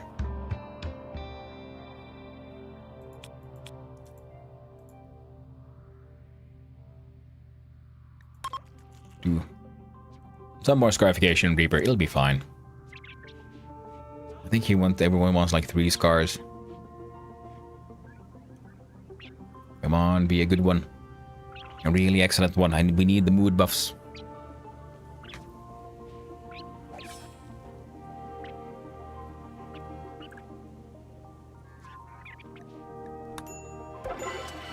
A satisfying pain mutilation. Everyone gets a +1 ritual, +1 mood. Good to hear, good to hear. So now you need warning scarification. -1 is done. The smooth skin is wrong.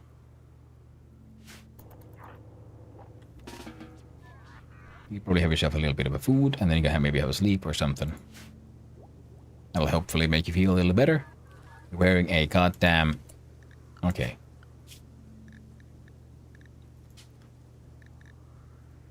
From edit anything.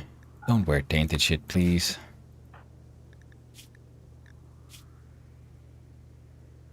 It's just a gas mask. Flexible mask worn over the face with an embedded air filter. Dramatically exposure pollution.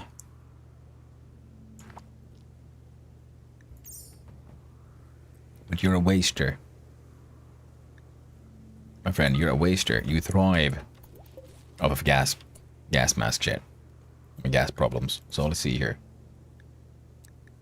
Make a slice cap out of steel. That works for me. And we'll need to make pants out of devil strand. There we go. Now, a lifter. I see. Someone will have to take care of that one. That's okay. Okay, so some of that is 80%. Okay, so it won't be too long. So the stuff we really want is the psychoid and some cotton. And of course more silver and shit. Wait, what happened? The mechanoid cluster.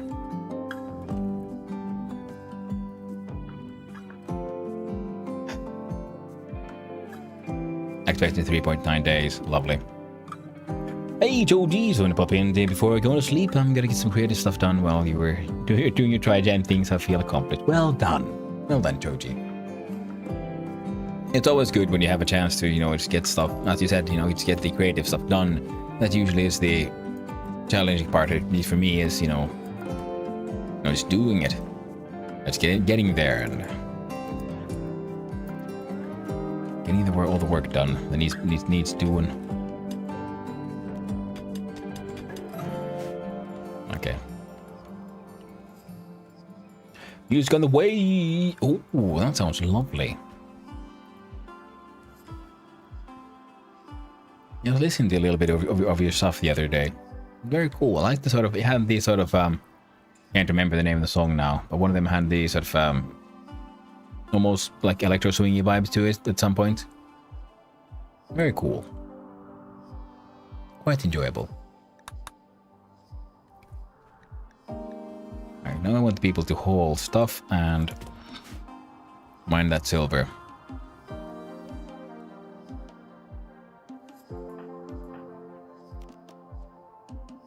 Electro swing. There's another one thing for you, Choji. Yeah, wonderful. Metal Color of a Billie Eilish song is what I'm currently working on. Ooh, that's cool. Nice.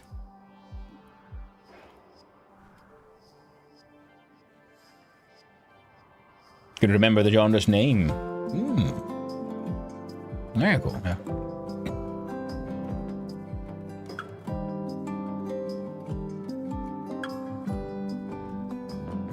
Frustrated is supposed to be exact. Okay, yeah, that's the one. Nice. Well, you absolutely then nailed the genre, didn't you? If people are all like recognizing it.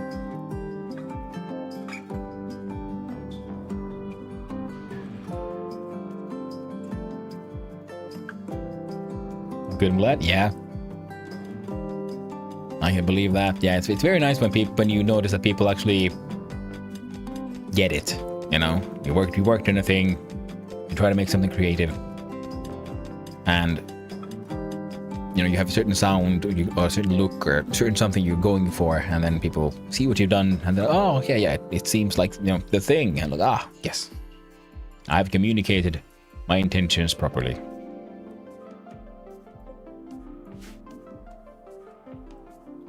It's my worst one, IMO. Had my bad mic and everything.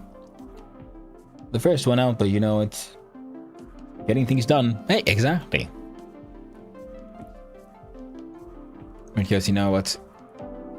The best song isn't the best song. The best song is the one that that you get published pretty much, or you get out there. Having a whole bunch of like cool ideas that never go anywhere, which is, god damn you, Reaper, what the fucking fuck?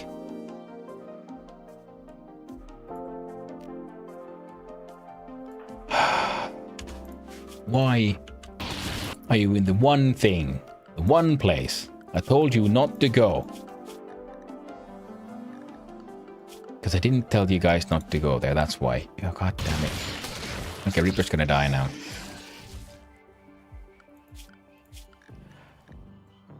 Well, I think we almost made it. Come on, Reap, you can do this. Open smoke or something. I don't think it'll help you.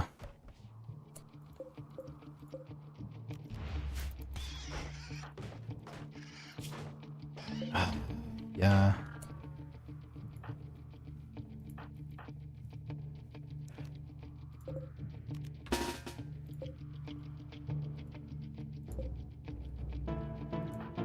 Now, Hexmog here is incapable of violence, that's fine. Urshad here has a heavy SMG. That's a goddamn knife.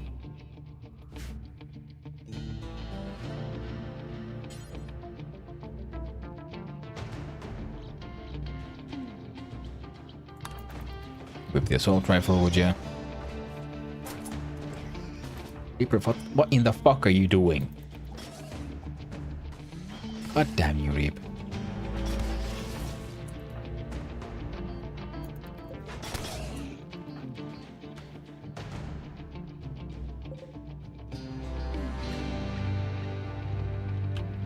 Alright. I was hoping we would be able to help him out. Sorry. Alright. Well, you're made. Oh, thank you very much, Oji. You're very kind. I'm glad to go to bed. Go to shredded. You can imagine. Yeah, I mean, if you're going for a metal cover, I'm assuming, yeah, you're doing a lot of screams, shouts, and so on. They are very technical, very interesting technical challenge. Thank you, Axel, for the hydrate. I appreciate it.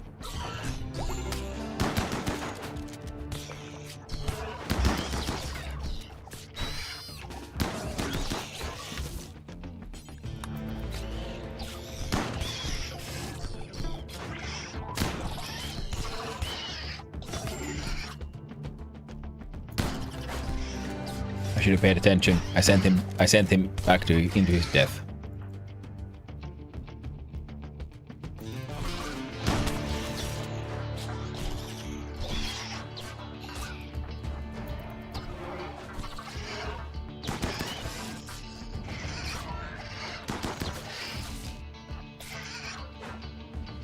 Come on, Daisuke, run!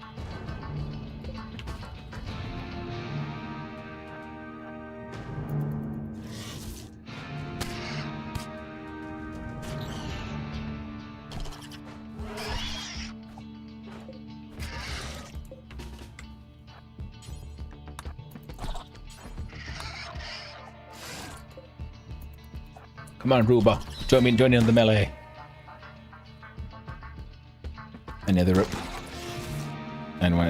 Anyone else?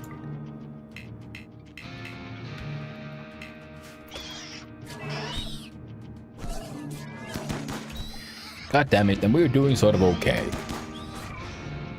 I think we're gonna have to start a new adventure here.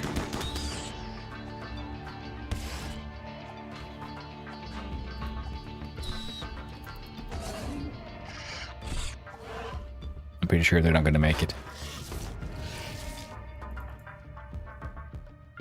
Xmog is just reading. They're all down.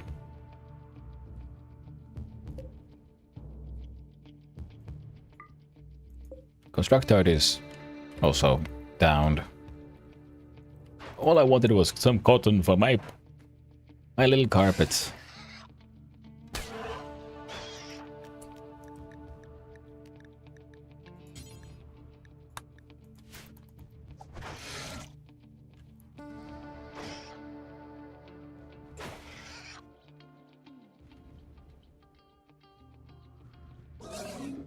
At least it's not burned yet.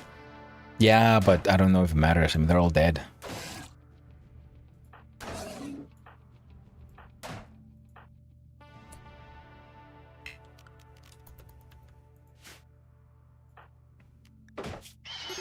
Death in 4 hours, death in 2 hours, death in 5 hours.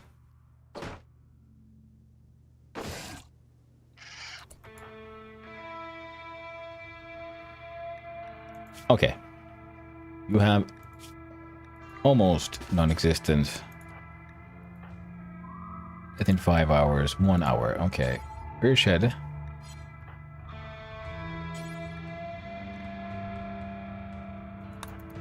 Can attend to him.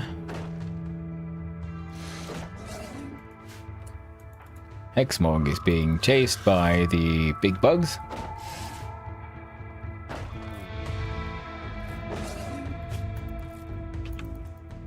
I don't think this is gonna work.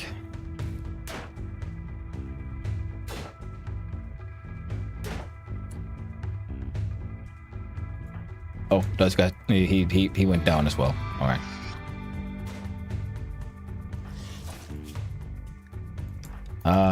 Daisuke. Maybe if I wouldn't have let the bugs went inside. Maybe Man in Black will rescue you. You also can pick new colonists after all of them died. That's very true. Well, it'll be random colonists and, you know, it's just not the same.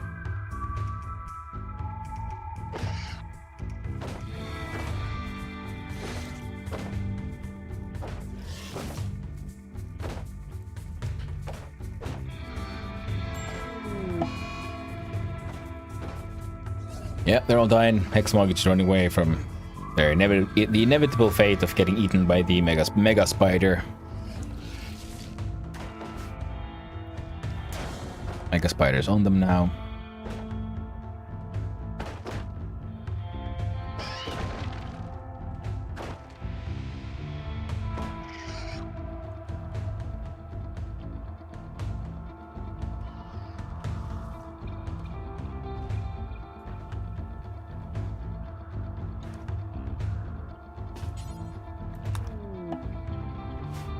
Wonder joins Viv.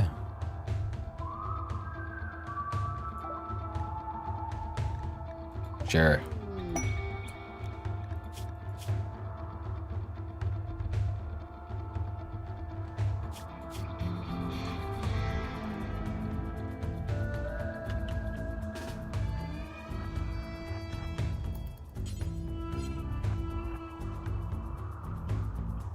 Eventually we'll all get eaten by the mega spider. It's true. The mega spider in the sky is coming for us all. I'll make Hexmog if you just run in here and really piss off these robots. Maybe you can take that mega spider down with you.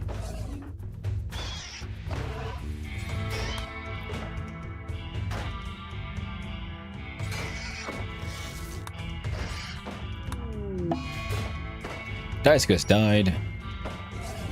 You reap death in 2 hours. Hey, did you have any medical skills? Technically you do.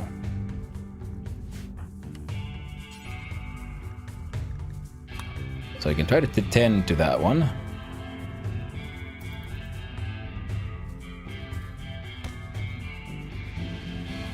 Come on, Hexmog.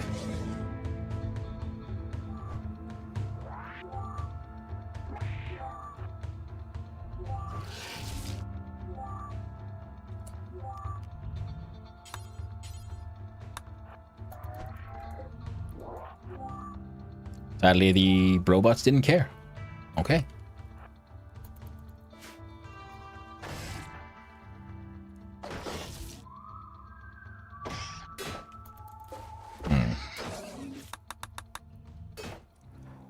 Well, it's been a fun ride here, but at the same time, I think I spent too much time not building the ship. So I feel like I could probably get stuff to advance a little faster. Then again, if with Hex and Reaper, I could probably take these guys on. Reaper, okay, Reaper's dead. Hexbug's dead. It's just Viv left.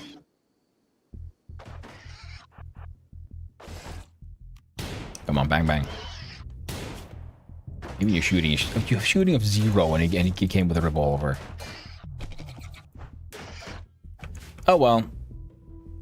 Let's delete this one. Very tragic. I can't really see a way back from this. So we join the server and make a new quality. And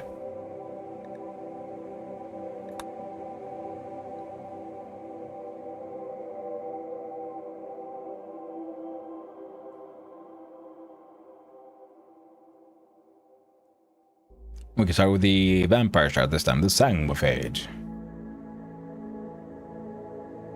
When a dark stranger offered you a cure for your cancer, you were ready to agree to anything. He made you into Sanguiphage, an immortal blood drinker, hated by 1,000 religions. You hid your condition for years, but eventually a hunter tracked you down. Stowing away on the first starship leaving the system, you barely escaped alive. Note, Sanguiphages have unique strengths and weaknesses, which make this a difficult scenario. Your faction will be new arrivals. Start with one adult or child Sanguiphage, and one other colonist of any age. Start research death rest. Sure. Commitment. Random. Try to survive. Works for me. We took the difficulty down by a single notch. Return to the same place where you died and see if your ship or parts of it are there. I mean, it could be.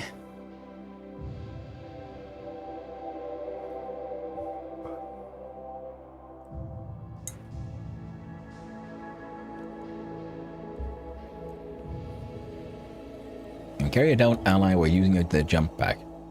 Oh, I didn't know that. That is very cool.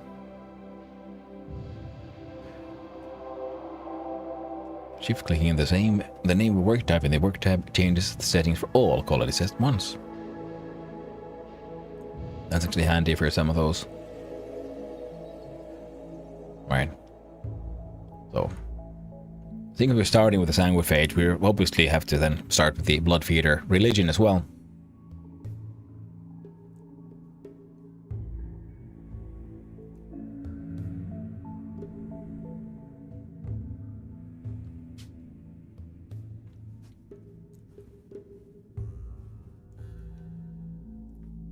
There we go.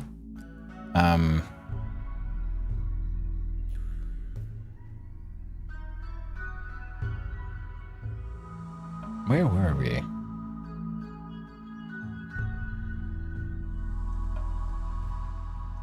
I think we died like here, kinda, ish. And this is one of the ancient garrison to be checked out. That could be fun.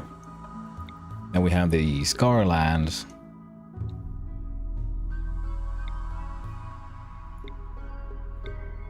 A glow forest. Geysers spew out massive sulfur clouds and cast the region into permanent darkness. Huge fungal colonies bloom in the dark, fed by the nutrients that the geysers could bring to the surface. These are alluring and dangerous.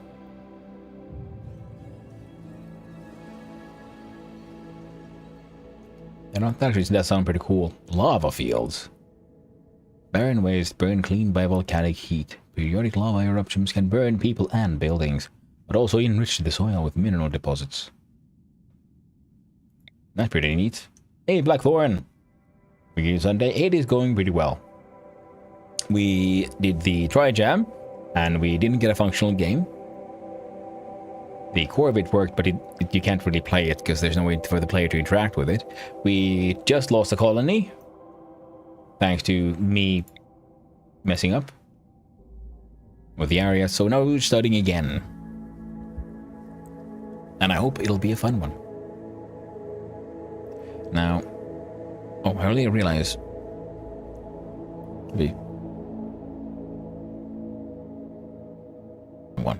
Wrong one, there we go. Faggot. So here we see marble, limestone, and sandstone.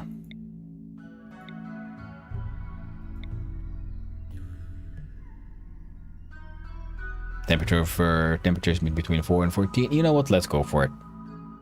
Portability, raw fungus.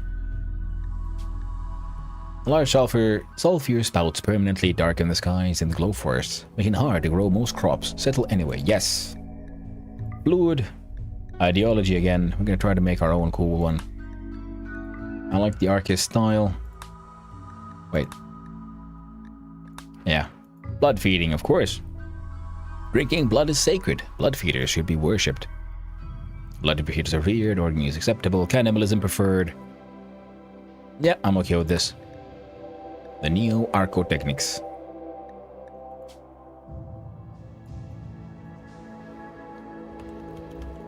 Neo-suckers. Control C. Adjective. Suckers.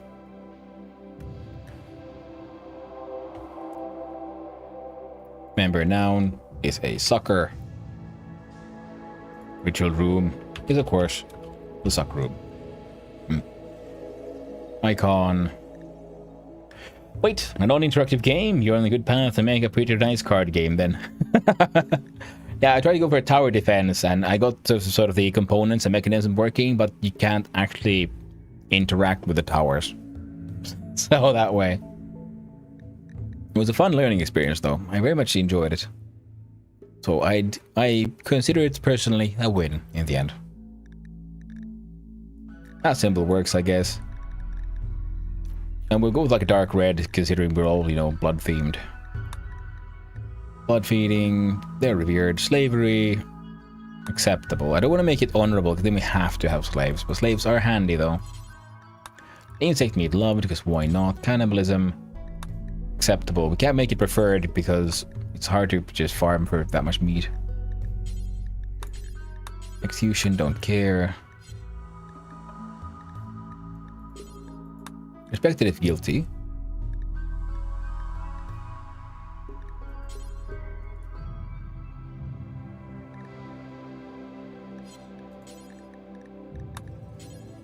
An organized night, yes. Ooh, if I'd make a game, I'd try tower defense, yeah. It's a surprisingly sort of technically demanding one. It had a lot of components I wasn't really ready for. That's also something that slowed me down a lot. The leader, the prime archotechnist. No, the prime sucker, of course.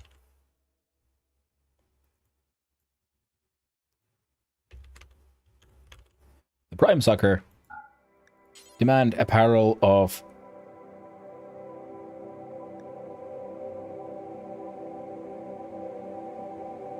beret. No, we'll do a visage mask.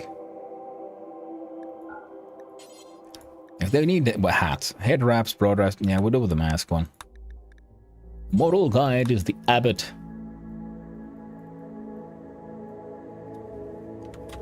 The abbot of Suck.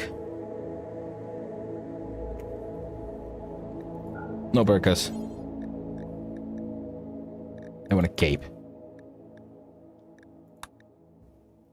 And our rituals, we have the archonic, no, not an archonic funeral. It's obviously a sucky funeral. And at any time, you can always have a sucky party. For 50% chance for a random recruit. And then we have a Sky Lantern and a social. The Suckers Festival? Fuck yeah. Now, random recruits. Anytime. The Advent of Blood. The Advent of Suck. Anytime. Chance of random recruit. But we need people. We realized that from last time. Ritual seat is a pew. Nah, I don't like that. We do... I kind of like the kneel sheets, but we'll do kneel pillows. And... a blood platform. We need some kind of... do we want an altar or the ideogram? We have tried the ideograms, but let's do a small altar. The Arctic platform.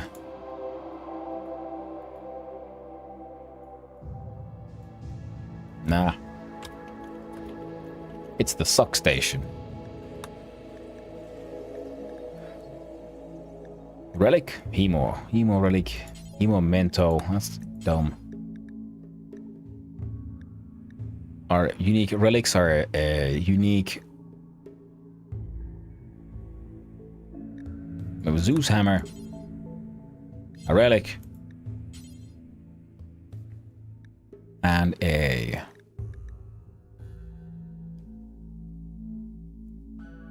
unique something cool. Persona Monosword, the Vire. Arco Zeus hammer. It is of course the Suck hammer. There we go. Venerated animals.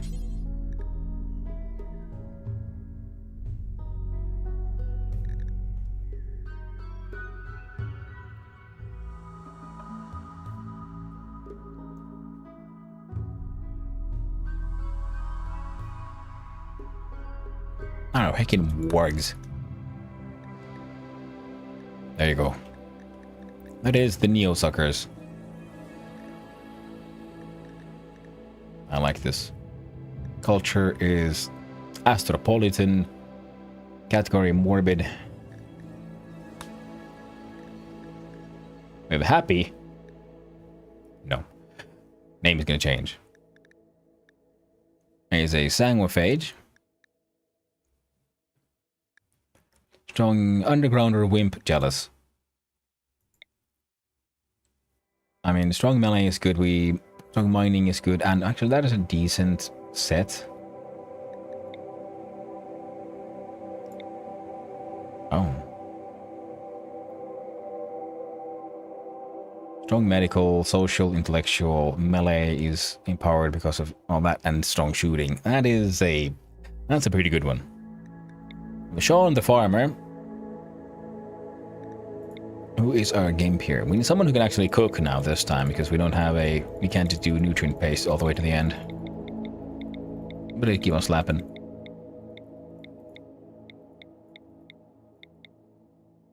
Cooking 6, plants 4. The farmer's son, rebel fighter, traits gourmand, abrasive, incapable of caring and artistic. That's fine. I was saying Nosgoth in space. Nice. Yep.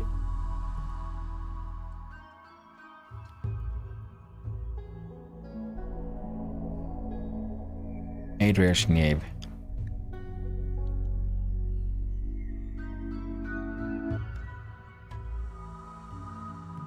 No scope in space. Yep. Yep. Strong shooter is good. Construction important. Cooking important. Some plants is enough. And this one is shooty melee, a little bit of construction, so it can still participate. Medical, social, intellectual, so mostly like a proper leader. They'll focus on the soft arts.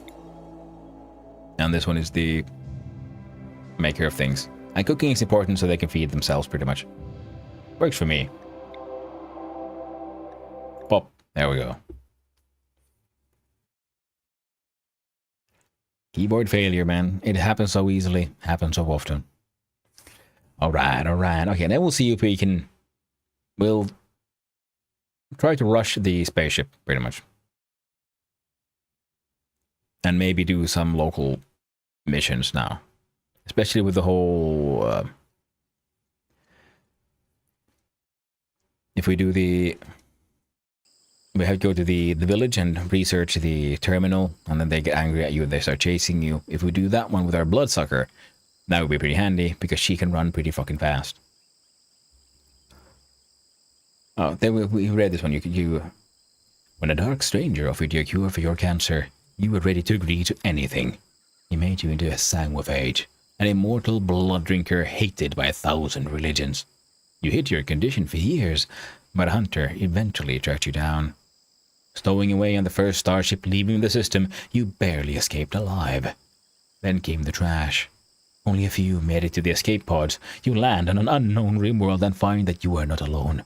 What will you do for the blood you need to survive? Bum bum bum. And a crash. Hey, let's pause and have a little look-see. So what do we got?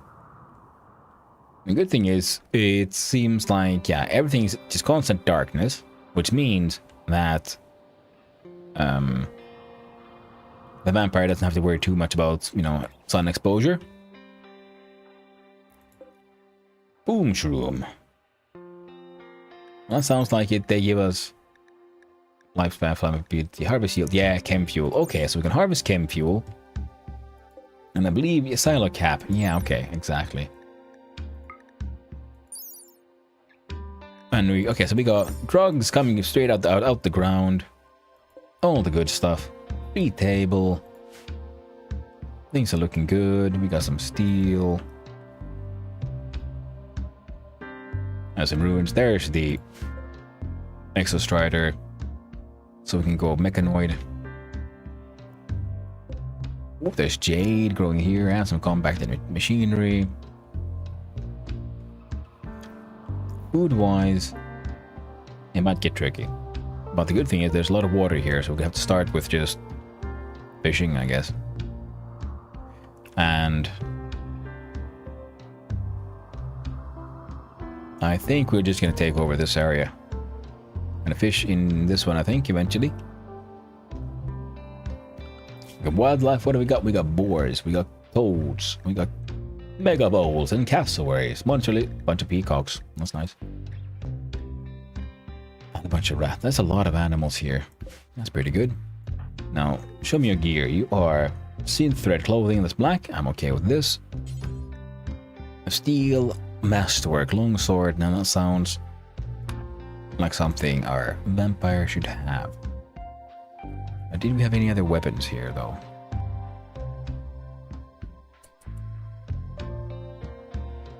Oh, apparently not.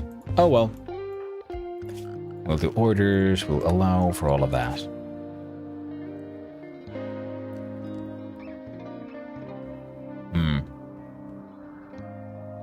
I guess we could take over this little house here.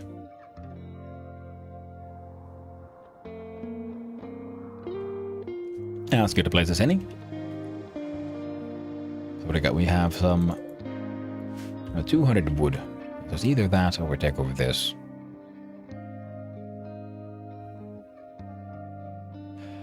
Are you the real son of Hanu? Hey there, Oxynom Dev. How are you doing? Hope you're having a lovely day. And yes, I am in fact the son of Hanu. I am Hanu, son of Hanu. Son of Hanu. Son of Hanu. Son of Hanu. And son of Hanu.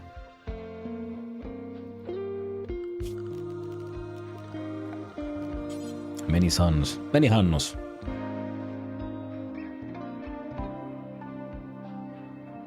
So we build a wall here.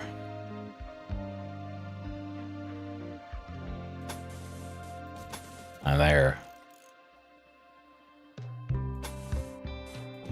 And there.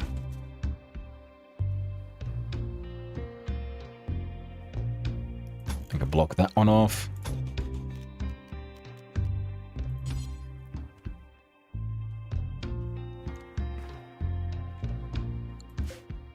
A sulfur spout.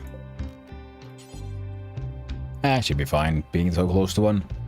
What could ever go wrong? Nothing, that's what. We slap a door there. Actually, no, we're gonna slap a door here. And another there. We can cancel this one and build a copy there, and then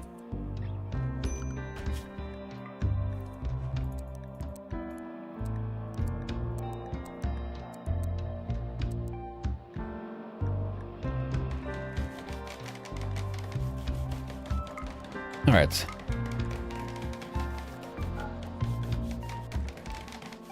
You had 4 construction skills, so you should both actually focus on constructing for now. And let's see. Orders, chop wood. There's some of these timber shrooms around. That should be fine. And I think you can do a bunch of beds.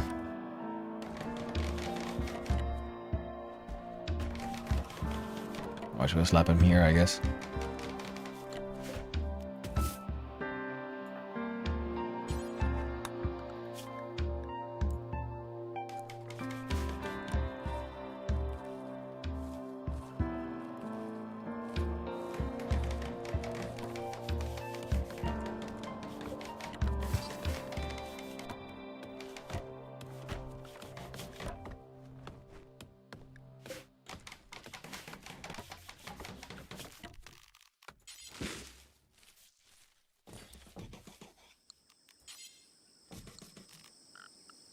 Zone, stockpile zone.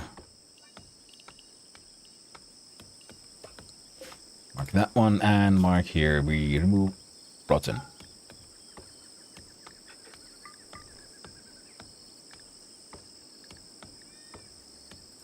There we go.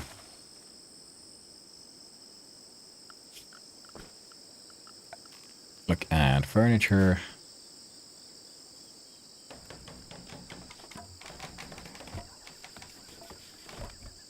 Don't tell them you're a goddamn vampire. Why do you keep on botching all these constructions?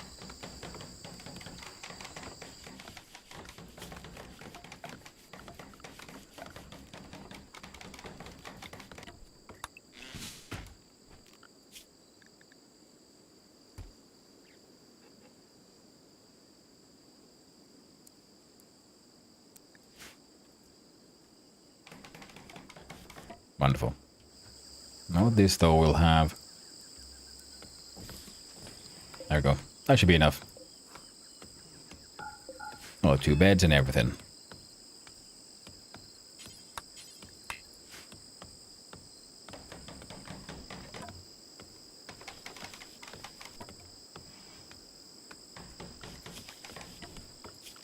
Okay, we do production. We need the research bench.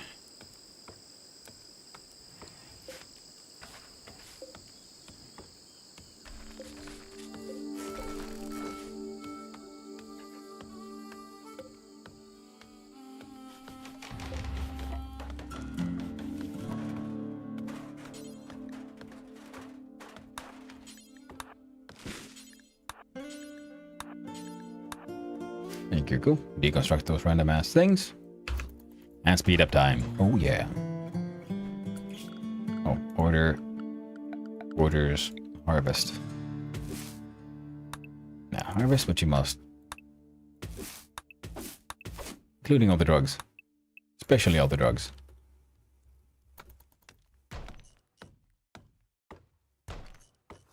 Look at that, we got a free peacock.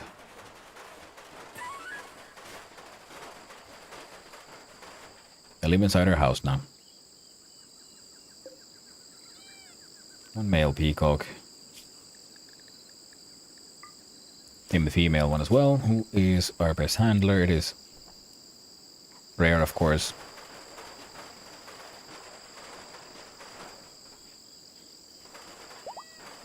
Yay, peacock has been tamed. Animals. They can't learn shit.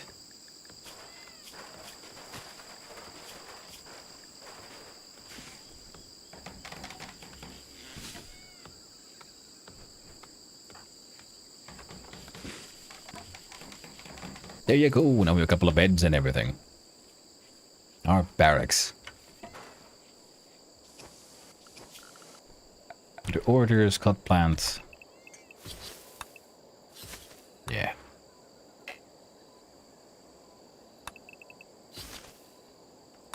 Cut down the lot, would you?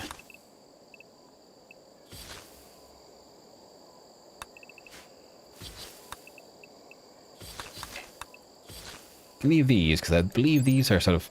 They give out some light. Beauty is 4, whereas these one have a...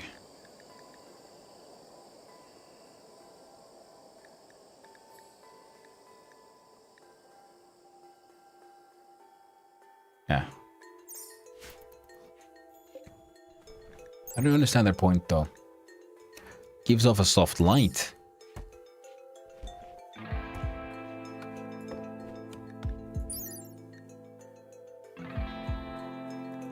No, that's fine.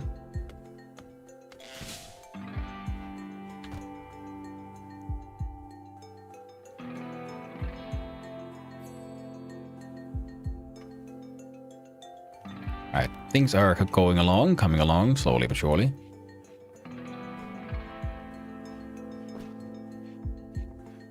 Now we'll look at Ideologian.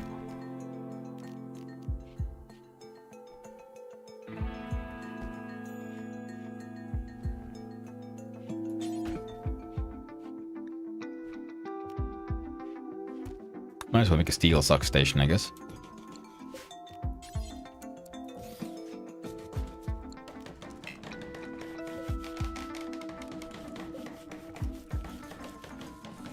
Okay, and we have a need for furniture.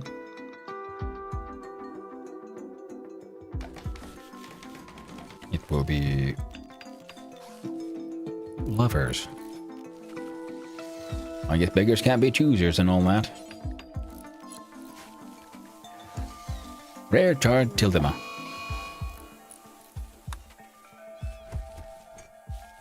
Rare charred Tildema complimenting her self-control. Tildema was attracted and is now rare lover. I guess we'll have to cancel that one and build a new bed.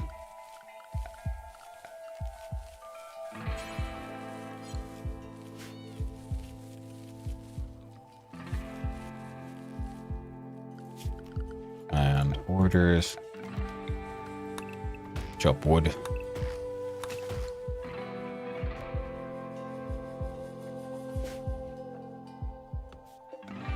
Huh.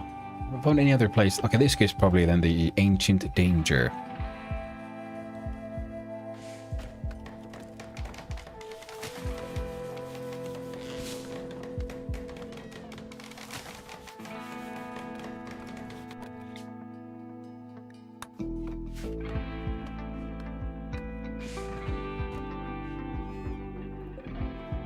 Alright. Come on, furniture. Wooden double bed. There you go.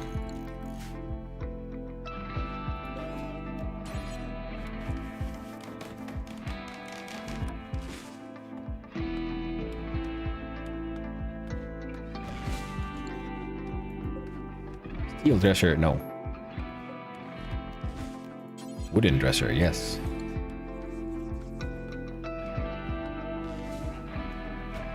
And then we'll have to do a structure, no, production.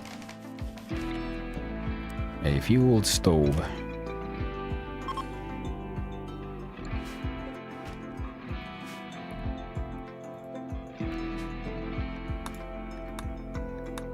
There you go. What do you mean? Where ideology forbids. Oh.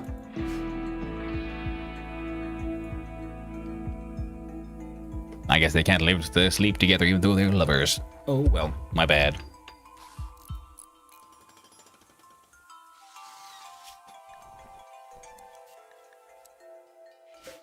Alright. Cook simple meals until you have 10.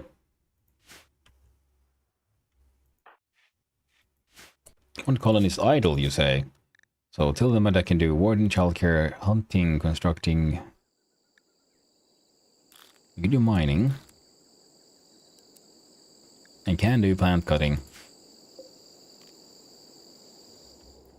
I don't need that right now. The steel, that is.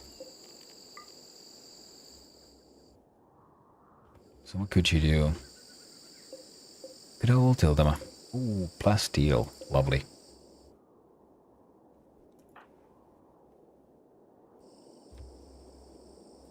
Oh, right. Biotech. Death rest casket.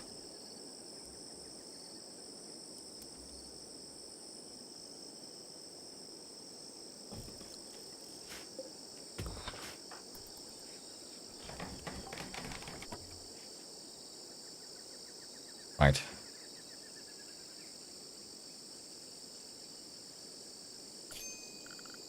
Furniture. Wooden table.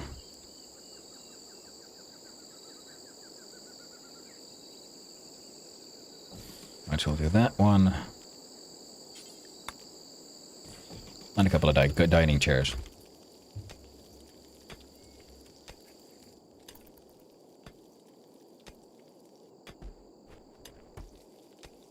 Then we can get some mining done.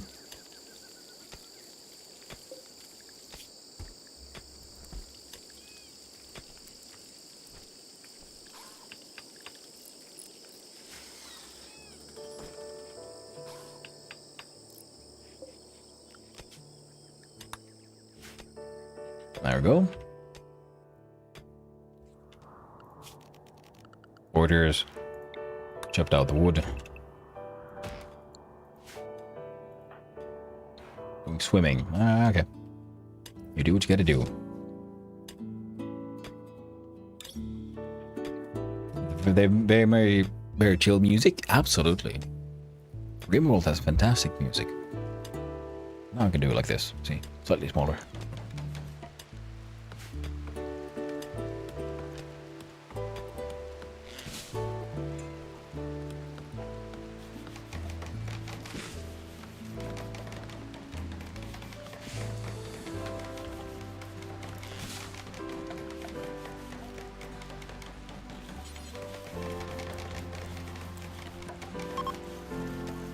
There we go. And we'll need the, not the art, stone cutter.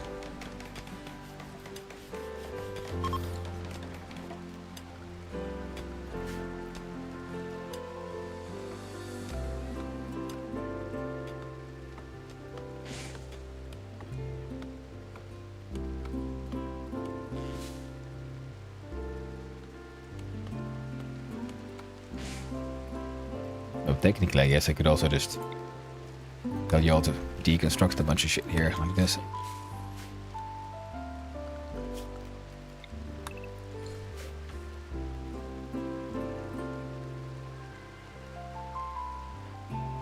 Food-wise, we're mostly gonna be living off mushrooms.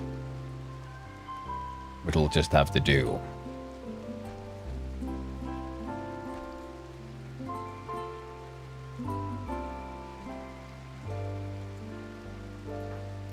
Rare health. No.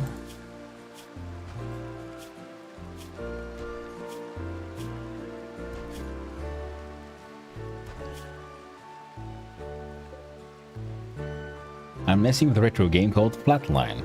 This what messes up my keyboard. Ah. Horrid game. You can barely finish any levels. Man. Sounds a little rough, to be honest.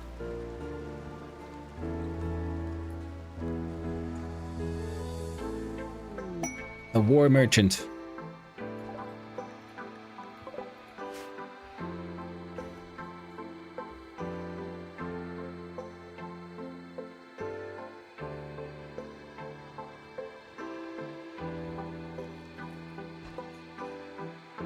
So with a more social skill, it would be our vampire. Go trade, yo. So what do we got? Components. Can't sell that. Solid cap. We can sell our drugs. What are we buying?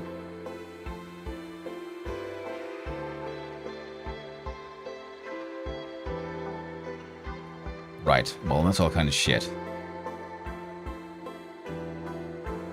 An incendiary weapon, not a good idea when you have a vampire who can catch fire very, very easily.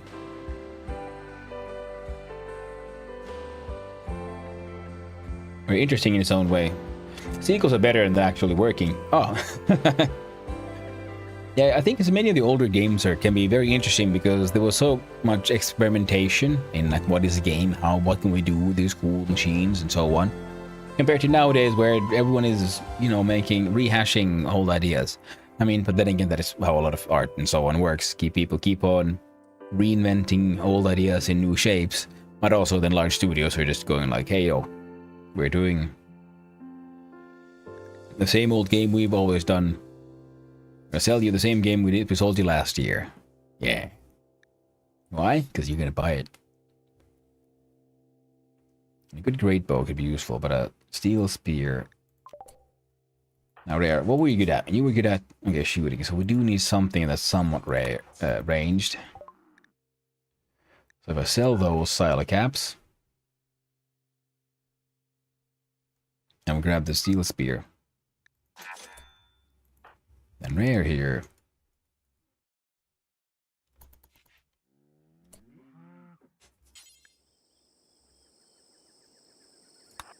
Should equip that steel spear. There we go. There we go. Our buddy's here now good to go. He has some random ass visitors who also seem to have something to trade. Specifically racing games with Wild West. People who try really stupid things because they only really care about cars. And then people who also only care about cars would love their stupid ideas. Yeah. That is true.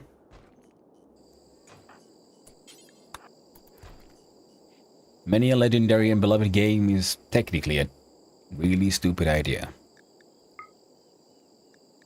With medicine, reinforced barrels are useful, but not for us right now. So right now they just cost us more than I would be willing to pay.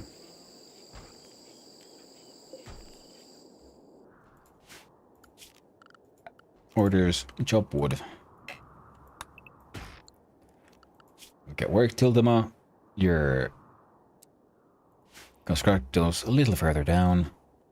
Focus on chopping down those timber shrooms. And harvesting. No, anything and everything you can find. There you go. Good to go.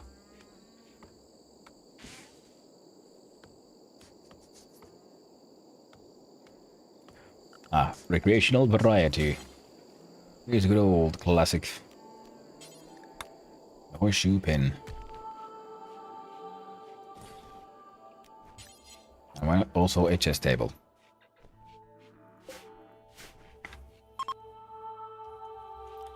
Visitors are leaving. What if we have a... Ooh.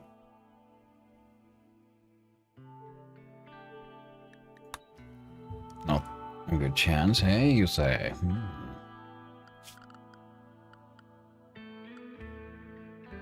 It's a little too hot though, so we can't do the fire inside. Could do a fire there though.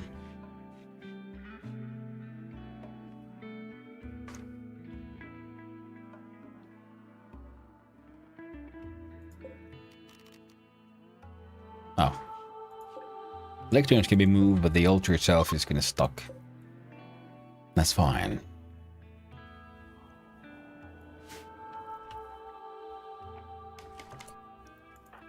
You'll tell them you should probably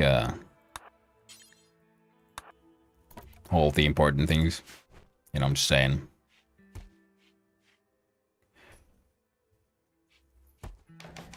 Are there any threats to a family this big? Everything. When you know, the less people who have, the worse you can get, the faster.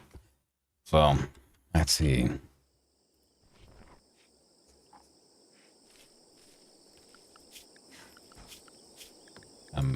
Amended the food policies.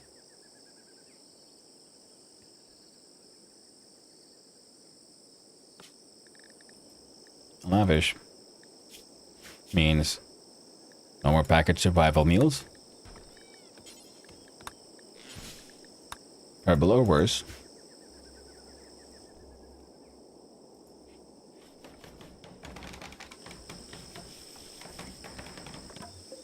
Fantastic. Now we can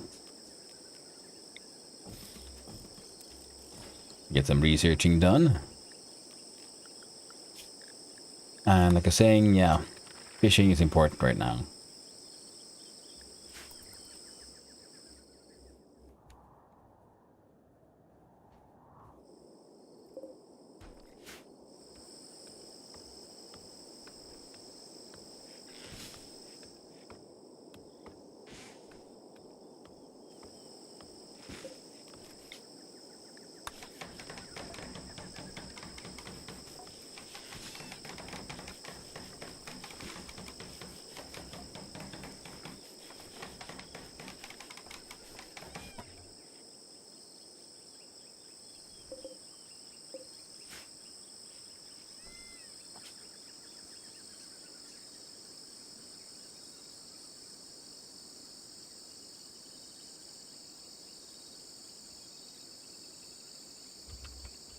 We are the absolute suckers.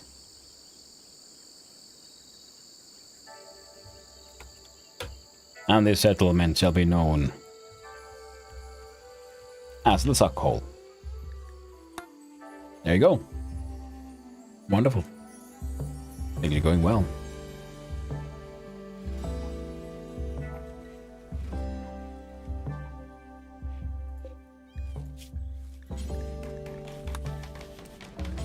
Until you have not 2,200, but we could have. That's a doable number. Now, who is our craft monkey? I see. Well, Tildema. You'll get a chance to practice there now, don't you?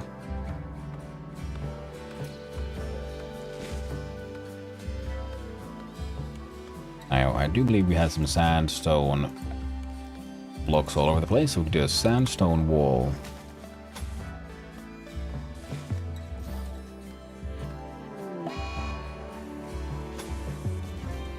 There. Oh, the peacock has the flu. How tragic.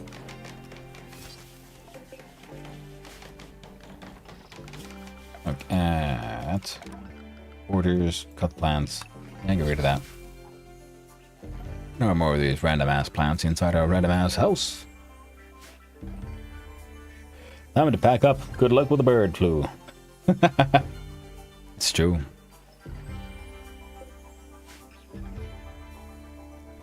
Peacocking away.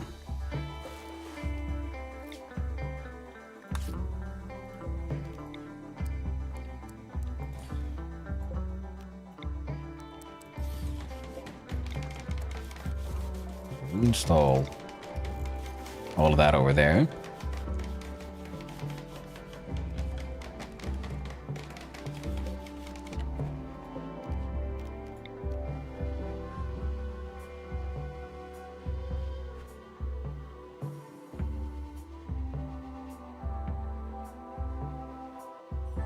I'm gonna have a little look at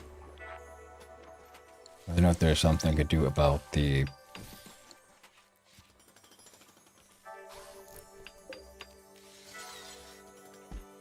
religion situation.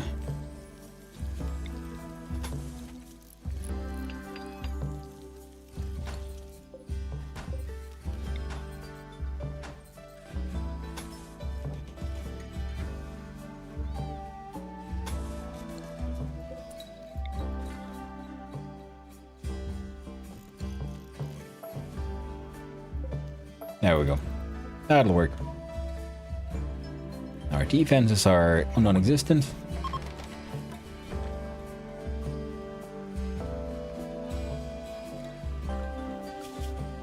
And we should build a wooden fence for our peaky weaky cockadiddle-doos.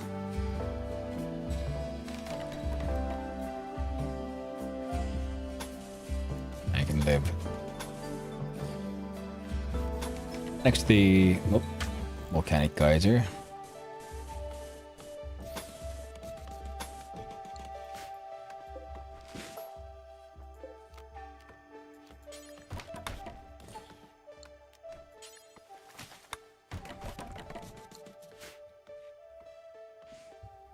There we go.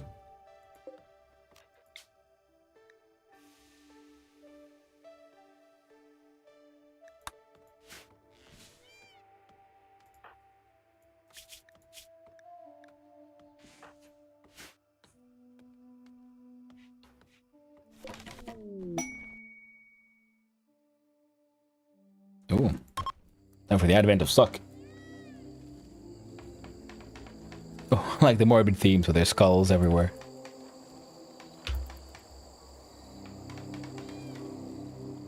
Time for our friendos to have some chance for some parties.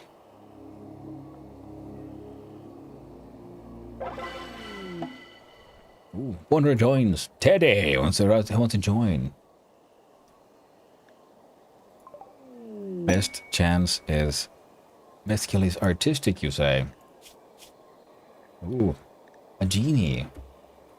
Scientific engineers, genies have the natural aptitude with machines and are emotionally cold and calm.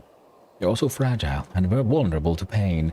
Focused on machines, they often come off socially inept. Delicate wimp and a misogynist. Wonderful. Incapable of skilled labor. Oh my god. Okay. No crafting skills, nothing. I was like, oh man, yeah, genie. They're really good for craft and stuff. Yep, nope. Not this one.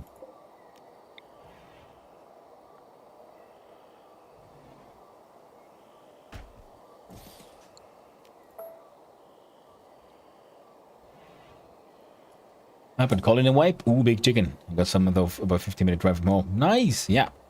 Peacocks are cool. And yeah, colony wipe. We were doing sort of okay, and then I assigned the sort of area of don't go close to the infestation to all my mechs, but not my colonists. So they went there and pissed off the infestation, and then they ran in and murdered everyone. So we have another go. This time we're doing a vampire start. And we're seeing how this goes. We just got a pointless genie. Peacock cassowaries. Ooh, he's a dog shit genie. But maybe we can get the steal his genes or something. All right, no, just a random sacrifice. Donkeys join. Abbot of Suck role has been activated. Here's a question: should our build-up be the spiritual or actual leader? The problem is she is the best at social, except for Grab Engine. Grab Engine has fallen.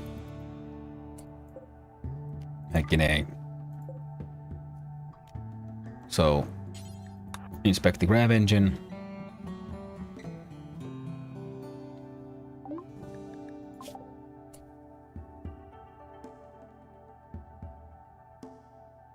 I'm making a grav engine. You can use this to build a grav ship to move around more quickly around the planet. This engine includes tech that passively scans for nearby grav ship technology. If you obtain this grav ship tech, you can upgrade your grav ship over time. Well, uninstall it for now.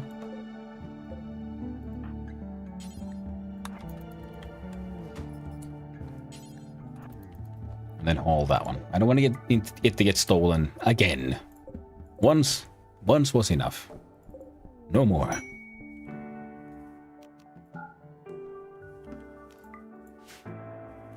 Boom, shroom, sprout. So who should be our Abbot of Suck?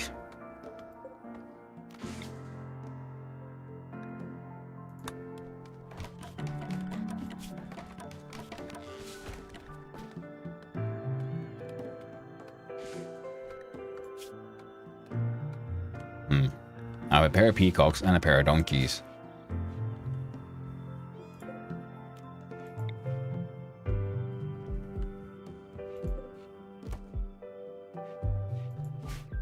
We can wait, I guess.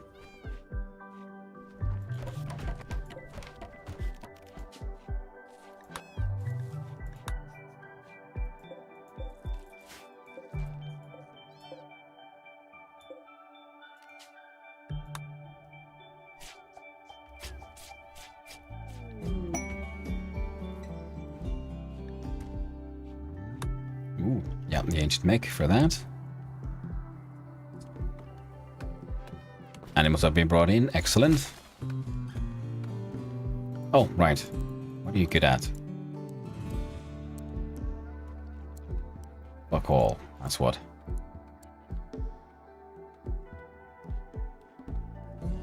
Okay, you can focus. You can be our focus on. A new area has been revealed. Raid by the poison trash.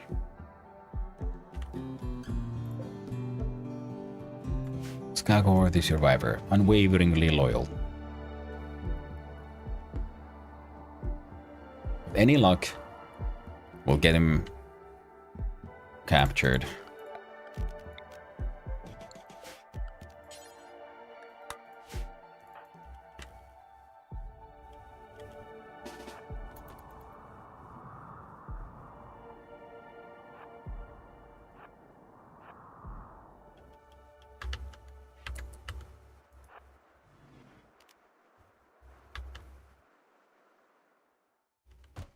Oh wait, no, she's got a goddamn mega sword. Gagor's gonna die.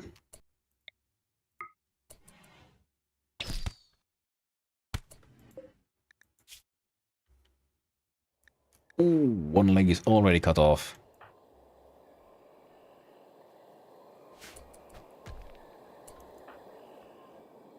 Come on, hit, don't die. Oh, they died.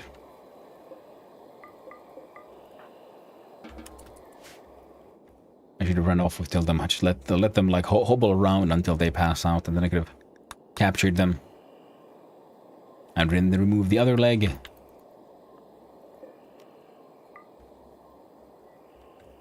It would have been great and grand and perfect.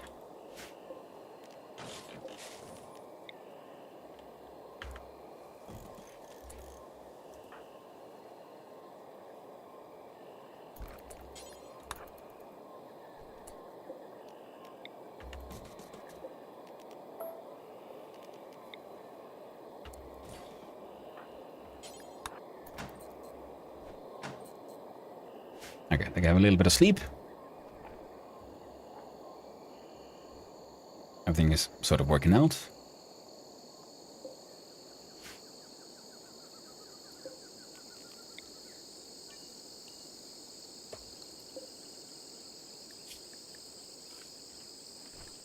Clear all. Gravelite panels. Again, critical. And we look at production. We need a slaughter thingy.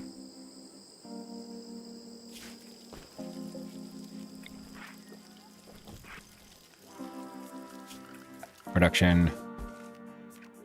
Butcher table.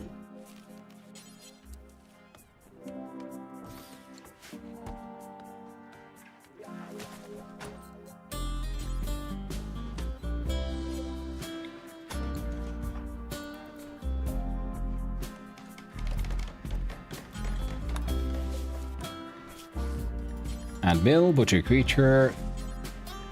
Do forever. Details, human-like corpses, hell yeah. Actually, we'll see about no colonists, okay? Otherwise we're good.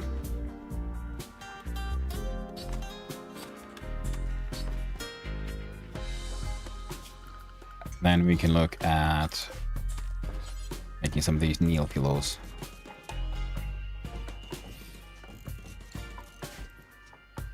Like whatever material we get.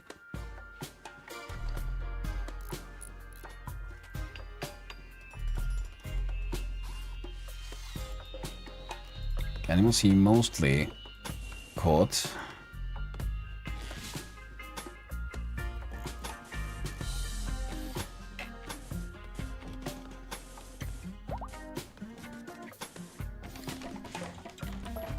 There we go.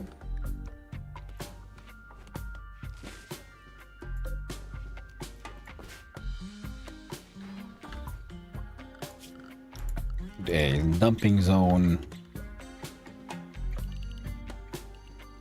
up here. Fresh, no.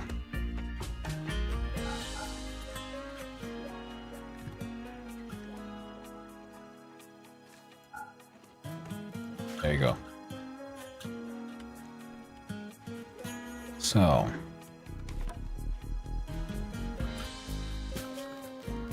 Let's deconstruct that bit. That should be more enough to keep those little bastards fed for quite a while.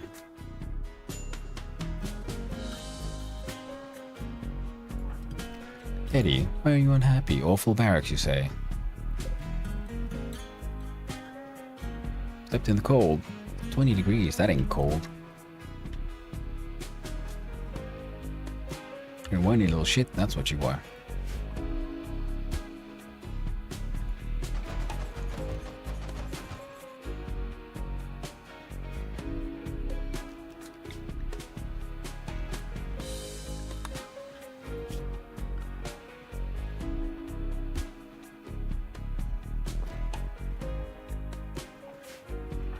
We should make Tildema the true leader. Not the abbot of Suck, but the prime sucker themselves, Tildema. Begin!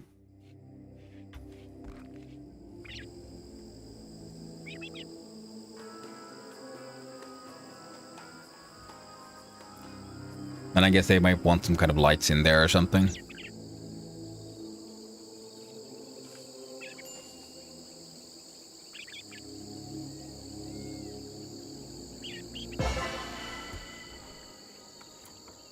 Successful role change. Wonderful. Want prime sucker apparel? Visage mask. Fair enough. We have a wooden door there, and then we'll need floors.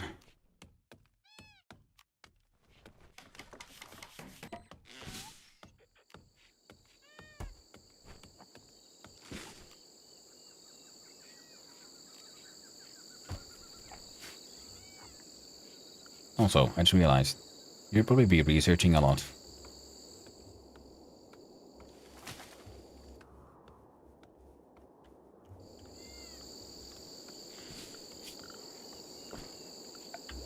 Now for power, though, we could do the... Actually, we could do a chem fuel generator, to be honest.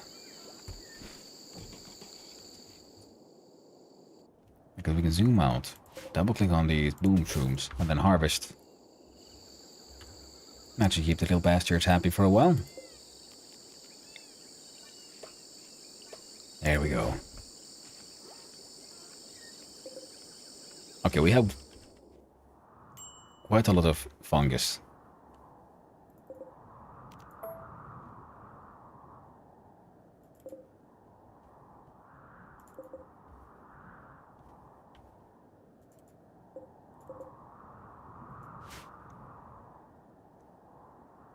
Now, if we were undergrounders, man, these guys would be so happy. They just freaking love that fungus.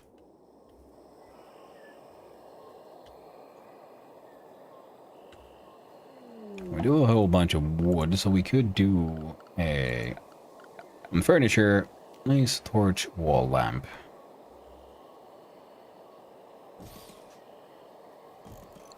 Put them there.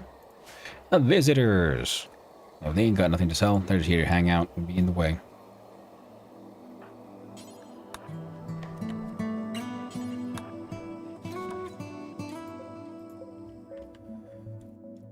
Alright.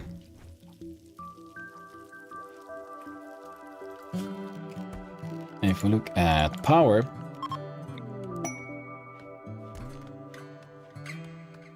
I think we can make a wind turbine work here.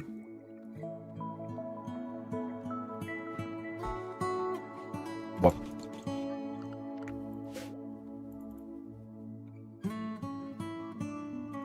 A gift from the bringer kinship. That is wonderful. Good to hear.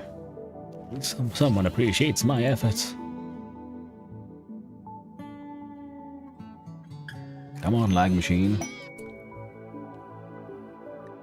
A gift. A heavy fur authority cap. Nice. Quest of V and the Sparrows. A 21-year-old house servant named V is calling from nearby. A pack of 3 man-hunting sparrows are hunting her. She begs for safety and offers to join you at Suckhole. If you accept V, the man hunting sparrows will follow in 1 hour. Too frantic to offer more information. Another cooking? Sure. Worst case scenario, we'll chop off her legs. A baseliner. He believes in the absolute the wrongest of things. Fast walkers, nice. You can technically do crafting, artistic, cooking, melee. Nice.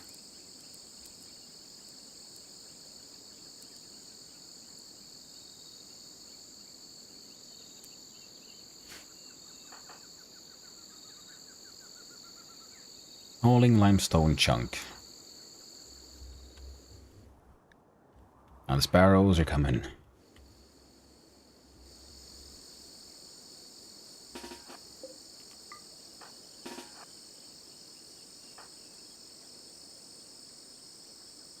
Hot dog.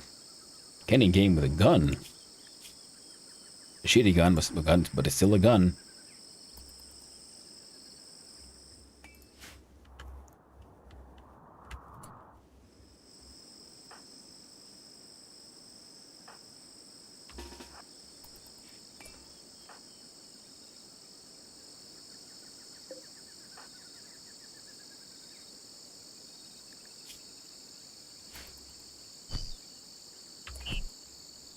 Beep boop.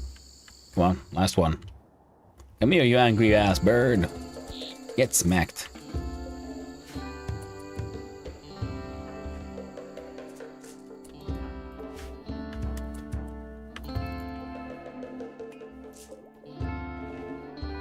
Now, steels and components. Okay, construction.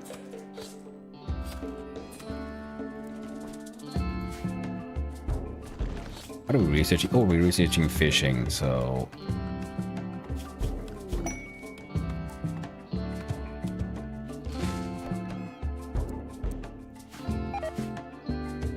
There's a party! Human meat has rotted away in storage. Oh, damn, that sucks.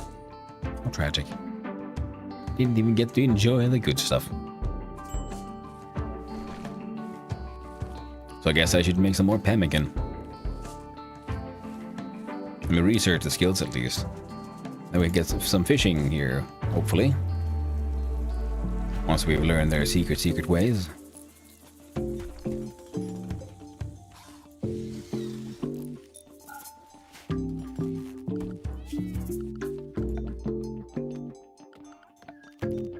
Well.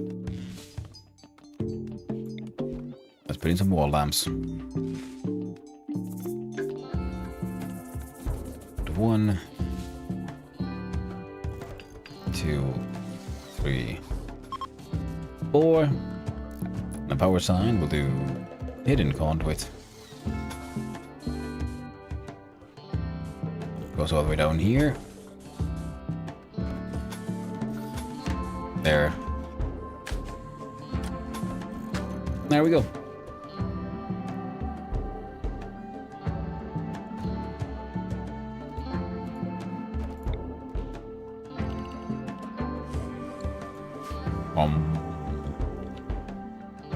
Okay, so we'll put a fridge freezer here, I think. That will be connected to the kitchen easily. Yep.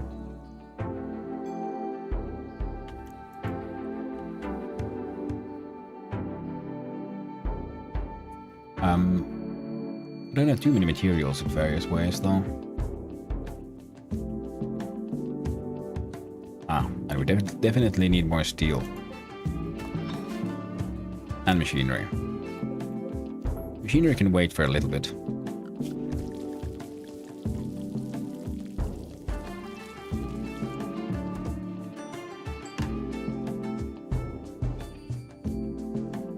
You can slap your mining skill up. Rare, there we go. Excellent. Okay.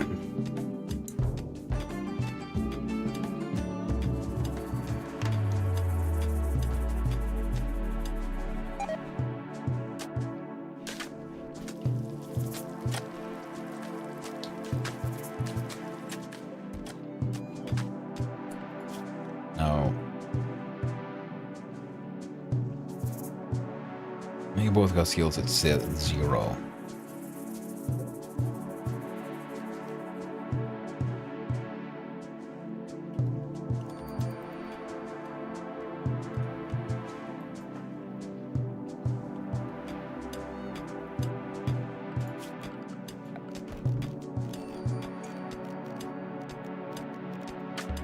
I am blind. Where is it? Shelf. The wooden shelf.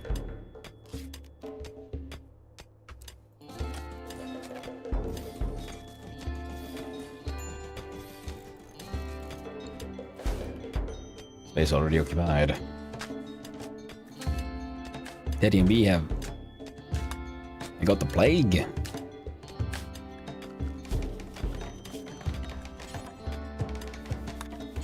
Yeah, herbal at best. It's all you deserve.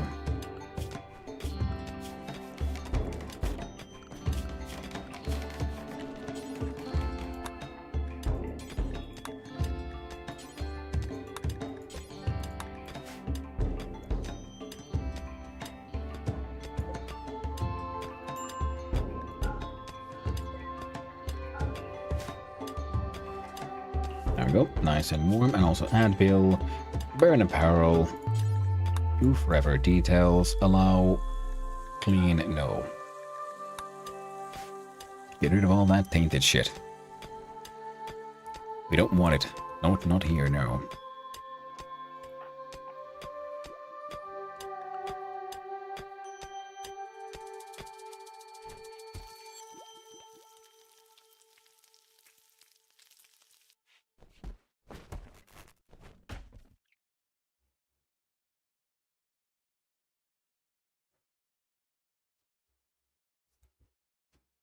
Okay, welcome back from the ads, my friends. And so... The horrors might persist, but hey, so do I.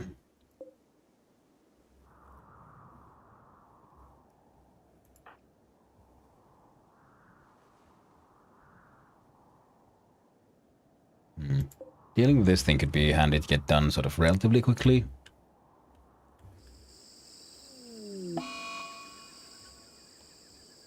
Then he has a sad wonder. Final straw was an ugly environment. Well, Teddy, go fuck yourself. Sorry. Okay. Crafter,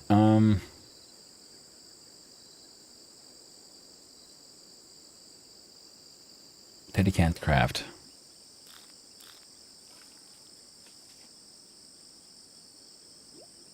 We done some mining, 380 steel, enough for stuff.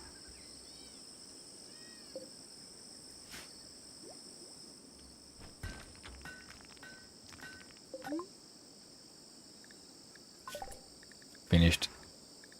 That one, battery. Absolutely heckin' vital. Also, stop leaving the door open. It's bad, okay? They'll just get you all killed.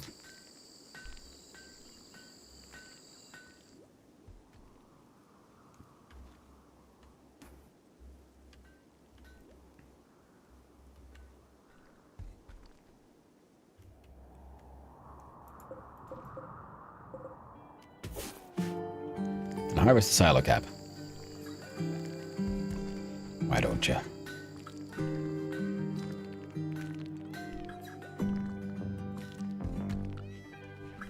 Now we have 197 sandstone blocks.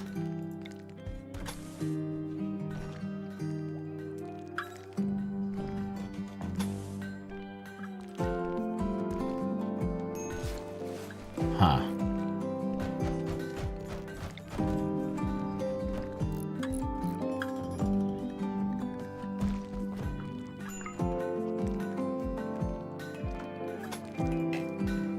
Damn.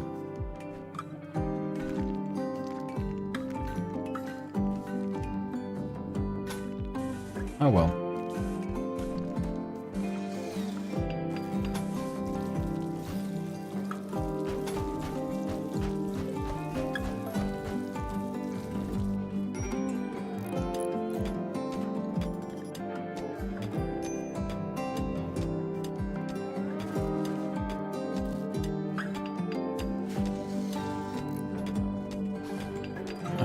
being attended. Let's look at zone, fishing zone. I'm pretty sure there's some fishing that can be done here. Fish population 27, very low.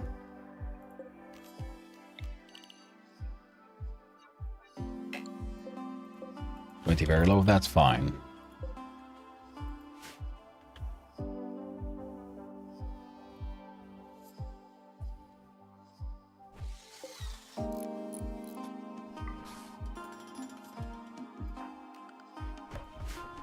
So who was good at shooting here? We got 8, 3, 5. Rare, guess what? Once you wake up, you're gonna whip that revolver. An eclipse.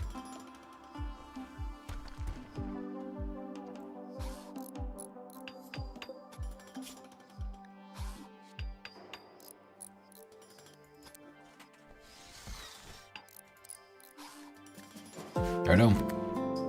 Hello there, Colony Boney. How you doing, my friend? Hope you're having a lovely day. Today's game jam went pretty okay. But right now, it's back to the rim.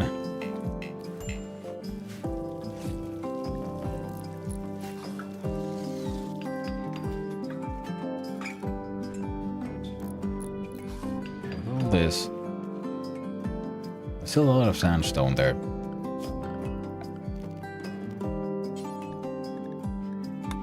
We'll tile these floors. And it's 600.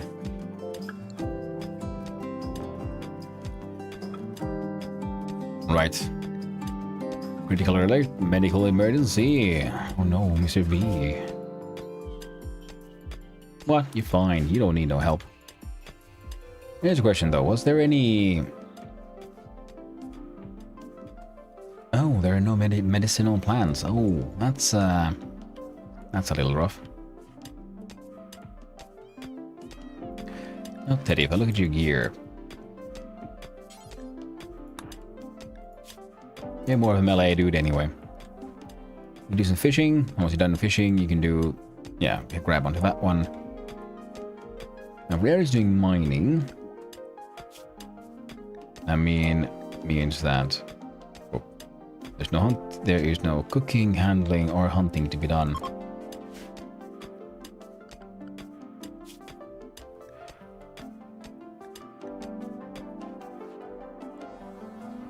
What you can do is, okay, you got a shitty gun, go hunt some turtles.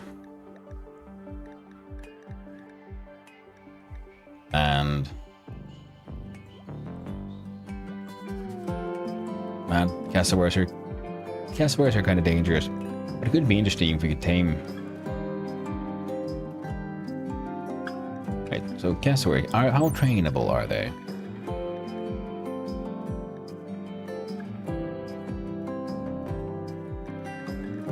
Trainability none. Okay.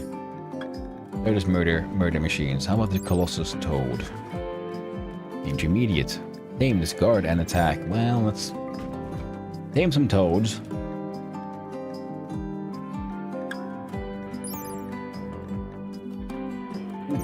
Man, the Mega Bowls.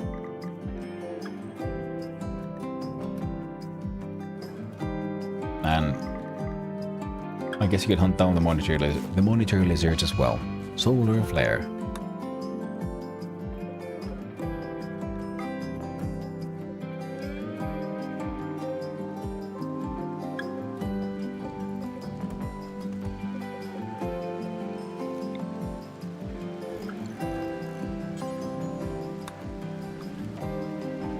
There you go. Build that torch and you're good to go.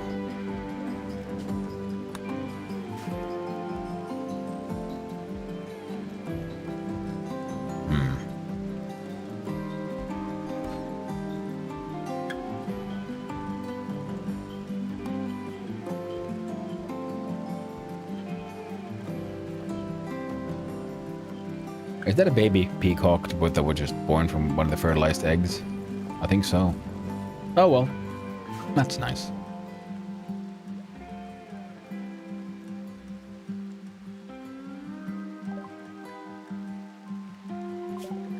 Alright, so now I got some batteries.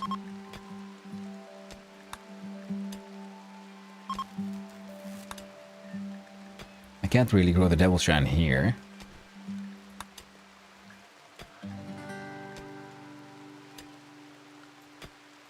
And with the more advanced stuff... Oh, yeah, we need to research this so we can actually do the thing. Still 100 sand, 100 sandstone. With the terrain affordance. Yeah, it doesn't need to be that big.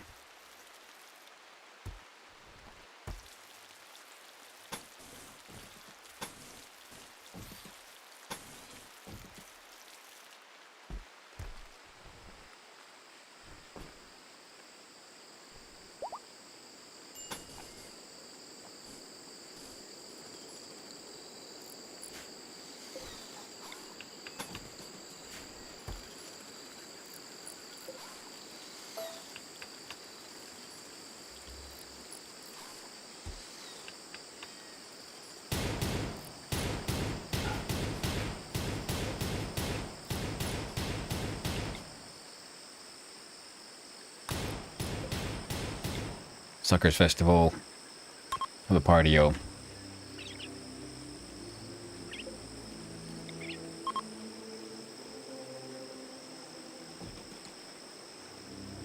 Oh yeah. Would need some better floors and shit. We're gonna need all the steel we can to build the spaceship. That'll be the true home. Fun Suckers Festival. +5 mood, heck yeah.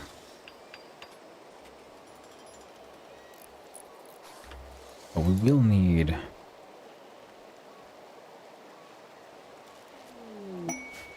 someone with some man-hunting bullfrog. Fuck it. We all in on the vampire. Palaeologa joins.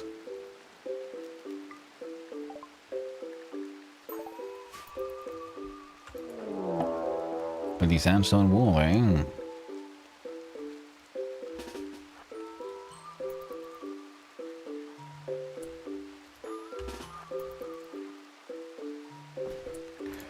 Also, we should have a look here at manage areas and create, well, area 1 might as well be the one. We'll just make this here.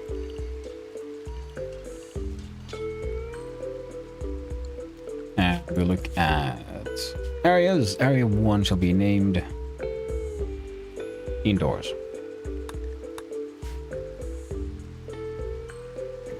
Hey Blackthorn, funny how these peeps live in a filthy warehouse pretty much, but dream about going to space. It's true. Hey man, you gotta do what you gotta do to survive.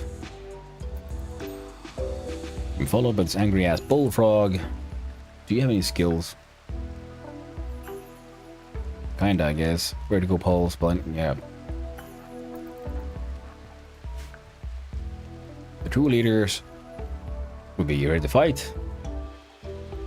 Well, the great horror of a bullfrog, Scaria, though, comes at us.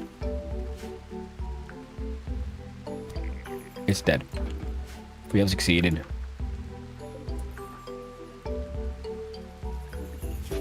Any skills? Construction 3. No, we'll never do holding.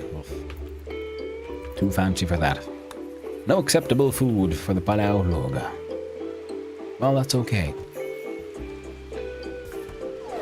You're no acceptable person either. We have finished building that. Get in the shuttle. Back off. Alright. Now, I'm gonna need some sandstone blocks until you have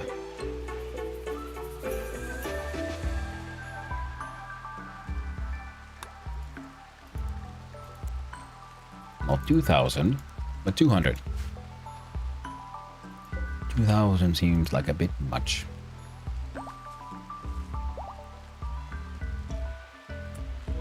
Rare has successfully tamed a Megavolt. Wait a minute.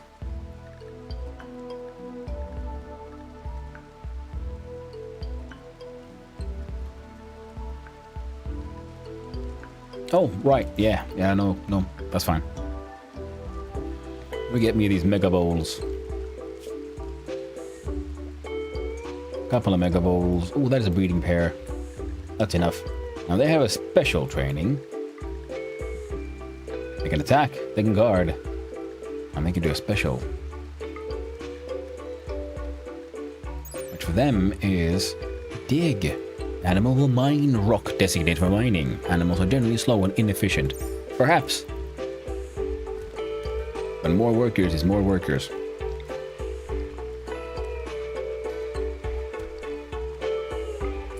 Alright.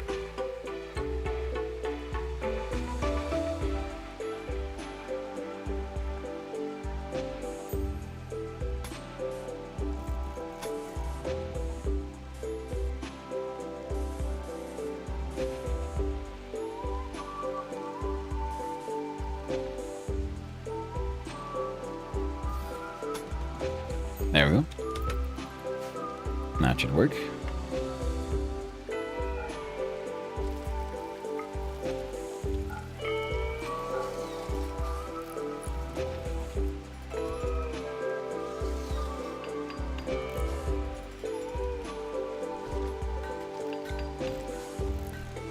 One door there. One here.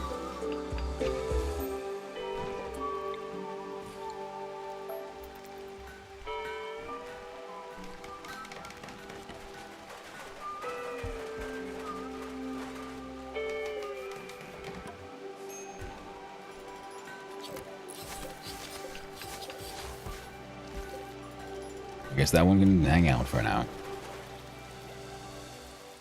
Is his room. Security.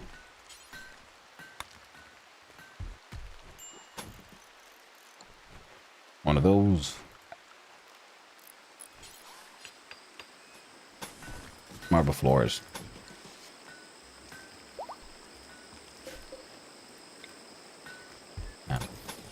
Sandstone walls. There we go. Now called Colossus Toad 1. Let's look at this wildlife. You can probably stop now.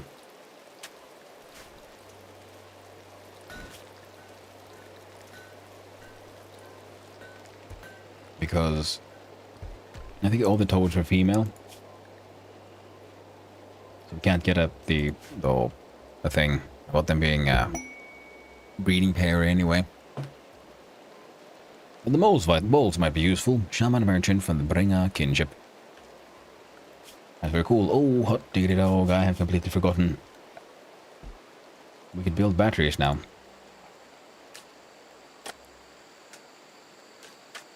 I guess I might as well build one.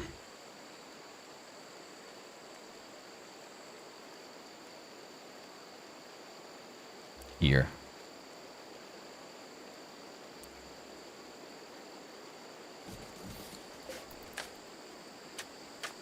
And just because they're toads doesn't mean they're princesses. That's very true. And I'm mostly breeding them for their aggression, which is of course famous princess-like behavior anyway, so it's fine. Dilemmas, you're my most social skill, so you go trade with this person right in the middle of that goddamn lake. You got no components. You know what I mean? Handy, but no. Peacock eggs that are fertilized are apparently valuable. Pemmican.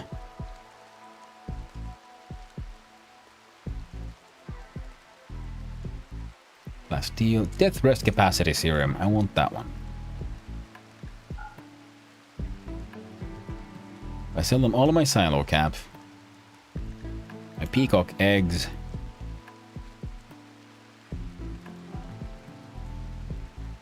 It's not really enough.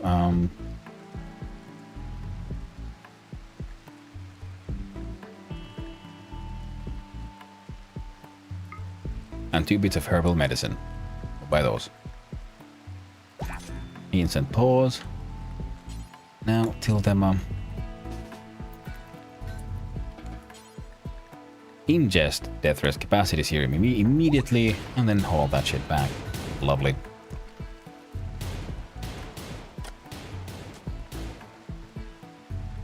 Now,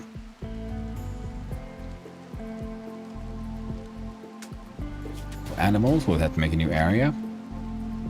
We'll expand it into, especially because they can't haul. So, animals, manage area. Animals, okay. Invert. There you go. You can go wherever you want, but you can't. But you can't. You can go wherever you want, but you can't be here.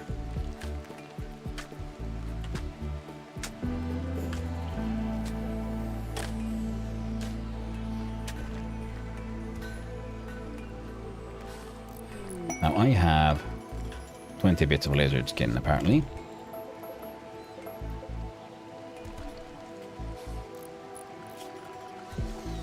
So we can look here at... I need 25. Not enough. Marriage is on. Tildema and Rare are gonna get married. Well, interesting choice. We're gonna need a new double bed, I guess, some point. Once they're married, they'll get the double bed. Until then, we'll have to just deal. Ah, fantastic. I'll do furniture.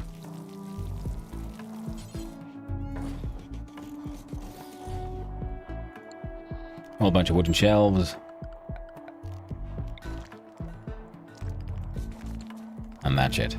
Going full killer cheese on this one.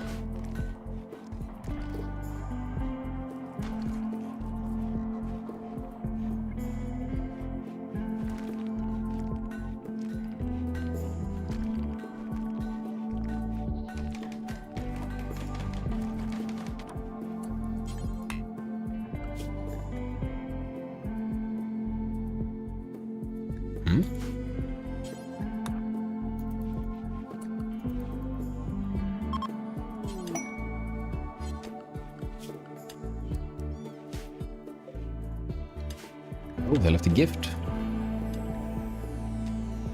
An excellent recurve bow.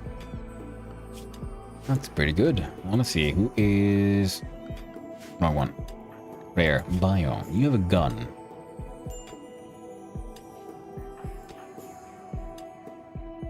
So V might be the one.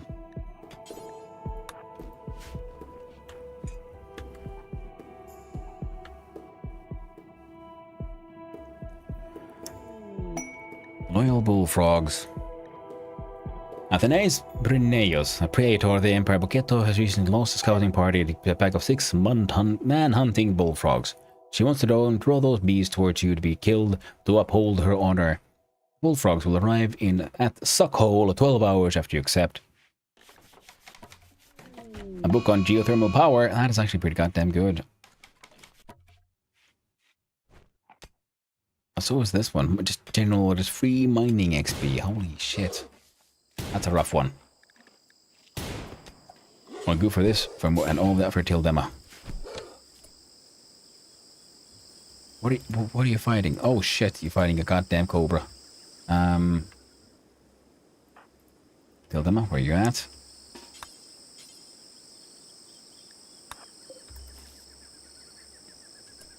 Okay, no, you good.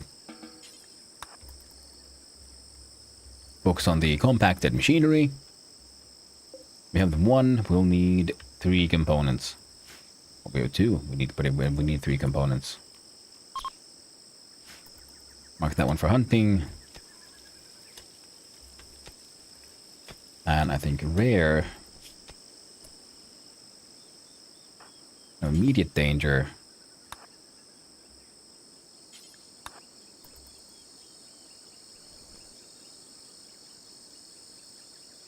One more year and then we can make 1 more bloodsucker. Lovely. Oh, you have medical skills, so health. There we go. Allow self tend, yes. Your mining skills are kind of shit. We got 5 or we got 1 or 2. Well, 2 is better than none. And we can link settings, storage, clear all. Rotten says no. Food all is yes, except for packaged survivor meals. Okay, now we'll save those as well. Pemmican, cable, hemogen, hay, chocolate baby. Those things don't need to be stored, so.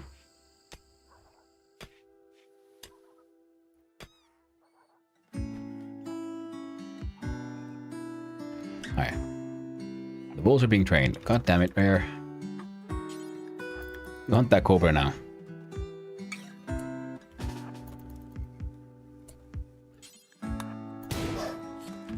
There you go.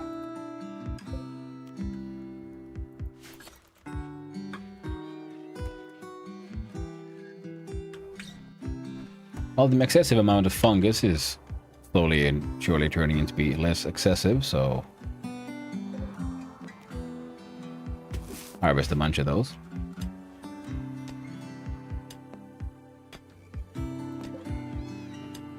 Blocked by timber shroom.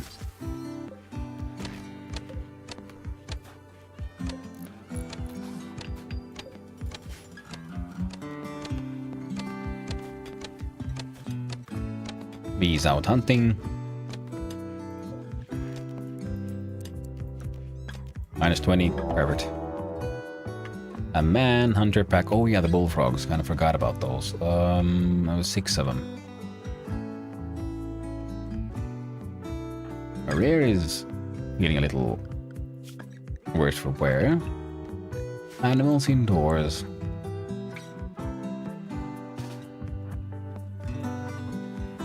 Go there. It goes here. You go here. Perfect.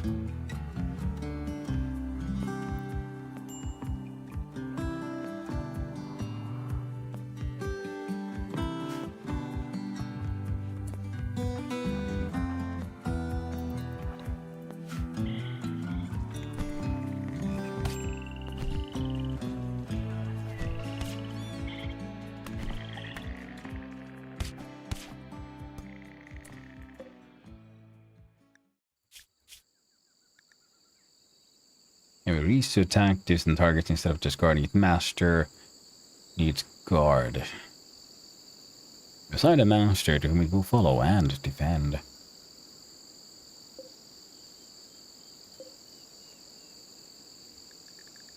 Master is Teddy.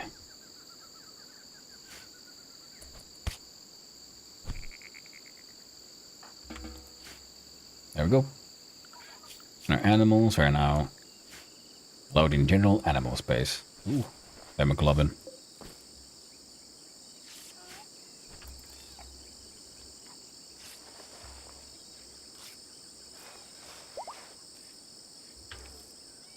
You know, tell them I'm considering the fact that you're a vampire. Maybe doctor care, but no medicine for you.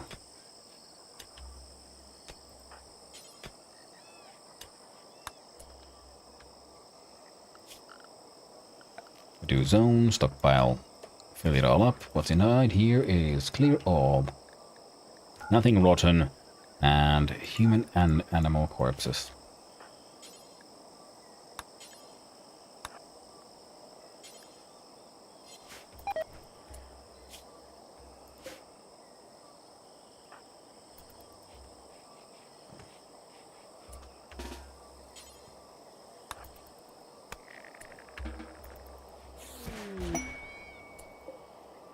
Excellent.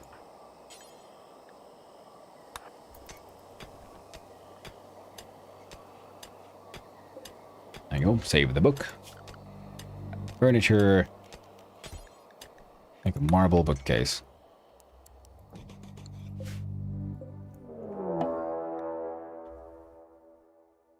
From the Covenant of Fuwaba. A raid.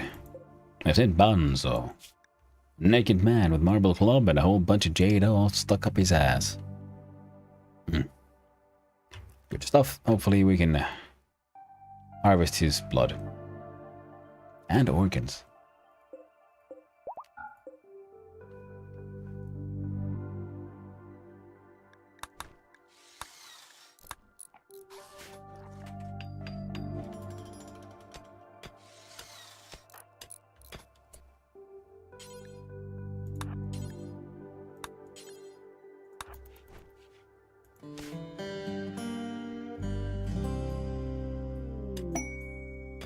Ooh, quest. Blue's cache of valuables. Blue, divine chief of the Grey Pig Rugacy, has informed of a collection of valuable items. Worth 180 bucks, not far from us. The collection consists of laminated map of complexes.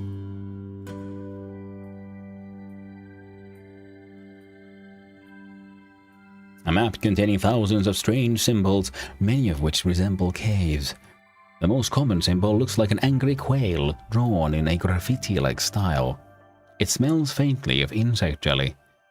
An area of the map is circled and labeled "Leave no trace." Discover a quest.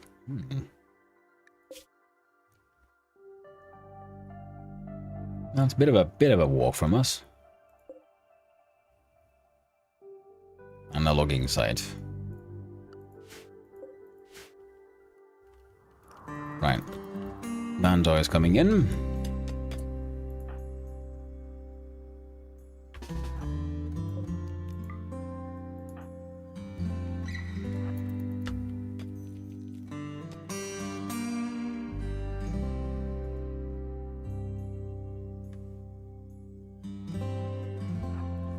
Let's see.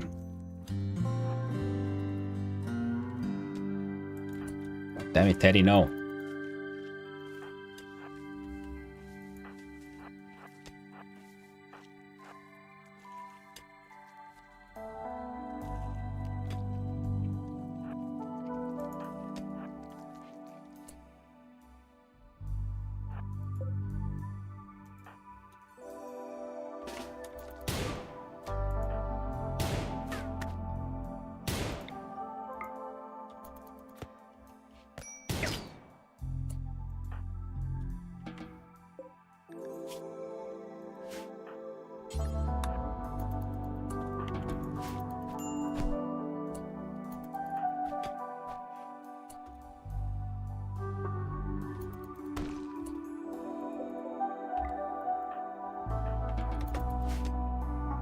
There we go.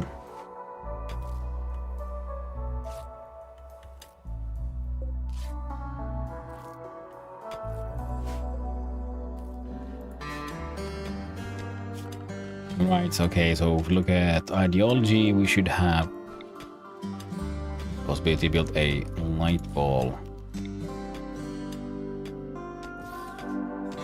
At least one loudspeaker.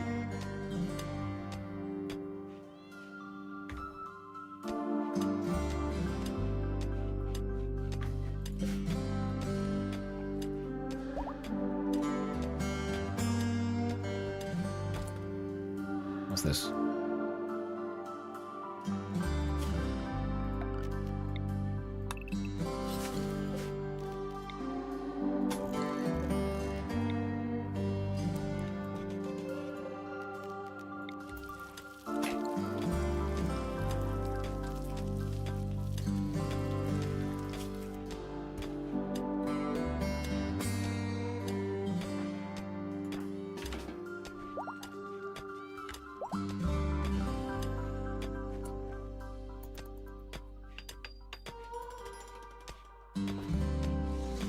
Alright, getting those to work.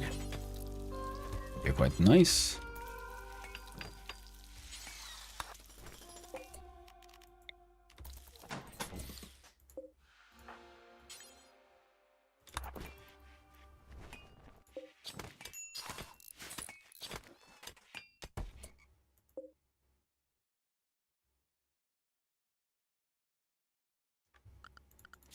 Okay, look at zone.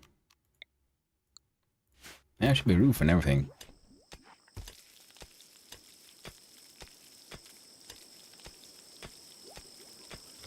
Oh. Yeah, that needs to be done.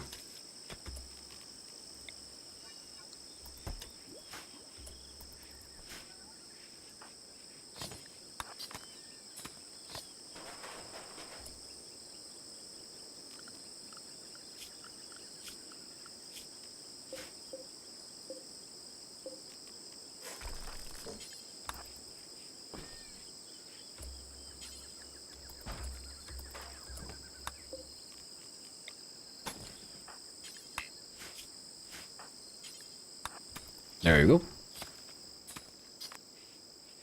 Now temperature's going down, finally.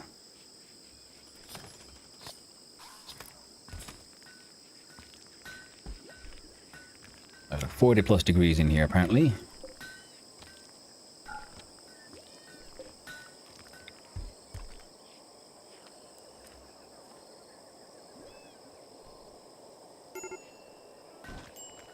Probably build one of these here. Heat stroke.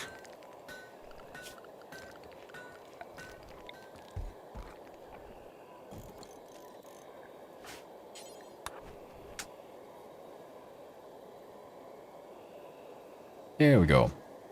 Indoor temperature going down.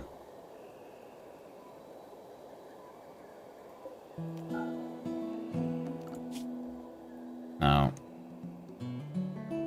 Teddy there. Should maybe start focusing on hauling.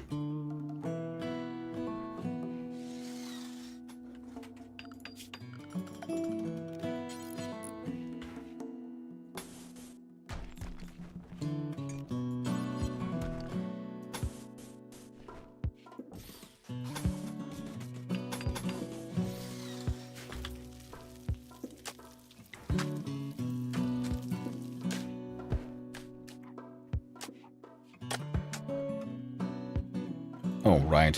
Should probably remove the food storage from here.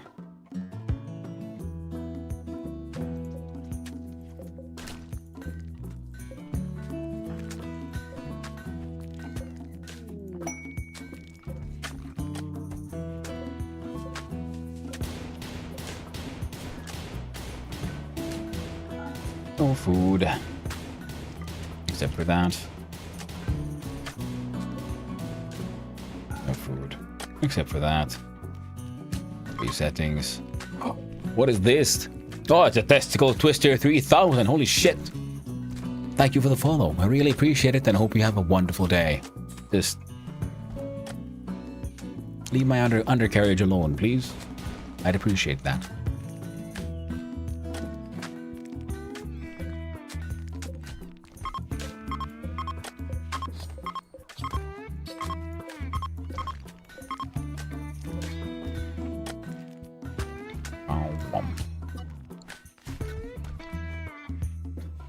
And hello there, Testicle Twister. Hope you are actually having a wonderful day.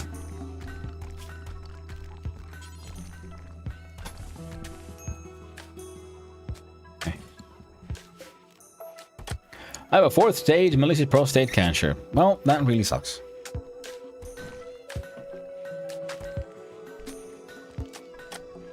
Not much you can do about that at that point, except hope for the best. Get the best treatment you can.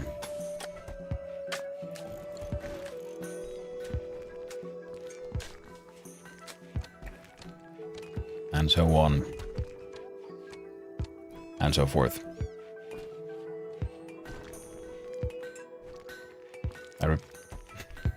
I really do hope that's a joke, though. Never know.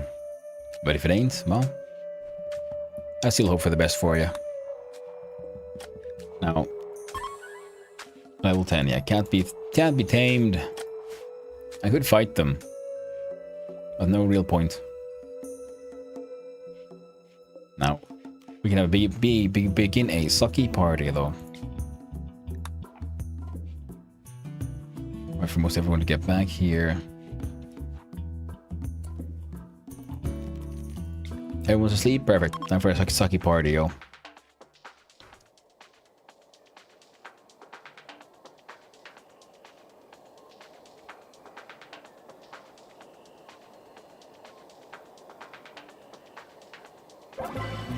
A wanderer joins. It's Soul. Best stat is cooking. Accept. Soul the chef.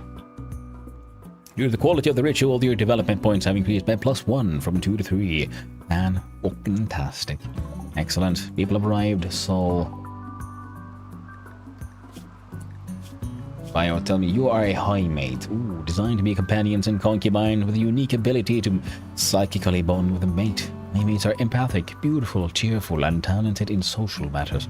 They are also inept at manual tasks, physically weak, and mentally incapable of violence. So good at cooking, good at plants, artistic, intellectual.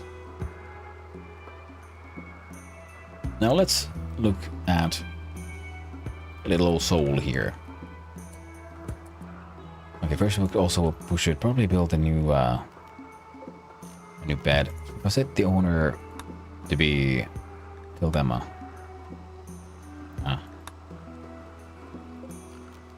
And yeah, we already lived here, so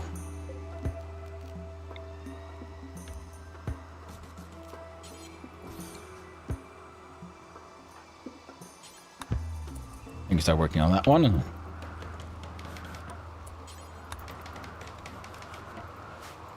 And here's an owner that would be Soul. There we go. So tell me, Soul, who are you? Your childhood was as a musical kid. As a child, Soul had a talent for playing musical instruments and singing. She was given expert training and loved to perform in recitals and concerts. The lavish praise she received made her a little self-obsessed. And after that she became, as an idol, a chef. Soul was a star chef at a high-class Rimworld restaurant. She was famous among patrons for her creative culinary specialties, and infamous among the kitchen staff for her casual disdain for grunt work. Cooking +6, social +2, all inclined, cleaning disabled. That sucks. So, some doctoring, better than nothing, bed rest goes high, childcare goes maxed out, warden, handling, and cooking.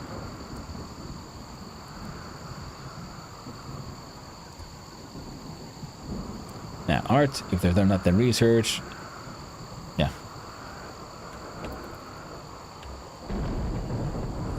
Well then. 128 lizard skin. Wonderful. That means more kneel pillows for everyone. That means IDO Legion. Lizard skin kneel pillow. Basic grav tech heck, and yes, so time for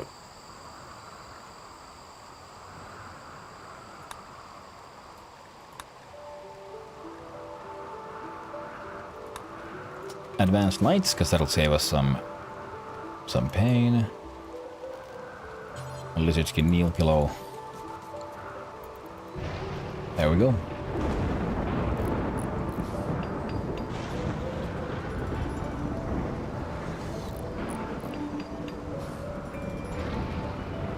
Heckin' A.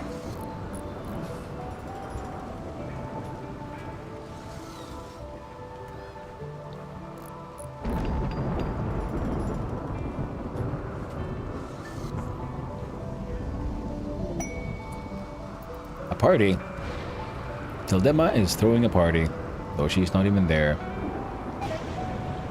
Party's being called off? Oh. My bad. I broke it. That's okay. We can have a role change for Soul, who shall be our new abbot of Suck.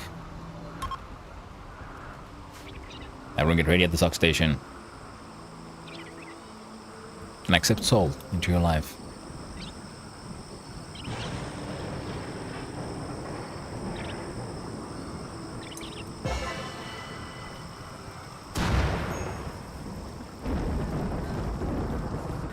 Nice. So everyone is pretty much surviving at a very acceptable level. And why are you so...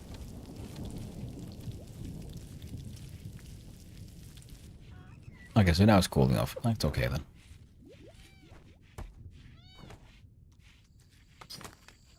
Really need to get my hands on the auto doors and shit. We do... orders...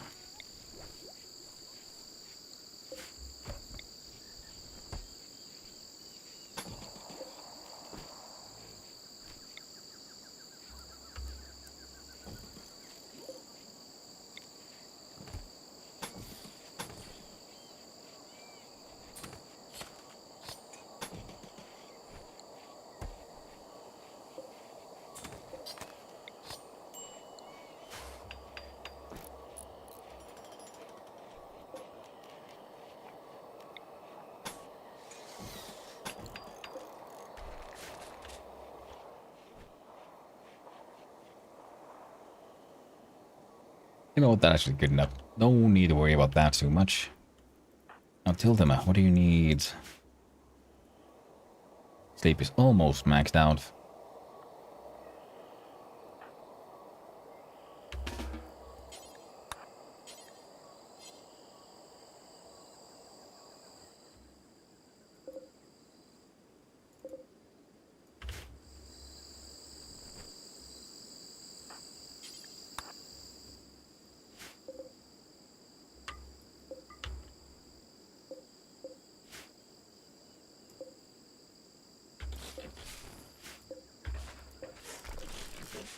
Mark those all.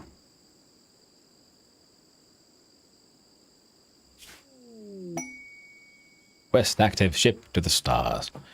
First, we'll wait for the autosave to finish. Oh, come on. Saul has a minor break risk, insulted, darkness, unsightly environment. What do you mean?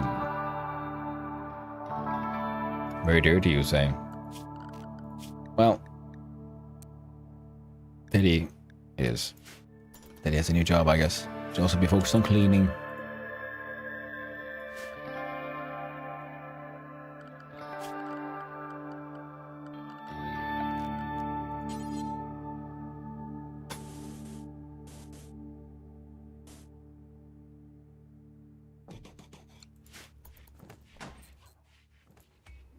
There you go. Building marble tile. You know what you should do, actually?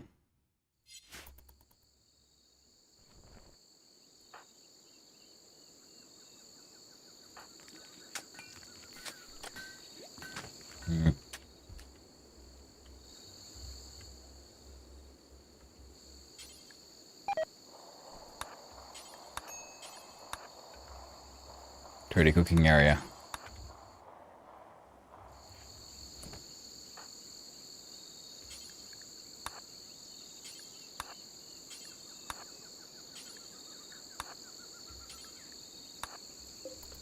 There you go.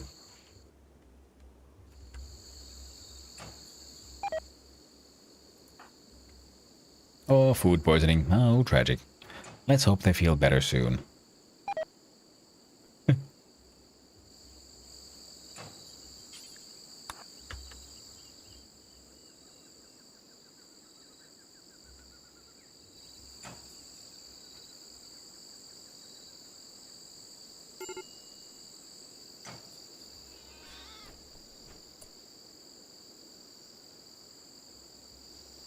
After that, you want to take care of those, followed by these.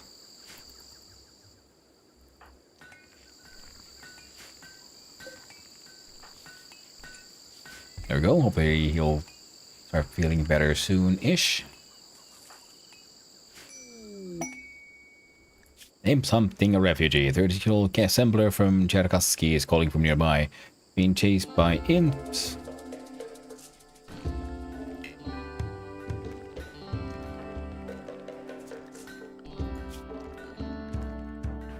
We do need a craft monkey, so sure.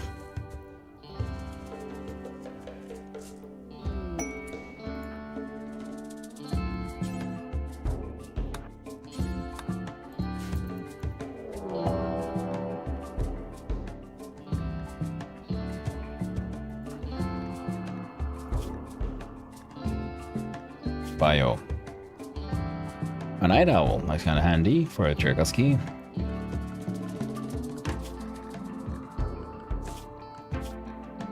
Let's see here again. Night owl. It is awake during 11 and 18.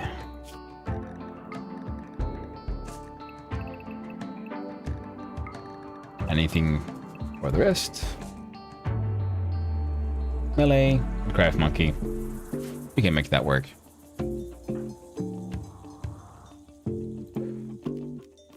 Hold that open.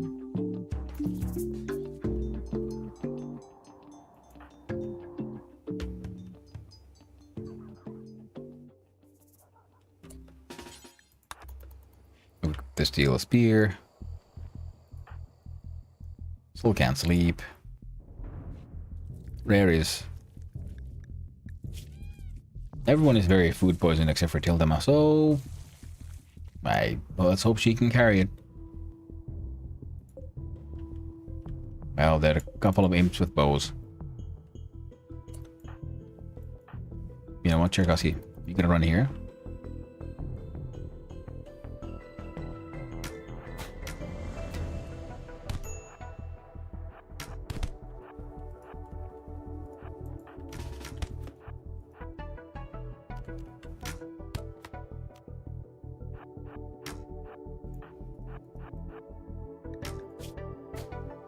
Within 9 hours? Nah, you'll be fine. Don't worry about it.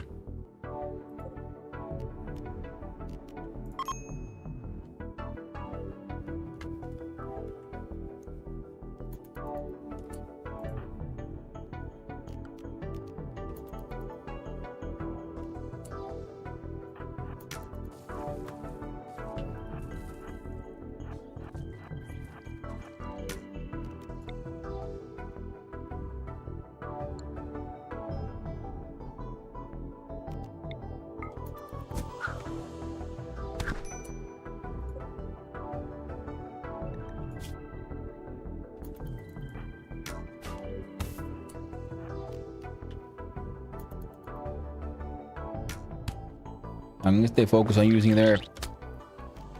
Yeah, as long as they don't do that. We had a chance.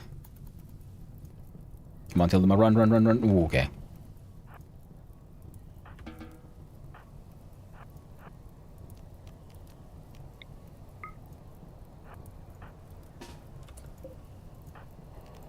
We need to coagulate that guy. There we go.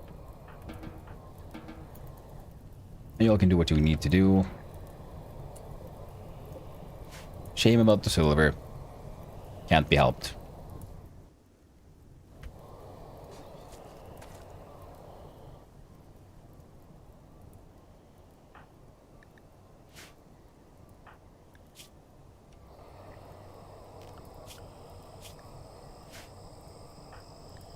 What you need? Yeah, pretty okay. Okay. Them has low hemogen. Well,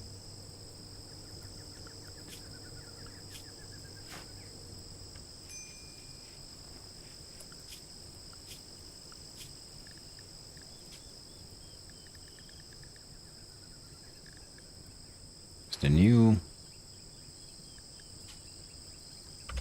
Do vamp.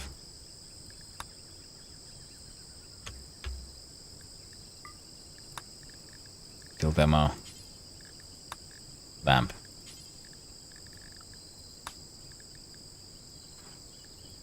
Save the package meals for an emergency. There we go.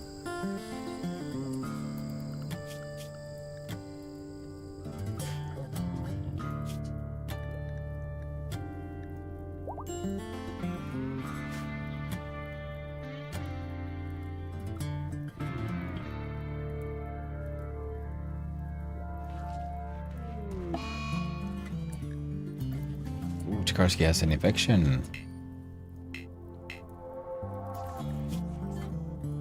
Right second toe was burned off. Ouch. Nah, should be fine.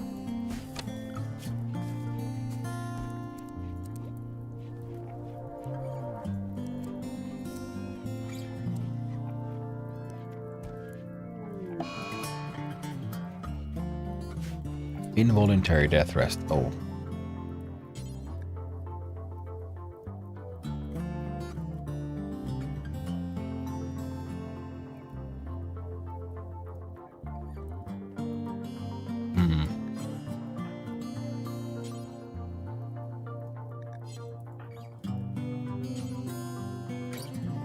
Never do. What exactly can I do doctoring here?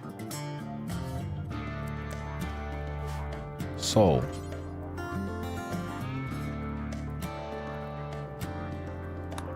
Admit your hemogen. Feed. End.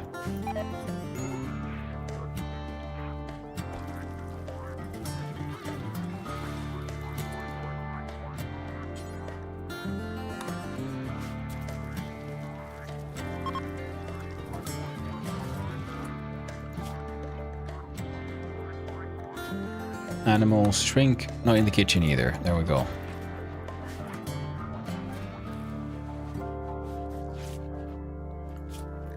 Okay. Turk? No. No. What are you doing, Sol?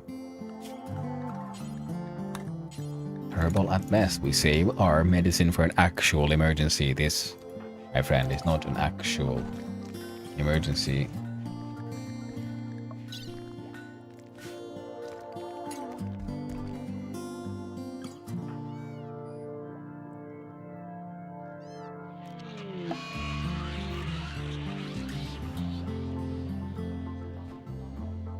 Psychic drone as well.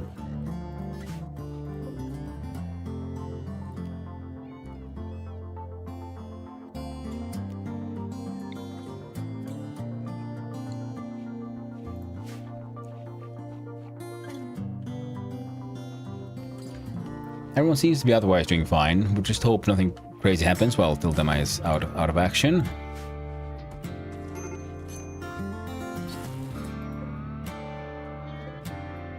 God damn it.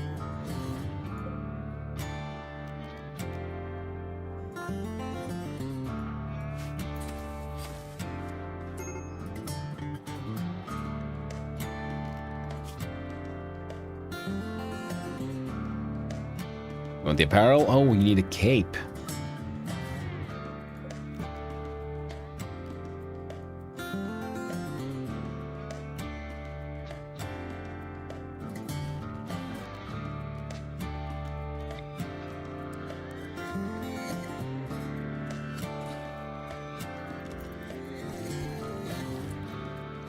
Navi, show me your skills.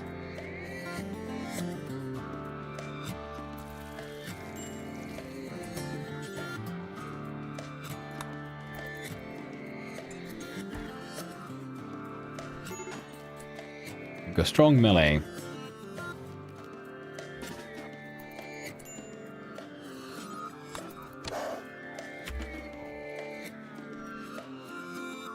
There you go.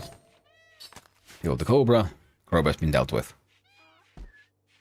Wonderful. So our food situation is looks to me mostly a-okay.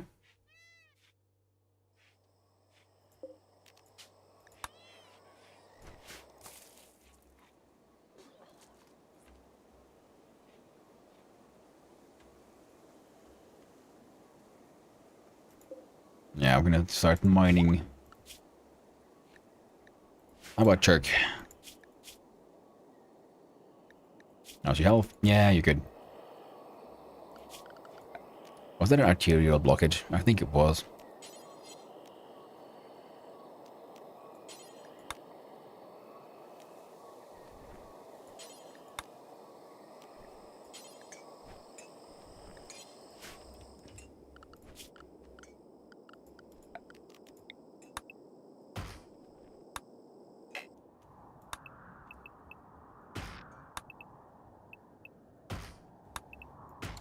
There you go. Cargo pods. Come on, be something useful. That's nice, I guess. Better than nothing.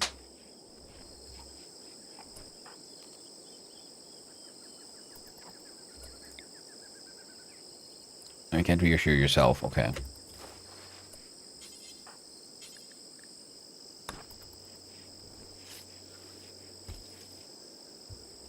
Vomit everywhere. Needs to be cleansed.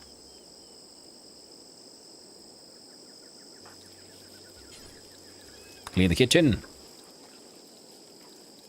Okay, come on.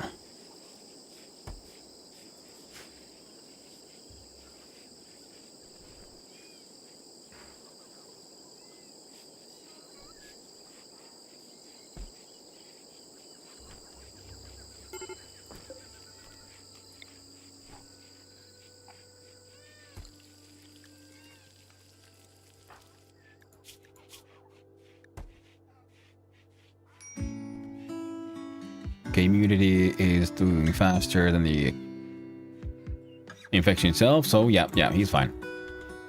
He's absolutely heckin' fine.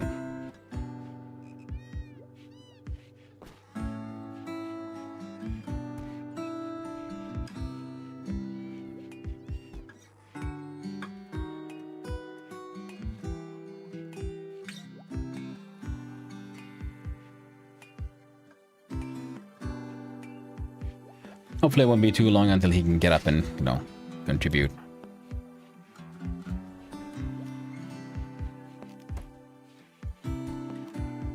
Not awake. Needs 4 days. Because he's technically no longer incapable of walking, that's fine. This is good. Excellent, they're reading the books to give us the research. Now what else, my friends? What else? Someone left a fish out there. What a goober. The psychic drone is ending. That is very good.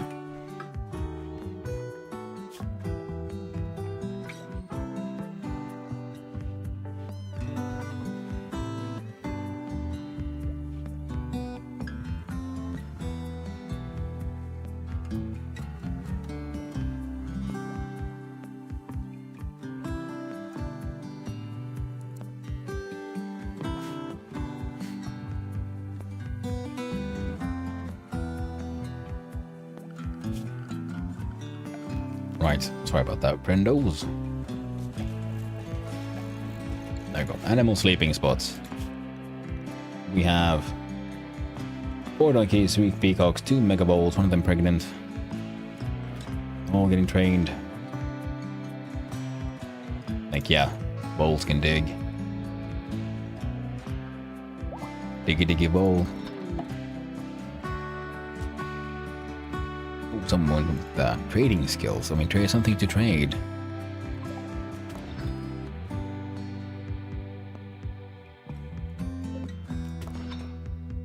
Wouldn't mind some of that.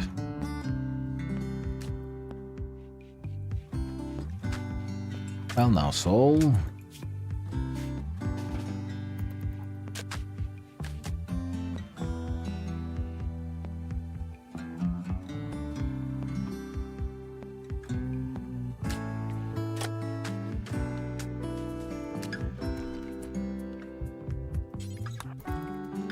Go trade with Komarov instead.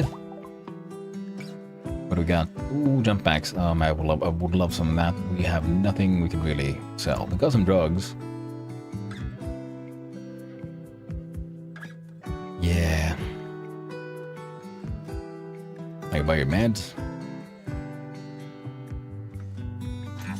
Thank you. Cut. Fine. You do what you gotta do.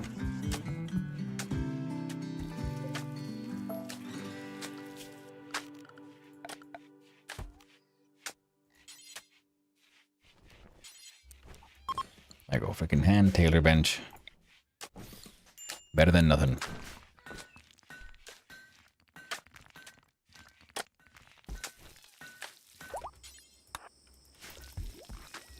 Mega World 1 has given birth.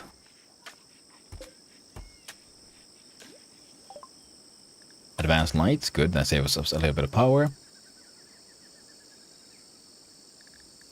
Maybe will allow for, you know, long-term survival though.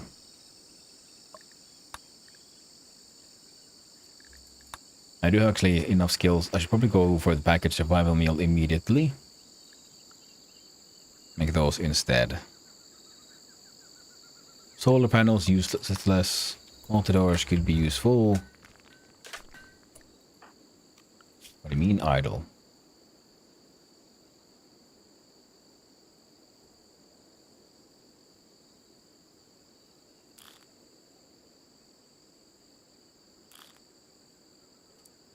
There we go.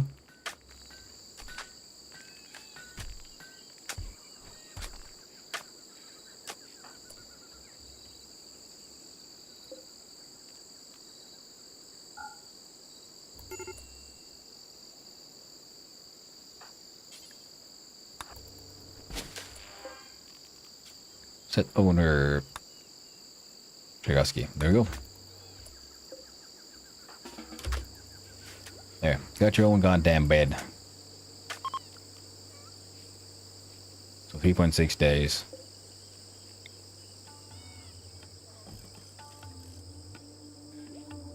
What do these all do? The biotech, so the hemo pump This blood refining pump increases the amount of hemogen a death resting person can store in their body. Must be connected to a death rest casket. Function, amplifier. Death rest in a hemogen amplified state so they gain more hemogen from any hemogen source. The gland probe or a blood analyzer, it links with a death resting person. Stimulating hemogen glands into a more active state. Must be connected to a death rest casket. Glucosoid. To move faster after death rest is complete, pumps the body of extra muscle signaling factors or cleaning waste products from muscle tissue. I like the glucosoid one the most, yeah. Makes sense, makes it move faster. Psychofluid gives them more psychic sensitivity. This one just makes death rest happen faster, which is good. So, glucosoid pump it is. There we go. Ancient danger. Well, that's fine. As long as you don't open the door immediately, I think we should be fine. Minor break risk for Trijam.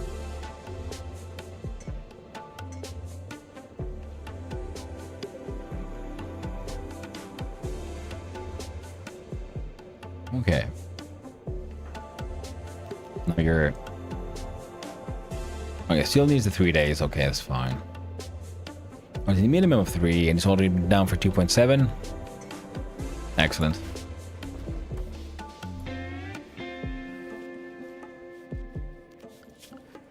Tell me, Tchaikovsky, can you build? You can. Missing 75 wood, you say?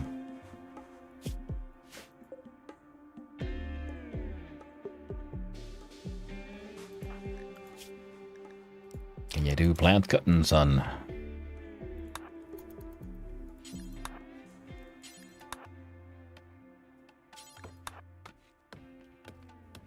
I need 75. How much does one of these give?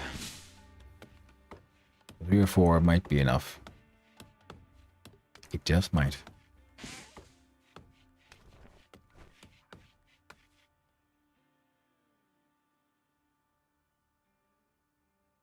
So 430 grab plates.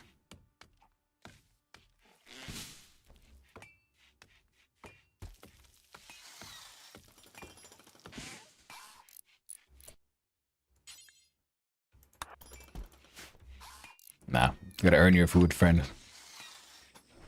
Or not.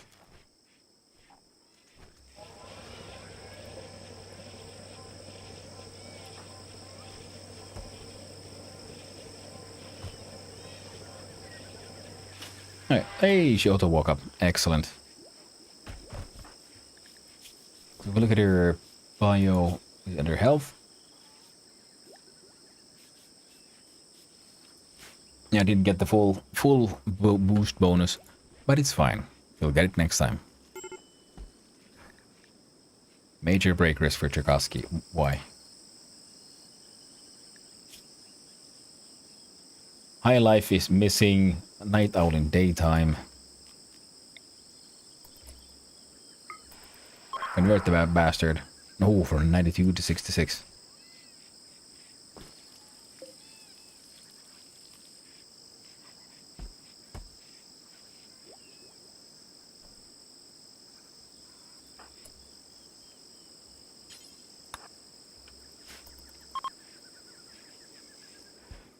Okay.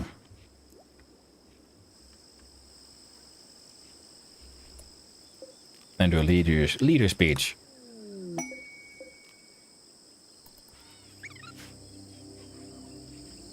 Let's hope for the best. Let's hope it works out.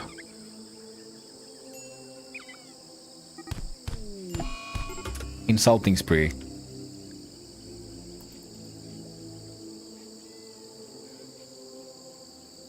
God damn it. And then she went uninspiring leader speech.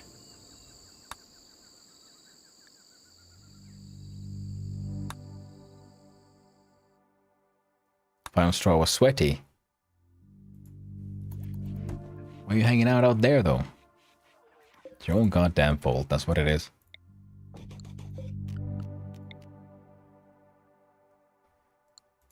Right, that won't work.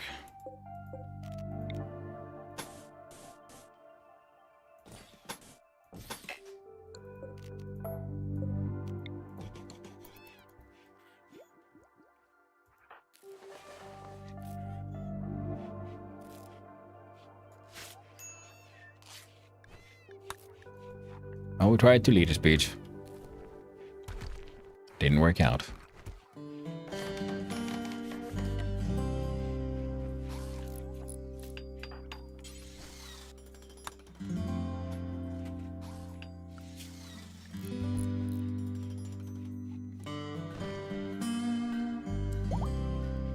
Okay, plant cutting goes to number 1. It's always dangerous when they go and like pick a fight with a fellow member, especially when the fellow member is a goddamn vampire with a humongous sword. Okay, well that's good that they were all just fist and head bruises, so they didn't actually use their sword. This is good. Could have been bad.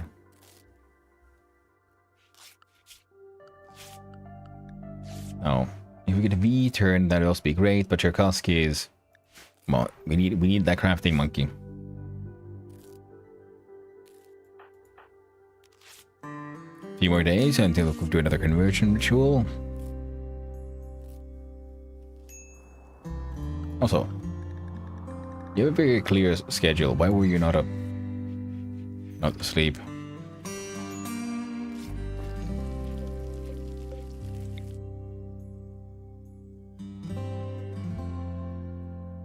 They never use their weapons in the fight, though. I'm not sure about the implant weapon like Power Claws or Venom Fangs in a social fight. Okay, good to know. I was a little worried, to be honest. I was a little worried.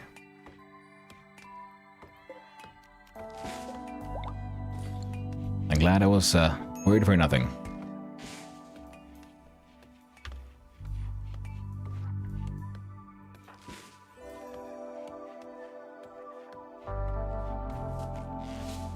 Okay.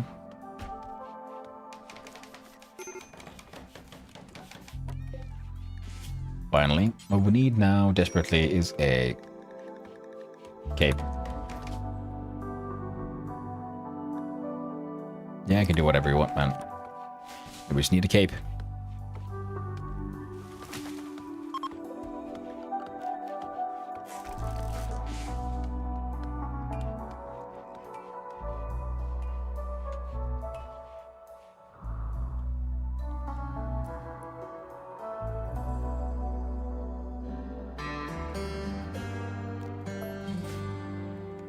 Okay, seems like we have everything from here and there. That's good, that's good.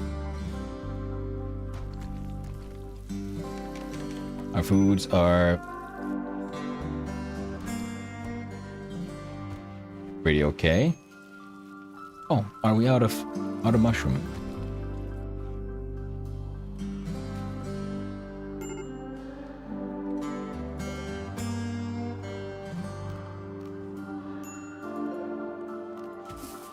There we go.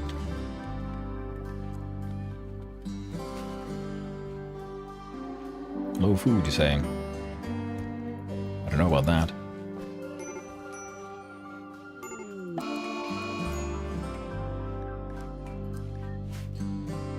Blind fog. Tattered apparel. Tchaikovsky. Gear. Your flop hat. And your pants. Fine. What you'll need, of course, is pants and cowboy hats.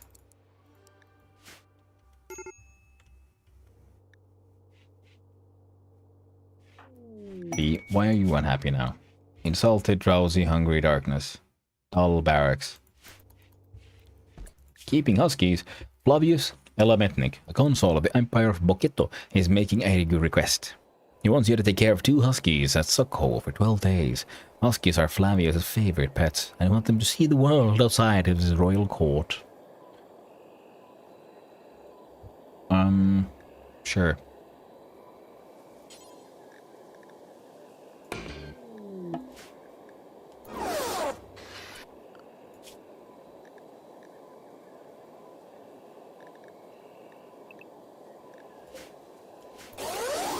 Don't go pick a fight now, huskies. And we can all be, it can all be a-okay.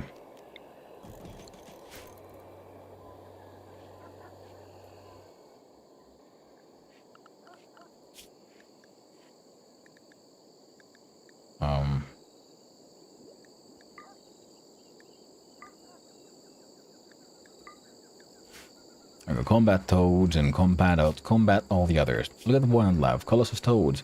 Still only a couple of females. Whole bunch of boomalopes.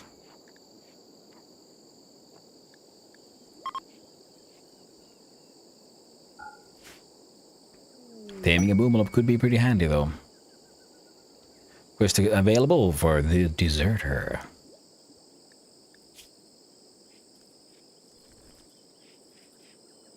Nah, I'm not gonna fight the Empire.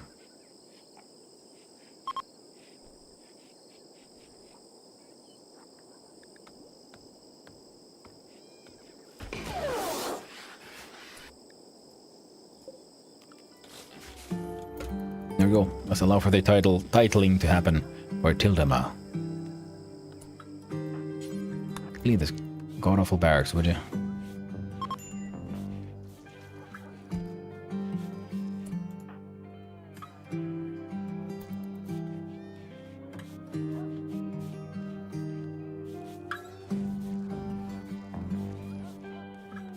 We're about to have a ceremony here.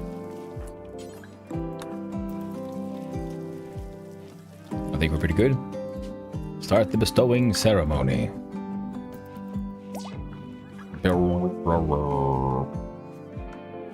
The psychic powers are upon you. Believe in the power of the mind. You shall be blessed by the spirits of Eldron Hubbard. And your mind. Ooh, grandiose bestowing ceremony. Tildama received 1 honor as a sign of respect for the Emperor Bogetto for gathering 7 spectators.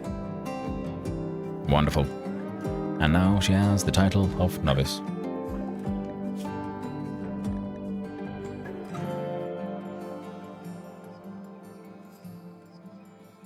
Freeholder, 1 honor, novice. Oh yeah, she jumped all the way to novice immediately. Wonderful. So she has psychic powers now. She got stunned. Momentarily disrupts motor functions in the target's brain, preventing them any movement. Holy shit, that is... it's gonna be powerful. Oh yeah.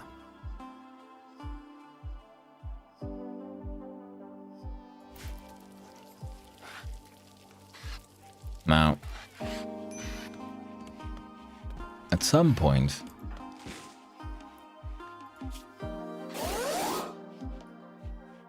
when did he get other privileges? Title novice cannot be inherited. She died. No one like that. Tildama is flexible about the title's privileges. Nice. Click to learn more.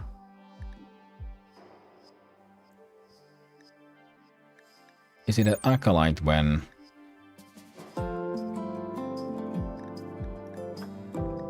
free her of novice? Acolyte.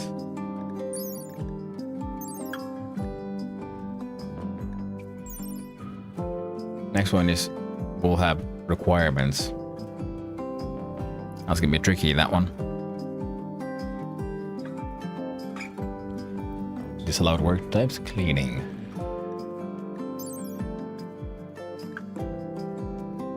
Trade with settlements, trade with caravans.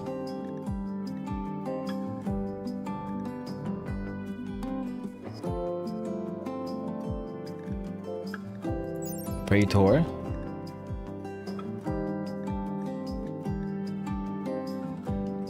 Baron. Huh. Wasn't there something where they could, you know, call for help and whatnot? Renault's title.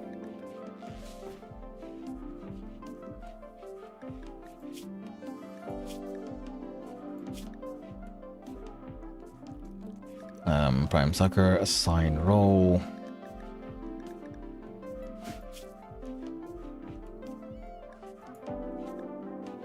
Why's that changed?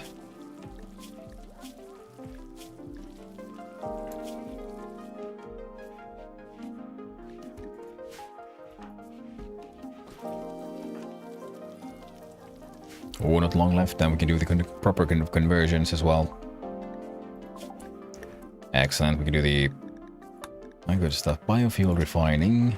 Okay, we'll focus on hydroponics for now.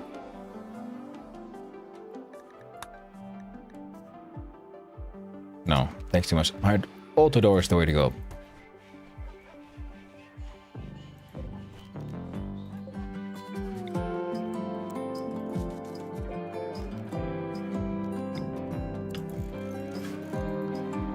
Oh, good work. Someone should be okay at tailoring. Chergowski. Mad boom. Oh, Jesus Christ.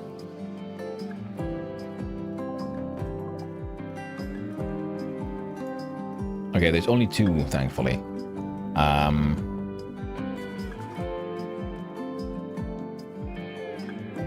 wonder if I can get everyone to just stay indoors.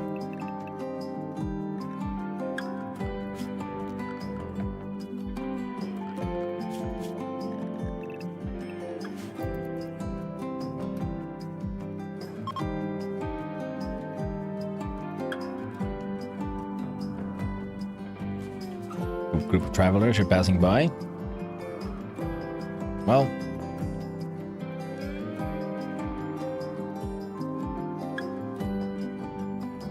okay, they're just passing by from over there. Damn it.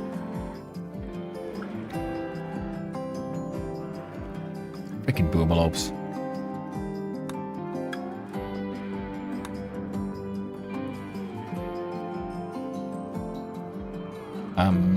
Right. With a fuel stove, we add like a survival meals. I don't do forever.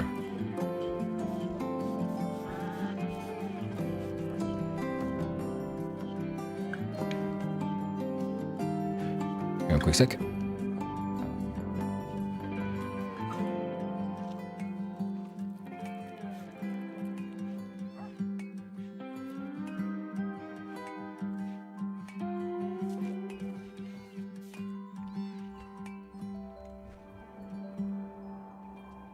Okay, are there angry lopes? I think they left. I think we're safe. Now we can do add animals in animals, everyone else unrestricted. So, why are you hurt? Oh, you kept on picking fights, you can't win. That's why.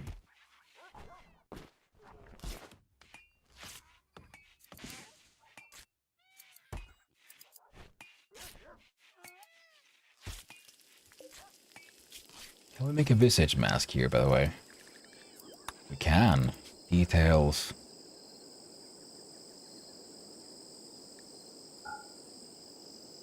A steel one could be pretty cool.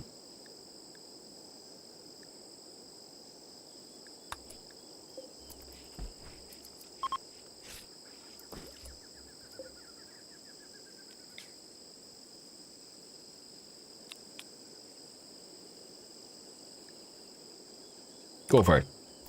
Take the risk. We have the conversion ritual time. Oh. With everyone involved. Come on, Cherk. Do it. Accept the suck into your heart. Big suck knows the way. Ineffective.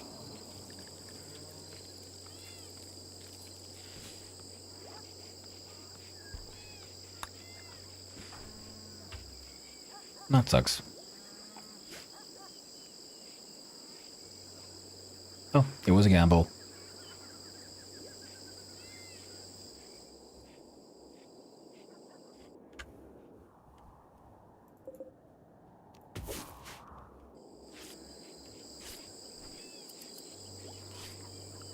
Look at our animals, we have a large amount. Mega voles are kind of useful. Peacocks, to know.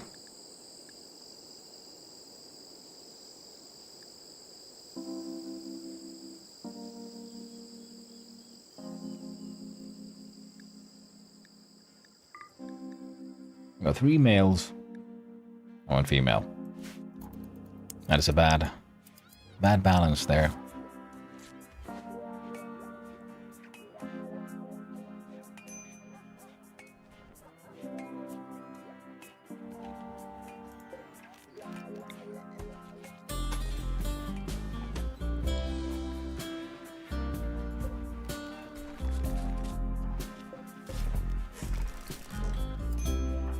Vet du vad? I see fed. That one.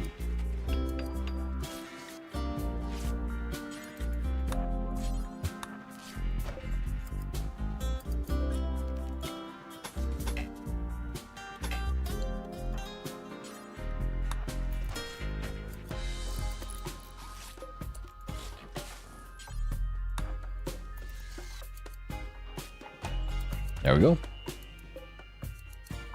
That shit is now fixed.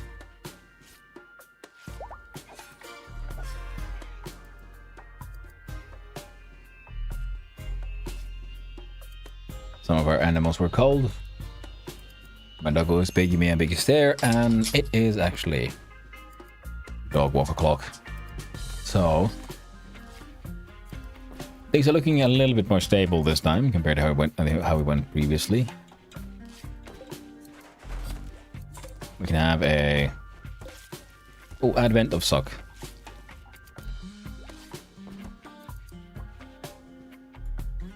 Let's have a quick advent of sock. See, do we get one more person to help out? Begin.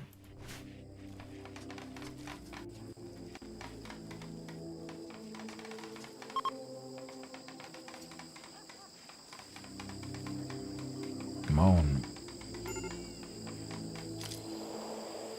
Come on, be a good one. There's major break risk. We want people to feel good, man. New dude would be nice as well. Unimpressive. Oh. Very tragic. Very, very tragic indeed. Harvest more silo cap. We need more drugs to keep people happy. We can't trust them to take care of themselves.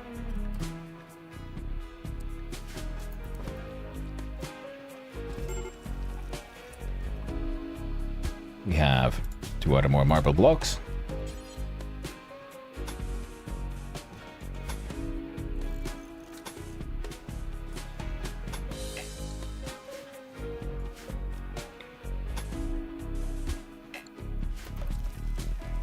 There we go.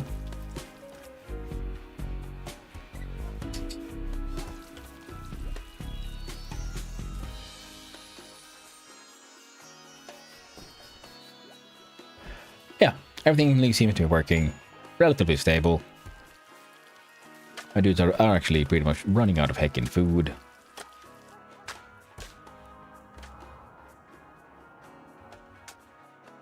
So we've got to see, where are there any food mushrooms on this side?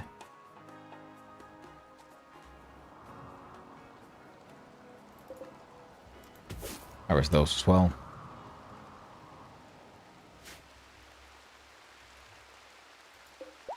Oh, they've just been left out to deteriorate. Oh, Tilda and Rayar's marriage. Finally happening.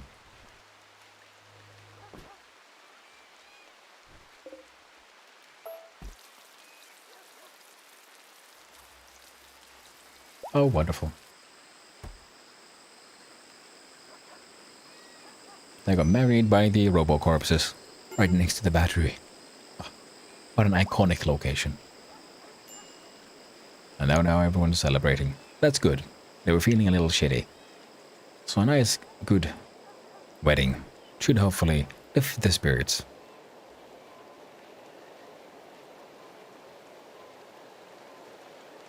Very good. Very, very good.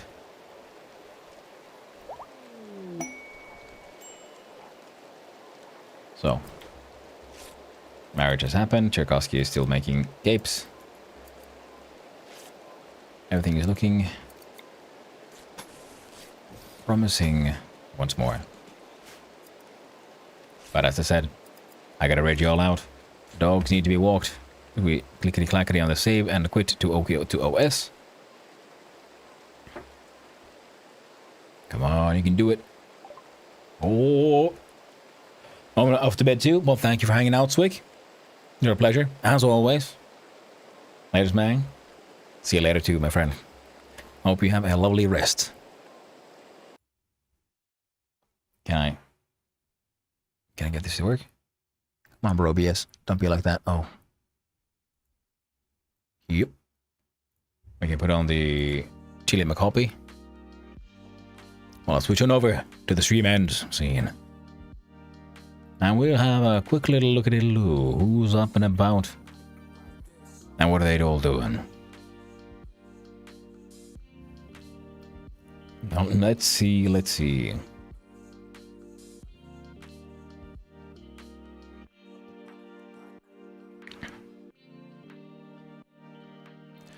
Well, considering I was ending the latter path, I can't even words right now. Terribly sorry about that. But the latter half of this stream has been spent playing Rimworld at Rimworld's wonderful multiplayer server. So why not raid it all out?